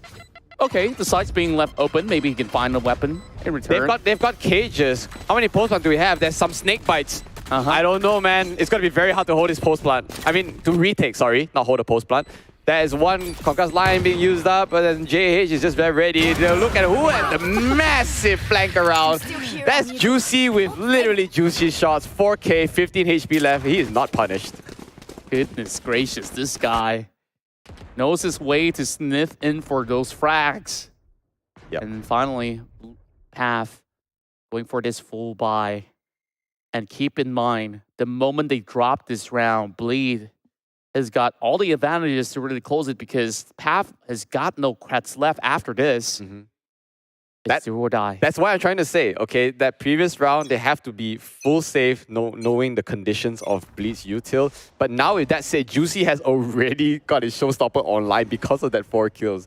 If not, I'd still say Path probably has some semblance of hope to bring this to a, well, game tree, maybe. Game tree. Too early though, I'd say. Whichever one comes first. Boogie does have this resurrect though. He needs to make value out of that. Love the trap wires, by the way. Correct. It's a bit high because the, boombot issue. Whereas the rest of Bleed, they're not even signaling any signs over onto B. And Team Path, with this form of information, they gotta start to also take rotations, and I just love the setup coming into ropes as well, where Toggle is coming in with some deep coverage, but it will actually let them pass. Juicy on the forefront, ready to actually wrap things around for heaven. Now Juicy quickly taps Toggle about a hit with only a pixel left. Juicy clipped mid-air, but it doesn't really matter. 36 HP for him to work with. Where Rap, he stops him on the tracks and finds the spike in the middle of nowhere. This is Path, destroying them off course. 2v3. Oh, Crazy Guy has a resurrect. They cannot let him get this res. And Boogie would deny that. Beautiful movement and decision making though by Path on this one. That is the equalizer here with 3 members alive for Path. Right there. Bleed is having it handed to them. They need to close this right now if they don't want this game 3. They are in actual danger. And by now, Team Path found their lifeline into this match. And all they have to do is really have that convincing round, and the convincing round they've managed to get. But it is somewhat of a broken bye as well. Because we last saw there was just less than 4 digits of creds for him to work with, but Toggle could easily just utilize this judge. Not too much of an issue, however. Oh my god! Wait, no, that's the combo, right? That's the Gravity Well and Pain Shell's combo. And they've got it, but it's a rest though. So he's gonna come back with a second life, but it's just amazing to watch. That's a rest just wasted just to get him up. Beautiful utility, but I still think that it's not going in Path's way just yet. In order for them to even have some chance, they need to take down at least 2 members with Path at least 1 death. Okay, if 2 death, fine. But the thing is, the only Juicy has an ult right now. Whereas on Path's side, they still have a res and a Cosmic Divide. Now that they spot out this wall, it comes in a little one way and they all line up. If you only get 1 in return, Toggle at least get something in return.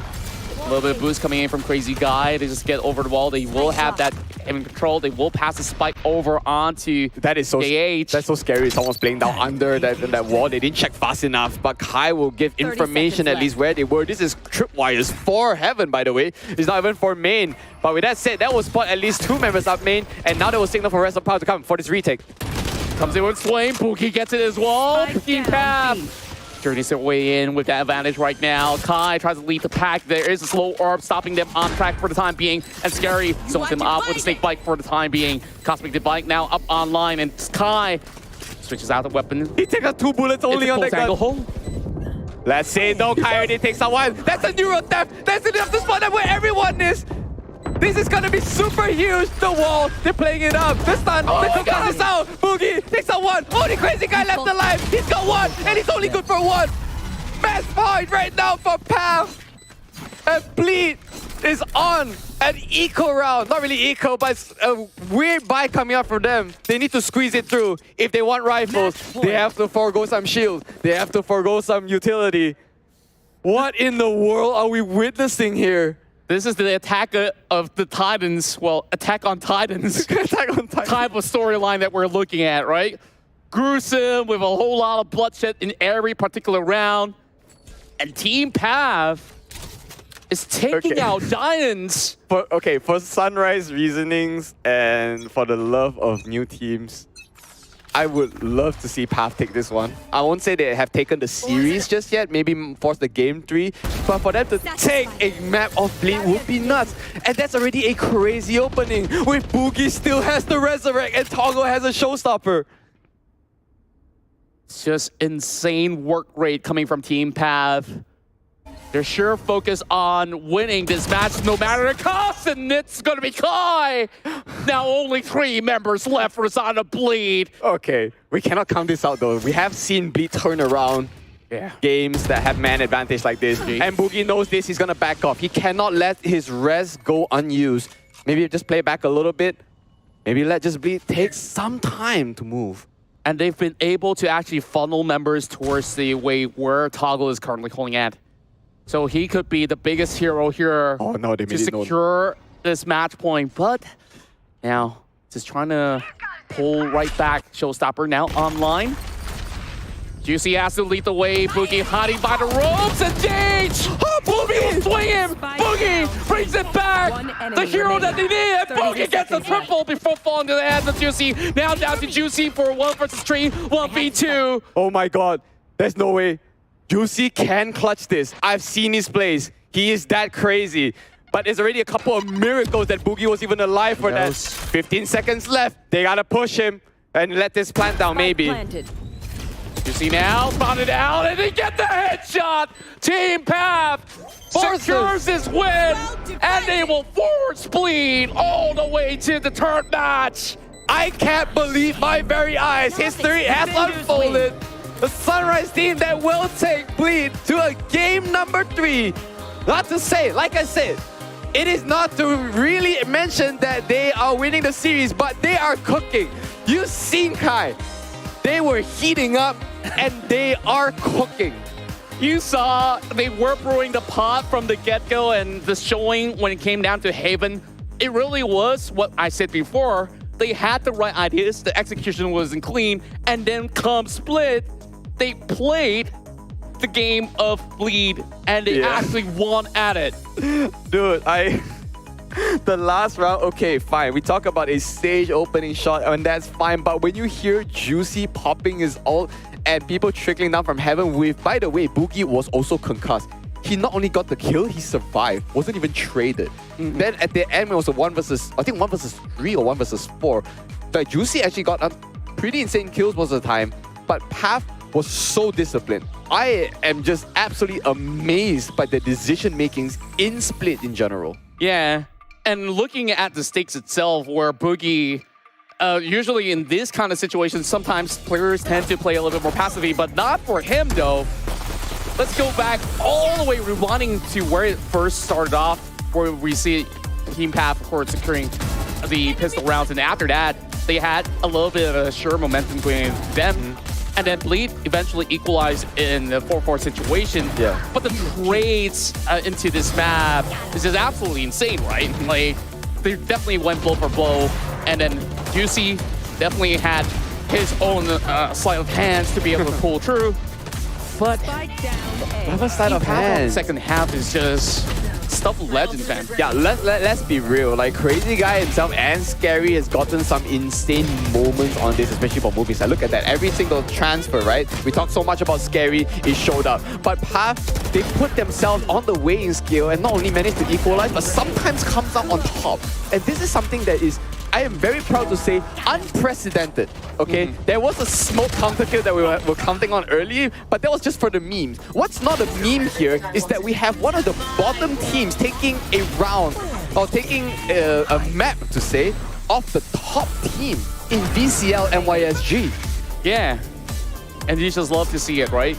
On this particular map itself, we saw Toggle as well as Kai having crazy amount of impact. Of course, the final round itself, where we did see Boogie pull off that triple, but every single time they get into this map, look at the plans as well. They have been able to effectively actually land it for both of these rounds, and then also forcing Bleed to go in for those form of retakes. And okay, let's be real. Wow, like, things have been looking to be so even. I enjoy Path running around like clowns in the first half because, like, you know, they got a side, they made sound, and then they just zoop back vents to another way. It's just amazing to watch them rat all around. But those jokes aside is where we come down on the trades and the individual gunplay. I can't believe I'm saying this, but individual gunplay for Path in this was so on par with Bleed. I won't say it's better than Bleed, but it's literally on par. And that's a statement to say. Knowing how insane, Scary, Juicy, and Crazy Guy is,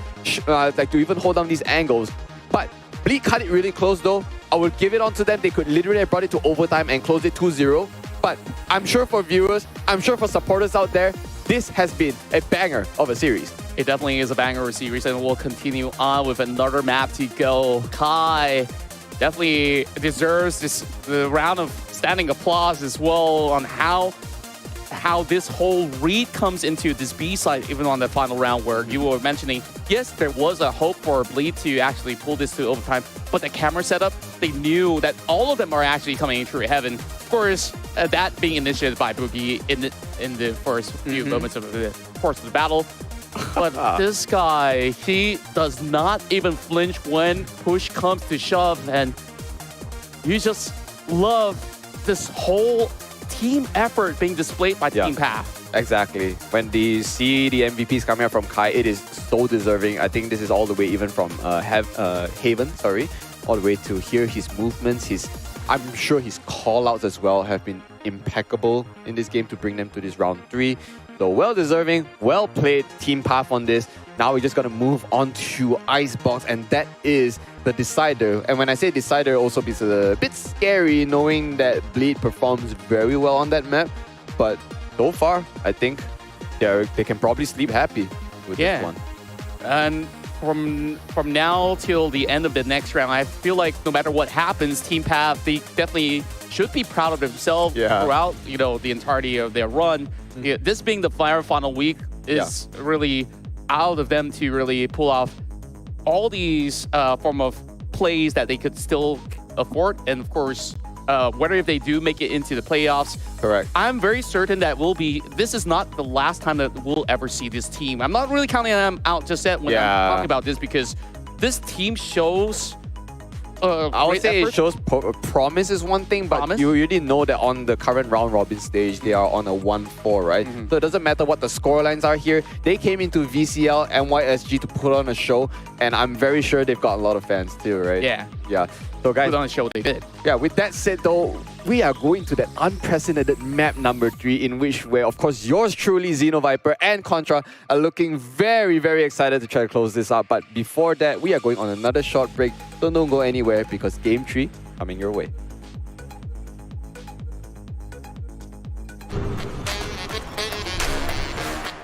Hello everyone, so I'm Kai from Team Path.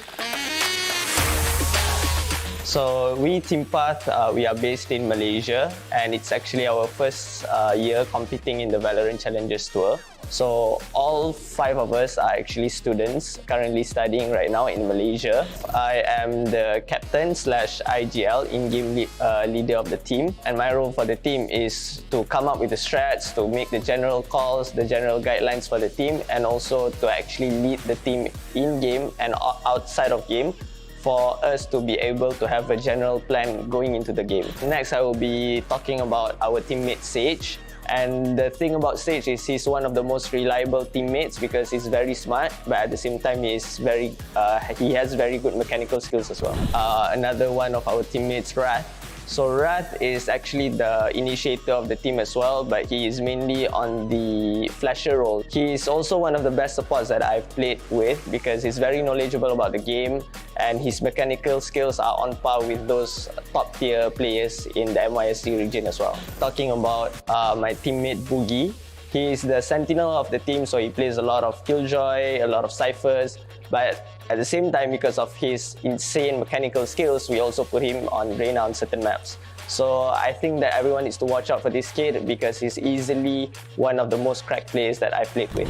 Ayman is our duelist basically. He's a very, very good duelist. He plays all the duelists like Jet, Raze and Neon, and he's the one who's basically the frontliner and the firepower for us. He'll be the one going up front, making space and just literally shooting everyone's heads. A lot of people didn't expect us to make it this far because we've only had this roster for 10 days and we managed to practice in 10 days and qualify. And we are doing this part-time, we are competing part-time. But at the end of the day, it's all about managing time. And I believe that everyone is very passionate about the game and everyone is doing a very good job at managing our time in committing into our studies, but at the same time doing our job as part-time VALORANT competitive players.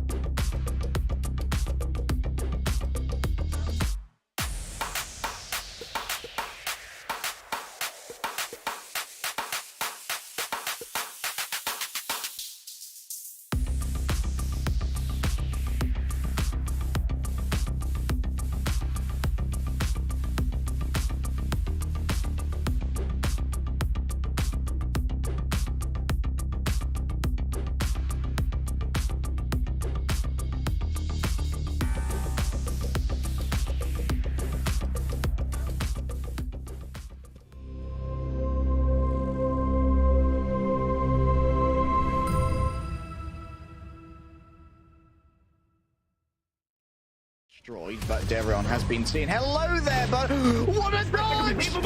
Every single one of them. Three Are you across kidding? each round. Only one of them's been. Oh my god!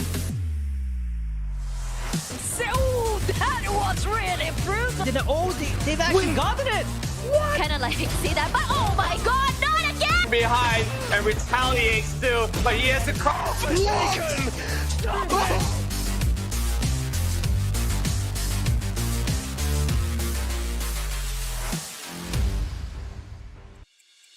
Welcome back to the VALORANT Challengers Malaysia Singapore Split 1 2023 once again. My name's Contra, this is Zeno Viper, and we are going into round 3 as we're heading into Icebox with Team PAF winning in the split map itself and really showing that titans like Bleed Esports can really bleed. Yeah, just bleed, right? So in terms of esports showmanship, I'm sure both of these teams have done a phenomenal, I would say a phenomenal display, right, for the viewers out there. So what a game it was. But we had to get down to business again. It is game 3, and we are looking at Icebox, which is in favor right now for Bleed Esports. Considering that. But I actually don't remember if PAF played a lot of Bleed. I believe there was a few instances that they did actually play inside of Icebox. In terms of win ratios, that we'll definitely have to check. So I'll let you basically scroll through some of all these stats that we do have. Meanwhile, of course, we've already seen Bleed Esports, even in a couple of seasons, that they have been very proactive when it comes down to this map pick in particular, where you expect to have some of all these curveballs being thrown, especially when it comes down to establishing that middle section control, whether you're cutting through tubes to get into B, or even cutting it through mid directly to get direct access into that A attack. So we're going to be looking at a different form of lineups where you see maybe a little bit of that priority given over onto agents like Viper in particular when it comes down to this specific map. I look forward to the day where I can start off by saying priority agents and not use the word Viper. Yeah, because it has to be that for the longest freaking time, right? And Harbor still, finds his way in a very weird spot to even try to replace the Viper in that sense. But yes, I do have the statistics that you mentioned. Icebox is only played once by Bleed, and it's a 100% win rate, probably because teams have actually been banning that out against them. I don't know. But if you were on PAF, they've played Icebox 6 times, and their win rate is about 50%. So 50% is pretty much of a decent margin, and now with them having the highest of morale heading into this battle, I'm pretty sure that they're really looking forward to actually bring the W back. But Bleed definitely aren't any form of a pushover team, right? Like these guys, they really train the hardest possible, and most often than not, when you go into this map in particular, they might actually even switch roles where Virion, I believe the last time I've seen him play inside of Icebox, he was actually switching hands with Juicy to actually maneuver Jet playing into this map. That's true. I did recall them in that one game. Who did they play against for that Icebox map? I don't exactly remember. Might just actually be Kizuna. I really have to fact check on that, but of course it's been some time, and with them only playing that one map in particular in this course of the VCT, VCL. They played X10. Yeah. They played X10, and doesn't show who won, or am I trolling? Okay, never mind. But the most important thing here is the agent picks. Like you talked about it. Are they going to switch up the roles with Durian and Juicy, knowing that they have different play styles, I guess? But when I say switch roles, right, it's not like Juicy is ever going to take on the controller route. I remember clearly that when they played against X10, they were also running the double duelist, which Juicy popped off like insane for that one. But PAF is going on something similar like what we will see on an Ascent map minus a Viper there. So they are actually going cookie cutter for Icebox. Like this is just the lineup that works for that. Yeah, of course, the main difference here is to really bring forward this Killjoy so that it can basically establish a little bit more spacing, especially when they're on the attack. So how much value could Boogie bring to the table? Because this guy himself have been able to pull off that clutch to win them on Split. Now it's time we move into our final map of the night. Yeah. And we'll see, can David overcome Goliath this time? Well, they really just pretty much need that slingshot to be primed and ready. And you know what? The rocks is gotta be flaming. You know what? Just chuck in a meteorite for all that's worth. Because I don't know, in David and Goliath's days, probably there were more meteorite fragments around, you know, and in there, maybe some ore that has like source for it. I mean, Earth is like, diamond compounds, and I wish I did more chemistry. Sorry, more geology to know what rocks go in there. While we can ponder on that, though, ladies and gents, we are going to go in. Finally, the final series of the day. It's come down to this. It's so unprecedented, but holy damn! And I'm not freaking excited for this. Tell me otherwise, okay? Like I don't care who even wins this third series anymore. I just had the greatest enjoyment today watching both of these teams play. I'm glad to be casting this one alongside you as well, my friend. Oh yeah, likewise. You know, like this being our first time casting together, and like it's been like what so many years that we've known each other. It just really feels. Oh my god! Wait, super yeah, amazing, wait. right? I did address this. It is actually my first time on desk with you, knowing each other for at least close to about half a decade years? now. Yeah, half a decade. Yeah, it's good to you, my man. Oh my god, that's one opening done. Scary gone. Yellow is probably cleared if you're playing that close by, so... Togo's got a big chilling. This is a fast take-in by Path, and having sages on any attacking gun routes is just Look at the flank though. There's like 3 members coming right in, and I'm not too sure this will overrun, but Crazy Guy has at least found an opening against Raph, and now they're beelining their way into B. Juicy still finding attacks, and that's where they have to play long angles. But they lost so many members. Yeah, look, Path walked all the way to Snowman and played there knowing that everyone of Bleed is flanking, so they're just playing all in the most of open spaces down to this 1 versus 1 situation still. No, sorry, 2 versus 1 in which where Path came out on top. Very, very decisive. Okay, you talked about Path going in high morale. I would say that Bleed has to go in with higher convictions, knowing that they can lose to Path. Yeah, of course, with them having so much of investment coming into the league itself, we know how much this also means to Bleed Esports, where they really want to be on track to still be at the top of the table in order to secure a better positioning throughout the playoffs. Now, Team Path starts off with a double Bulldog to hit into this round. D round now. Having the Marshal in hand, could still dish out quite some substantial damage. Another burst into B, I suppose, where there's only 1 member to hold out for the time being, and that's going to be scary. Will be supplemented with a little bit more firepower coming in from Crazy Guy. Outrone's already up online. They're waiting so long for this one way to go out, and it will be gone. But they are going to be joined by a couple more Bleed members very soon. One at Snowman already. Yeah, this is 2, but the shield as well. It's a weapon advantage coming on from Toggle. He's still pretty healthy with that health, and also with 33 shields left. So they lost Scary once again. That shot, oh my god, how did it land? With a ghost as well. Like, ghosts are not supposed to really one-tap you nowadays. But there was a body shot though. How did that? How did that a little land? bit of damage being done by the rest of the members, I suppose. Okay, fair and all. Juicy can land insane shots with that. Okay, he's already addressed. I'm sorry, where was Sage? Oh. Never mind. That said, I think that was around Snowman area. Yeah, CT.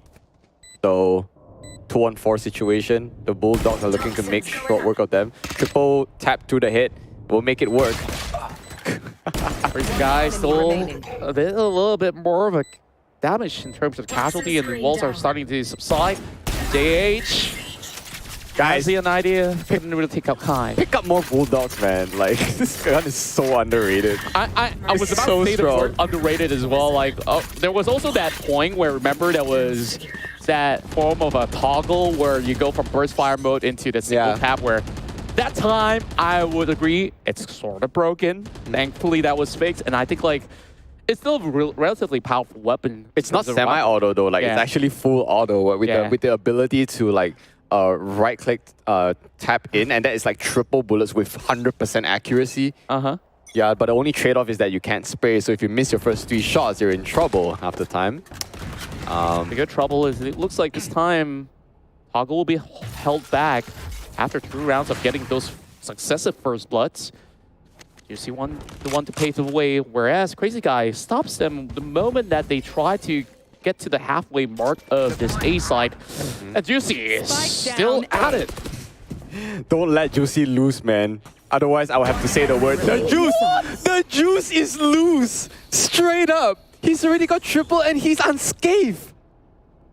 Man, this guy is squeezing all these lemons on Team Path right now. The timing on him, by the way, like he could just peek out and find a sage at jail area. Not to say that they are in any rush. Like they can just wait for Path to push out themselves and give Juicy the ace if anything.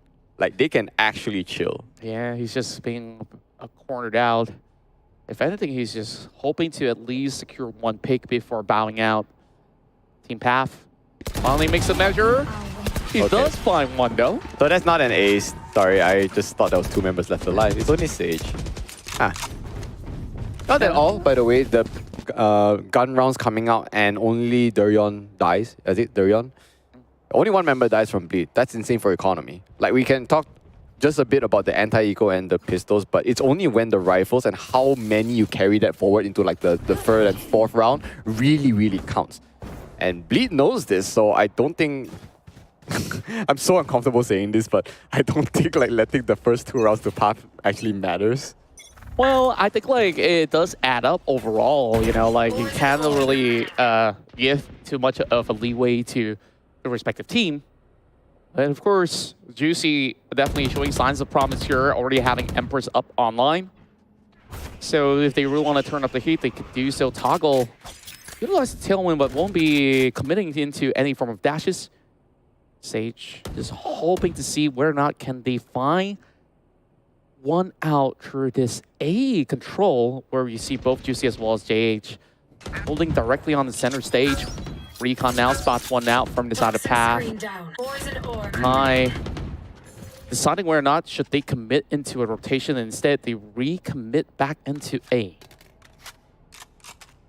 How much time? Okay, 50 seconds left. 2 onto B side, playing super slow. Juicy holding this. So cheeky. He did saw 2 angles! Oh my god, Juicy! No way. This man cannot be punished. I would say out of 10 times, he's only punished like once. And that ratio is off the charts, alright? If you make plays like that, you should be punished a lot most of the time. 30 seconds left. So that is just insane kills onto him, and just Bleed will run over Path with this despite Path having the bonus earlier on now, and they are looking to lose these rifles. The timing on that as well. It's really unfortunate for Team Path to suffer loss just like that. Yeah. Juicy, you didn't even need to commit to the Empress. You could save this for the next round. Brother man, he never broke a sweat to spray that transfer. Okay, now they're sticking to these walls, hugging tight, hoping that they could keep their weapons into the next. Couple of seconds to go, and Blade, they won all these battles, and it's all thanks to Juicy. 2 rounds in a row, just really having the pop-off of his life. If there's anyone to rely on, it's always him. Path calls for a timeout very early on.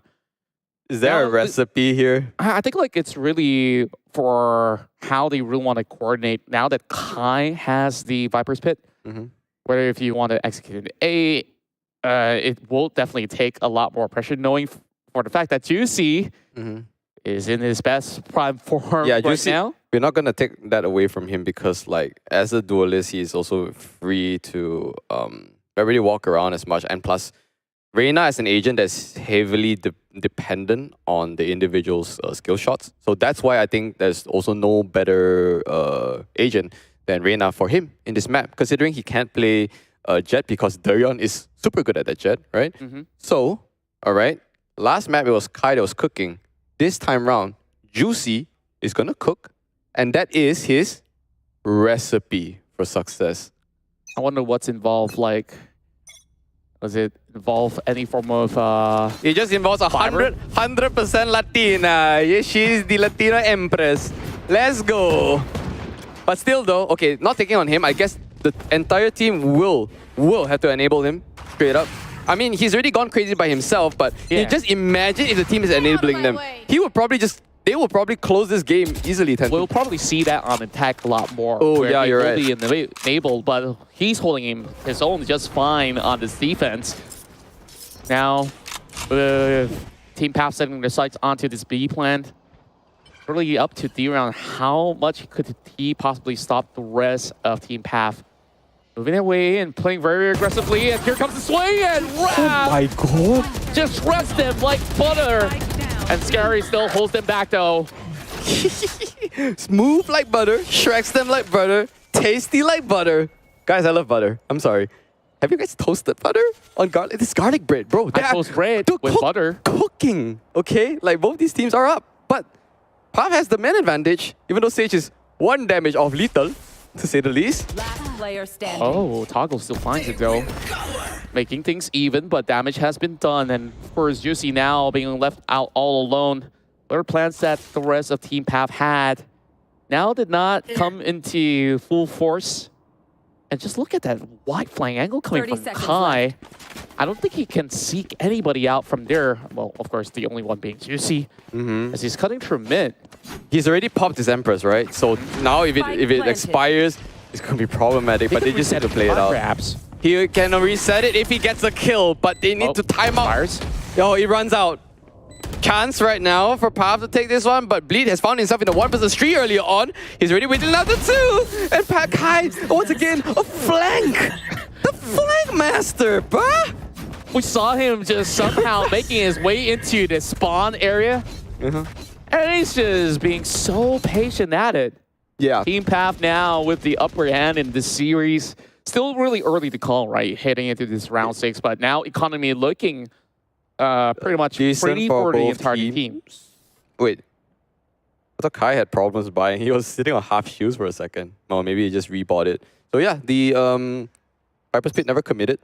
So we can be useful this round, if anything, to try to hold this post plant. But they have to deal with crazy guys, Hunter's Fury, if anything, though. This is one operator that finally found some value after looking this. Oh boy. Boy, coming from a mile away. Dirion held it down to 2, especially without Toggle.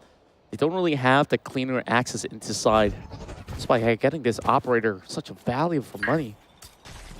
Oh. 2 on what? Wait, it's stuck to him. Oh, yeah. It's stuck to him. Okay, Scary's there.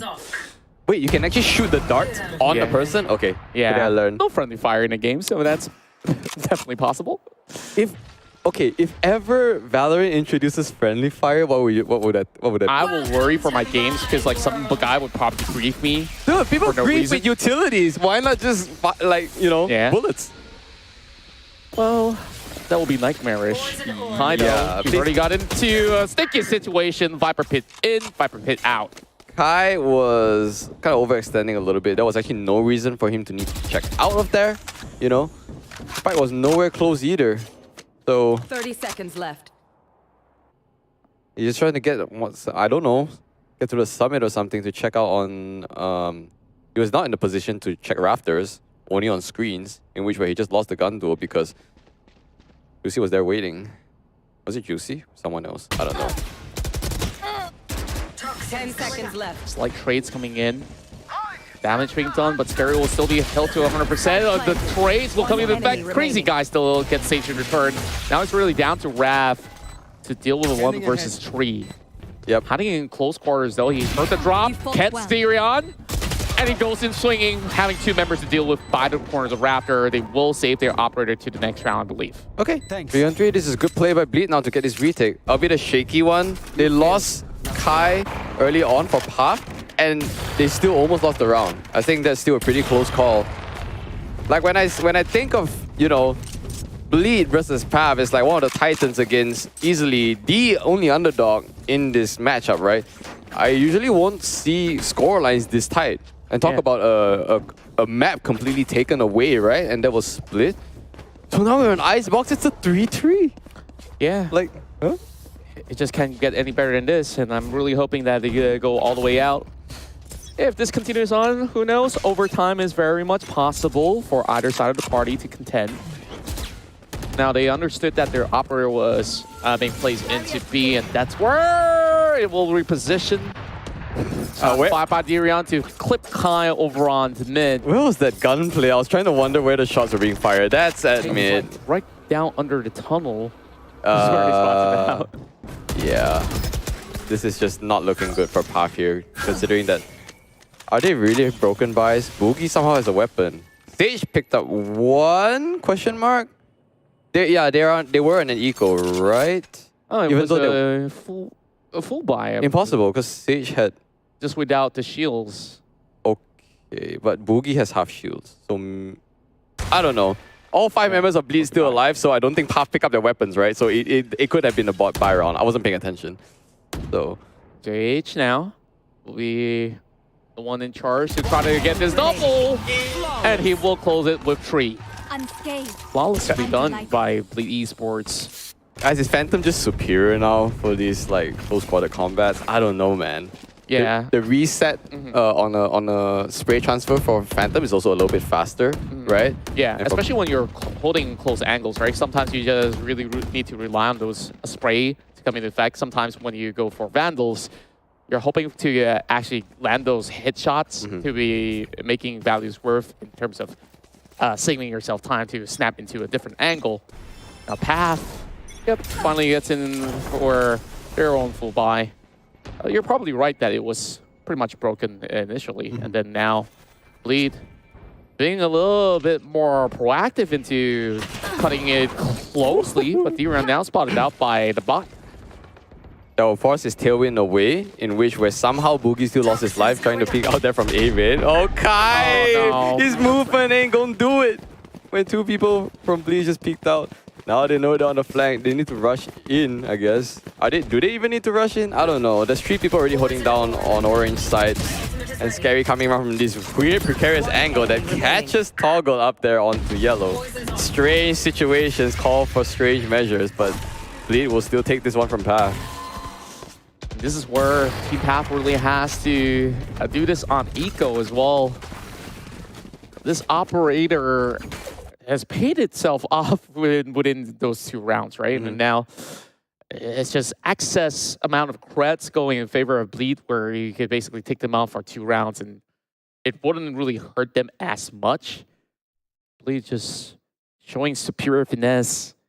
And they're still trying to force out a Bulldog coming in for Boogie. They still have enough for the next round at the very least. Everybody's coming in with half shields for Team Path. Durian not hitting the mark, but Josie will. Oh, finally lands the mark. Well, second time's a charm. Do we get this white swing here? There's a double pick. Don't do it, no. I mean, it's eco for Path, but still it's painful on that. Yep, it's like taking candy from a baby on this one. Knowing that it's eco frags. They're just taking turns to peek out one after another. That is never really the way when you're handling a team with an operator as well. Durian, he's feeling optimistic. Oh, he sees the barrel! Oh my One way to do it. Another flawless Now we going know, in. by the way, now we know you can get spotted there. Even though you're not holding a rifle, but they can see your hands at any point. Hot damn, this is my jam. I think that like now Bleed is definitely not letting anyone pass to Path here right now. And they're looking to maybe close this second half. Close the first half in a very convincing manner, looking at the amount of ultimates they have now for Bleed side. 3 rounds left. Now how Path is able to circumvent this. Yeah, I love the good read coming in from Bleed Esports as well. They know that there's a couple of elements up available for Team Path, and that's why they set this Viper into B, so they could basically counter them with the Viper's pit online. But they are opting for another A-Shove, which they have not been successful on this hit. You should run. Only once they've actually gotten those rounds off. And now they will have to have the rest of Bleed to pull away from this specific crossbar that's going to be set up by the rest of Path. Oh no! Look for the retakes, and Toggle spots it up from afar. No, it's a full set, but Durian is having some trouble taking out it. Eventually he does. They need to watch out this flank, and Boogie will take him out. Finally, this is a good round right now for Path to hold this because they have got a man advantage, but still, it will come out prevail. I mean, I have to say that they will prevail in the end, but how many utils was being used there? There was a lockdown. There was Blade Storm, I guess. Blade Storm's still online, so it's just basically the lockdown that was committed in that past round. So good going for them, No, especially Blade Storm used on Durian. Oh, that's the issue. And then I'm not sure if he held the operator, but he had enough creds to rebuy it at least. And like, I really have to credit Boogie's coverage as well, because Durian could easily spot out the plan coming in from Wrath, which he already did. And the moment that he let loose 1-2 blades, just snaps out and speaking of snapping, this guy snaps it like a turtle, where Therion definitely is much faster than that. He's got the cross ready with Scary in case someone actually picked up from Garage as well, but it doesn't matter. Gonna come back alive, and Therion actually misses. This is huge now. Here. But I'm not sure if they're gonna let up with this control. Toggle is waiting for that angle, and he gets it. My goodness. Just within a split second, Toggle doesn't really have to tell when he's just gonna wait for this smoke to subside, and JH! Due diligence to actually check that, and he got it. Oh, shot's not really landing, but Sage did actually cover ground. Hunter's Fury trading right back. Scary still picking up the operator. Dodging that shot of Hunter's Fury, expecting him to trade. Wow. Sage still swings it back. 2 versus 2. The plan is going down. Okay. It's running down to the setups. Both are coming out through orange, actually. So that's orange side, but Juicy is a monster on that Reyna. You know not to disrespect that. That's a very early proc. I do not like that. Maybe they're just worried that it will be a destroy whatsoever. That's one down already. Last man standing for Path. Make that no man standing. As Bleed will look to push this on further. 7-4. Last round left the first half. Thank you. Not giving much chance anymore towards Team Path. My ult's ready. Perhaps the sun will set in due course for a team that's hoping to make their way into the playoffs. As for Bleed, now they just basically run the gauntlet here without having too much worry. Juicy, look at this guy. He's just fragging out his mind. 17K, and we're still in the first half, by the way. If Juicy ends this round with 18 and JH, Therion never get any kills, he's effectively 2 times the kills of everyone on his team. I'm just saying. But on Path's side, they're pretty stable in terms of their kills. Everyone is kind of on the same range, but the issue is Juicy's like making him work, I'd say. Yeah. I would still say that D-Round, as much as, you know, you don't have the numbers, so to speak, as compared to Juicy.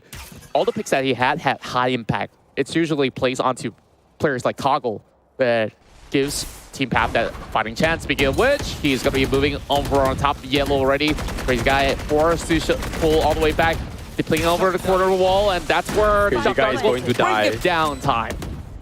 Not Crazy Guy, sorry. That was Kai. Yeah, I saw his health going down, and goodbye, sayonara, see you tomorrow. And they checked that, the drone is gone, but it's not long enough to see how many people are behind yellow. So here we go. This is the retake. Rugi now trying to stop them from pushing into yellow, and Juicy is already having a little bit of a blast. Cutting through corners, JH, Scary just doing their due diligence to just clear everybody out. A late Viper's Pit will come into effect. Not that it's needed with JH in charge. Not that it's needed. It is the last round anyway, so they might as well. And mind you, this is also what we've seen on Split. Bleed was leading 8-4, where Path actually closed it out. So this is still a chance for Path. We will bury them under. But that also will mean that they will need to win the upcoming pistol round heading into the half. And knowing Bleed, they have had great ideas on how to really find these opening picks and heading into the attacking side as well. So with that said, Team Path, what is the call here in order for them to make the cut on this start of the second half? Oh no, Bleed on offense. Not gonna lie, am a bit worried. We saw what happened on Haven when Bleed switched over to attack. It was a steamroll. Yeah. The word is actually steamroll, so... Exactly. Let's see. And that was also an 8-4 scoreline to start the half. Wait, even for Haven? Yeah. No, Haven was 9-3. So yeah, that was the curse. Yeah, it was a curse. -1. -1? -1. Doesn't matter. They're in here straight up planting for underneath level 2, also known as level 1 if there's a word for that. So, couple of try retakes coming in from the orange side, and it will be a successful plant. Still, couple of people playing now on yellow. No one's flanking or anything. This is a straight up bomb rush. Orange in. Boogie takes one already. Toggle opening hot too. They already landed this defuse though. Is it already done? I don't know. It is done actually. Oh my god, this is a almost flawless one. What a messy retake, but still going the way of half. And I just love that counter wall as well. He just found that Nuke and Granny to just squeeze right through. I walled it. And my word, like, it's so difficult to deal with it, especially on those pistol rounds, right? Like, yeah. That's exactly what I'm saying. Like, I'm not a big fan of Sage on Icebox, even though some teams make her a staple. All right, but when you pick her, you will know how annoying she is. Having that wall on pistol rounds, you can't break that. Yeah. In spite of the fact that I believe it actually commit to get this smooth plan going. Oh! Close call coming from Toggle. Didn't really land. That could have actually been the kill he did. Soak in one shot coming through. Whereas the rest of Lead Esports, they have already forced into this round with a couple stingers intact. The round soaking the damage, but he's the one doing more. Toggle stop him though. The rest of the members of Team Path waiting in line for this album to set sight. He spotted out Juicy. Trying to get those lures going through. Will still be able to take charge stage. Wow. Front line of the battle, and Kai finds one. That is a Phantom we didn't talk about much, but you know how impactful that is. Now they have man advantage. In order to get his defense out hard, right? They will trade out Sage for that, but I think he might be okay. Yeah, that's only going to be Scary left, holding this post plant. He is very capable to 1v4 this. But the issue is right now, Toggle is 69 HP, and with no more snake bites left, this defuse will go down into the way of Path. They want pistol and anti-eco from Bleed. Now it becomes a whole lot more doable for Path. But them on that bonus though, this is where Bleed of course goes in for that save. Still ample opportunities I would say for Bleed Esports eventually. But seemingly enough, Team Path, they're on the verge to actually settle for a tie scoreline, and perhaps from then onwards, Bleed might actually need to assess those situations where on these attacks, they haven't really taken charge onto getting these plans down. Just couldn't really get rid of the rest of Team Path. Toggle this time, once again coming in from the pipes. It's just unfortunate timing on Tutorial. You looked away at the wrong timing when he pushed out on pipes again. My God, this man still credit where it's due. Like, you know that he subbed out on Ayman, right? Yeah, so Toggle, the new addition to Path, showing that he does have his place in this team. And he'll definitely be taking charge of the front line of the roster. It's Boogie. Boogie just supplements the help for Toggle to secure a 4K in the bag. Boogie couldn't finish it. He's like, this one's mine. Let me have it. It's like, nope, not having it at all. Phantom a little better on that, as the spray control on the Spectre a little bit questionable on his end. I'm just here to watch some Valorant gunplay on these two teams, and Path is on the verge of equalizing this. Having this close of a scoreline is already amazing to watch from Path and Bleed. Yeah. And here on now, it's just full pedal to the metal for the esports as well. Hoping for a B take. There is a push coming out of Team Path out of A. So they can actually come in with some really sharp flanks, if ever the case. So Bleed has to be on their toes. Cutting into the section of yellow already. Team Path giving them a little bit more of that wiggle room. And it's going to take a while before they can actually get all these going through. And they've already removed Scary. No more smokes available for Bleed to work this out. We saw in that POV, he just got bolted backwards into Narnia. Oh my God, it's so funny. So that was one kill. That was boom, bam, bop. Kai down. But still, it's only a 4 versus 3. So Bleed still has man advantage, yes. Oh, this is so problematic to deal with this Toggle that's on the flank. This should signal the rest of Path to try to make this movement in, but I guess that Bleed just came out on top with that. Losing Scary, yeah, so what? Smoker down, but we still got sight, and we can hold a post plan without smokes. Sage could basically buy as much time as possible and hope for a pick. The wall's going to be subsiding soon. Recon spots him out. He still gets the trade done. So, beautiful work. Path had the idea of going in charging with a flank, 3-man angle. But I think like they've already lost too many members from the get-go. And with the rest of the round as well, Scary sniffing out the flank. That itself have been able to allow so much more space to be created for Bleed, not to worry too much. And after that, it's only down to Sage. Team Path has got the operator now, so Toggle can actually make magic with this happen. And of course, Toggle now overtake the kill charts here with 21k. But Bleed, they're doing the due diligence not to overpeak this one.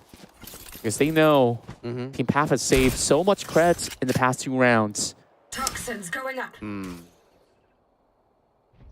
Fun fact, Sage has actually only played Sage on 1 map. That's also in Icebox against Heiyakiniku. But here we don't see Sage playing Sage. He's playing a Sova, so they actually switched things up. It's only that one time. It was only that one time, yeah. Otherwise, Sage is always playing other agents, right? And we just love to see Raph added as well. Meanwhile, usually... If Raph was an agent. Yeah. Who knows? Down the line, 2024? Maybe we might see an agent named Raph. So, Mr. KYE off the commission in here, that really fast. And it's gonna be retake without smokes again, a little hard. Mind you, this is not an eco though, so Toggle needs to try to get value with this operator. The amount of walls coming out is just gonna hinder any form of, I would say, not aggression, but an advancement up from Path. And they will have it up again in a bit. The tailwind from Toggle expired. This is massive. But he needs his team to open up for him. He can't be the first to peek. The wall's up though. Here comes the Hunter's Fury. They did actually clip over onto Sage as well as Raph. And that will do for the rest of Bleed. Signaling down onto everybody else. Team Path getting pinched into this dire situation to bounce back up from the rut. And now only down to an eco. So even them investing into those operators, they didn't manage to find those pickoffs that they required. Correct. Bleed Esports, they planned it for long and they had, what, 3 angles to work with? That was a gamble that Path lost for sure because Toggle, I believe he wasn't playing B, right? He's either playing mid or playing A. Yeah. So he lost that gamble first and had to deal with Viper Walls and Cloud first. That he actually managed to get 1 kill only, but it was opened by his teammate. But at that point in time, they would have lost too many members to retake this. So Bleed came out with that with 4 members alive. Look at the amount of creds. Juicy has 6,000. They will go on for days. And Toggle finds one with a beautiful shot. Still getting some weaponry, I guess. That's a good eco weapon. Yeah. Gotta make do with what they have. Crazy Guy just stops Boogie being cornered up, but they're planning deep under rafters as well. So they will have to play very much within the side itself, but they're out for the hunt. They don't really mind though. I mean, they know they're all on eco. Juicy committed Empress on an eco round, okay? That's how you know it's serious. Yeah. It is serious gaming, ladies and gentlemen. Bringing this to the 11-7 now. They are not here to play games no more. They want to close this. They know they've given Path way too much leniency. He just cuts across and he doesn't really worry all too much. Now, I'm not too sure if he should actually bring this to the next round and he will be taken out. So they will have enough economy to perhaps go in for whatever they need to buy. 4 kills onto him. And Juicy is going to be loaded with a capital L. Or W if you think that he's actually winning. So much as loaded. Damn, 20 kills now is laying it up. And I won't recommend dropping rounds against Path, but really if they do lose, they can bring this to overtime with probably even without breaking a sweat. Yeah. The issue is now Bleed's got their momentum. They are attacking. The ball is in their park as natural aggressors. So Path's in a lot of trouble. No way to sugarcoat this, but if they don't win this round, they will be forced on eco and potentially series going to Bleed. And this is where it's the final few moments for Team Path to really align their passage once again. They spotted one out. Darion floating up in the mid-air. He still has to judge online, and he will be bopped down by the rest of Team Path. Boogie takes a perfect shot, but Juicy there to cover D-Round's track as well. JH goes in to recover D-Round's life. a little bit of damage being done by the Shock Dart, but now Viper Pit online. This is going to look pretty tough for Team Path. Oh man, no one is flanking anyway. This is a full bomb rush into this retake. Up on Raptors, down the hell. And Toggle is managed to find one before the trade onto Kai. It's in, covers, one dissipate. He's got two people to choose from and not a lot of time. Now it's a 4 versus 2 situation now. Scary's so low, this Viper's Pit doing so much work. And it is going to be likely going to bleed stuff. The timer's ticking down. They're not looking to commit. They know weaponry is of utmost importance. They will look to save this one. But do they have what it takes to actually bring it forward, though? Only one member left, and Scary will deny them any weapons into this match point. Bleed. Looking to win this one and close this one when I mentioned no more time for games, all right? It's serious business time, and I guess, well, when fun and entertainment is brought to the crowd, I would say that still business is business. They need to really, really try to seal this. Yeah, they still have money to actually get those rifles intact, though. And it's just one more orb for Kai to get the Viper's Pit. There's 4 ultimates and anyway. 4 ultimates, it's pretty much manageable. So Team Path on this lifeline. We'll see how much pressure can they actually form up, whereas the rest of Bleed swarming into B. They need 5 flawless rounds. Boogie might need to pop this all, if anything. Please. Yes, and with a Bulldog too. Is he not going to pop his lockdown? Walls are up, and they are boosted up to secure the kill on top of Boogie. I've seen that only once. That was on one of the VCT in Sao Paulo. That happened. But Kai takes out JH. Won't let up. Still has the updraft in order to cut back within his team. Repositions. And that's where Toggle comes in to be the hero of the moment. He will miss a couple of all these shots. One more knife. Can he actually do it? And he has right clicks his way. Now he has Phantom in hand. 6 HP. Rapid's up there from behind, but Sage comes out it up. And Kai will actually take out the last remaining member of Bleed and will keep the dream alive for now. This is trading out way too fast, and there's no way in heaven or hell Toggle should have survived all of that. He shouldn't have survived with a 1% ratio of a chance. And you still see that pay coming in. He brought in the right click. He was like thinking, oh, Marshall, nah. That's not working out. He knew he fired that one shot, couldn't wait for that reload, and just decided to trust on the right-click classic. As always, it works out. Trusty classic. I wish we got a better POV for the others what happened there, but it's basically just Toggle versus like Bleed members up on yellow. Yeah, still on the verge of defeat. Team Path is not leaving anything down to chances. They really have to work very, very hard for this. Match point still online for the side of Bleed Esports, but if they were to lose this round, they still have enough economy. A smooth plan going in for the side of Bleed Esports, and can Team Path emulate their success in the past round? Snowman being covered up by the side of Darion. Long-range exchange, and Toggle comes out on top with that. But look at that right now. This is important stuff. Viper's Pit is out for this retake, and this could be another round going for Bleed, but this is just absolute chaos. Toggle is opening up. He's so strong. He's the frontliner for his team, but the problem is the Cloudblade is going to win it down. 3K isn't going to be ace. 4! There's only one member left alive. That's Scary. He's on the hunt. He needs to find it.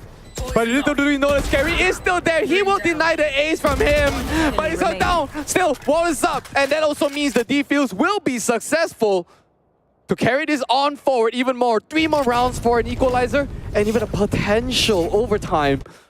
I am clenching on the edge of my seat. This is the... I don't know how Path is winning these, but they are always on the verge of not being able to buy fully. All right, because they lose way too many members. Yeah, and of course now momentum swinging on their side.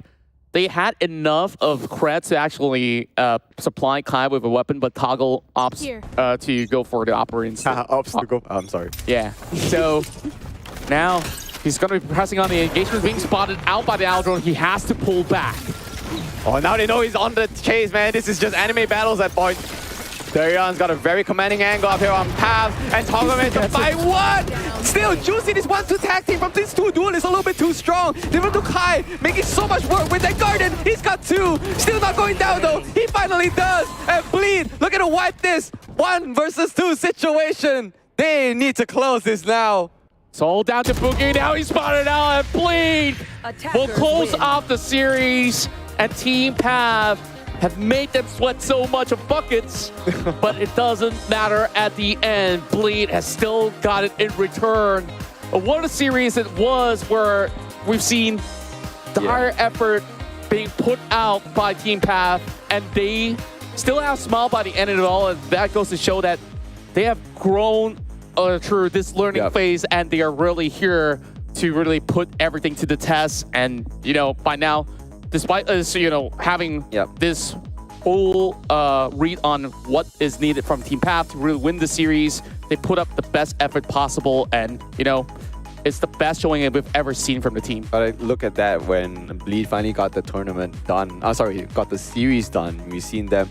Some of them were looking slightly uncomfortable, but this is just in hindsight. We can only have the cameras for perspective, but you can already tell that, like, if a Sunrise team like Pav can make Bleed run this many miles, especially all the way to Series 3, I wonder how Ascension, when it really comes out, and then, you know, if they qualify for Split 2, you know, all the maybe 2 new teams coming out right now. This is just a whole new era for MYSG Valorant in general. 30 seconds left. Yeah, and every team is just putting their A game.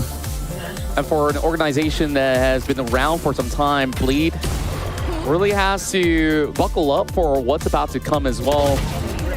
For 2 rounds in a row in Split as well as Icebox, things got too close for comfort, so that also goes to tell that they have a lot to work on as well. I mean, Pav has journeys to go because they are a new team, but if you're an established team like Bleed already, all you have to do is continue to evolve. As you know, the competition is always on the rise. They will be coming for you. And this is just dangerously close to show that, like, if series like this can get to a nail biter, imagine what happens when you go on the world stage. Imagine what happens when you know, let's not talk about world stage, talk about Ascension first, straight up. You know, to duke it out with the rest of the APAC region. We've seen them done super well, 2022 VCTs, and now they're here, you know. So while they continue to be MYSG's fan favorites in terms of the forerunners, but by no means that the rest of the teams in the round robin stages are not close to them at all. Not to say that at all, like legit, everyone can chase up to them. Yeah, and first, when we look into Icebox itself, Team Pav may have actually lost maybe quite a number in the first half itself, but look at their passage into recovery when they go into the second half, where they've been able to actually give another 5-pointer to actually close up towards Bleed Esports. And a couple of all these buy rounds where they're supposed to actually get it back, they of course faltered, but Bleed, they relied on UC on their defensive half in order to really secure those numbers. And same goes to D-Round as well. The moment that they had that operator online, things have worked out for themselves. And then on the attack, it didn't seem like a smooth cruise at all, but Bleed still closes off everything in return. And first, you cannot deny Toggle's amount of impact in this game. He actually got an 31K. This at 387 combat score, by the way, is higher than Juicy. Yeah. That's all I'm saying. So he's doing so much work, putting in the effort to try to carry the entire team on his back, but it's still not enough due to the overwhelming lineup from the Bleed side, right? So as protracted, Bleed still stronger on Icebox, and in which where they will take this series. And now they are probably the only team that is a 5-1 on the round robin. Yeah, 5-1 currently, and that being said, Enigma does have a match to be played out throughout the course of the week in order to catch up to Bleed's success as of the current. And speaking of success, we definitely have to commend Juicy on his Reyna plays. Yeah, man. We see sometimes, even with Empress available, he doesn't even need it. And on that eco, he's like, yep, I'm just going to stall on you just because I can. I just feel like if there's camera on him even more, you would just see him like in weird positions where he can get those frags. But hey, we need to see more people in any case. But whenever camera's on him, he's got the really insane frags. Okay, that's all I got to say. The two opening part, both sides, he was playing A and came out on top. So they rely a lot on openings from the duelists. From both teams, by the way. Not just Bleed. Like even for Pav. That's how you see Toggle has that much of a high of an ACS. right? So I feel like if the initiators weren't up in front or making big flanks, it will be easier to justify what's happening on site. But because they're flanking, it adds that extra dynamic to get the POV. Yeah, a great coverage from the rest of the team mates of Bleed Esports as well, where on the attack, I think like Juicy have definitely opened up a lot of spacing as well. First, may not be as fast as Diron because you gotta slowly walk your way into the side, but in what was being offered, it was still possibly one of the best series that we could actually get out of the two teams, and we really do look forward to what else is in store lineup for the week. Absolutely. So with that said, you know what? We are finally done here for today. Like, the first series today, that was the X10 and Louvre. I was expecting a 3-game series. We got a 2. And this one, on the reverse, we got the Bleed on Path. We expected a 2, but we got 3. So that's just predictions. But as you already know, predictions can be proven otherwise. That's why we're totally enjoying this. Yeah, and Bleed Esports now sits at the top. We'll see whether if Enigma Gaming can actually close their series with a win to still tie it along with Bleed Esports. Meanwhile, we've already seen the results coming from X10 Esports as well as Louvre. With X10 taking the win, they are now firming themselves into the top 3 of the podium finish. But of course, more games to be played out eventually. So correct. Kizuna is on the borderline alongside with Toad Kira with a 2-3 scoreline. So throughout the week, that's where we'll see whether or not can Hey Yakiniku actually catch up. As for Team Path, great showing. Who knows if there's still any more chances being given? I'm not too sure about that. As I mentioned, I am kind of confident on the top 5 who might be secured, but on the 6, 7, 8 placing, not too sure. So it depends on how well Kizuna, Todak, and Yakiniku can perform over the next few days. In which, by the way, that's where you get to see them. That's Todak and Enigma tomorrow. And your favorite barbecue area, that's Hey Yakiniku. And Kizuna is going to be playing tomorrow as well. Oh, speaking of which, last week I was on casting, right? So I took a trip to Singapore myself. Tell me about it. And went to Hey Yakiniku just to try out the hype, okay? Just because they're a VALORANT team. That's a lot of investment. I know. I went there, I met up with Hey I'm Quack. I don't know if you know, that's another caster. You should have told me about it. I will tag along. Oh, you're gonna come along with me to Singapore? Next time. Yeah. Yeah. We're going there just for Yakiniku. Okay. But we got some good Japanese barbecue here as well, so hit me up. Anyway, that was just a segue. I just enjoyed my Singapore trip, met up with esports people. But let me just tell you something, all right? If Hey Yakiniku is not here and they can't win out, I can tell you that their marketing has been successful. Yeah, and of course, this is all coming to a closure, and we definitely thank all of you guys tuning in that had a great time with us. So my name is Contra, the Xeno Viper. Tomorrow, same time, same place. We'll be joining alongside with other casters as well. So make sure you tune in. For now, we bid you good night.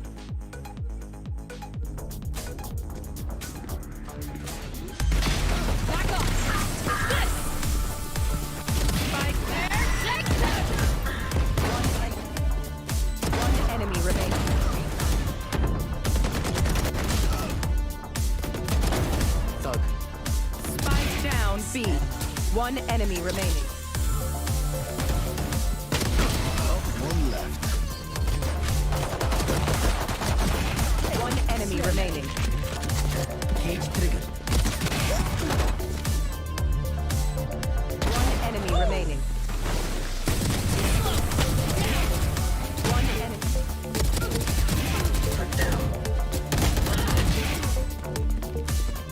One enemy remaining. Done. Defenders win. One enemy remaining. You tried. You want to fight it?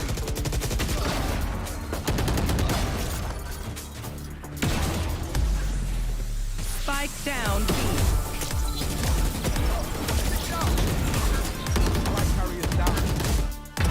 Enemy kill.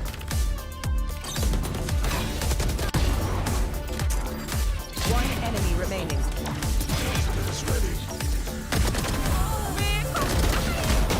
No more.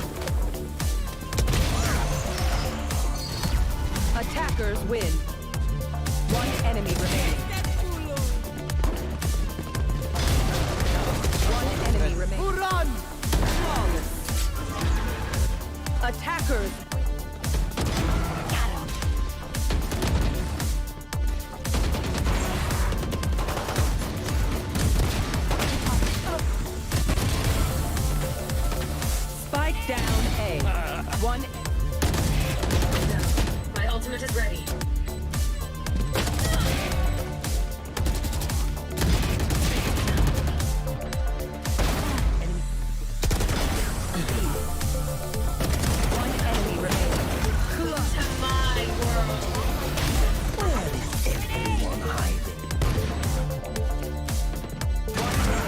Shame. Stop it. One enemy remaining.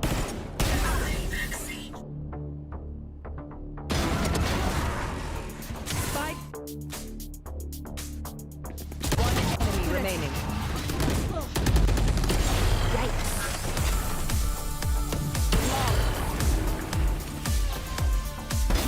Grounded.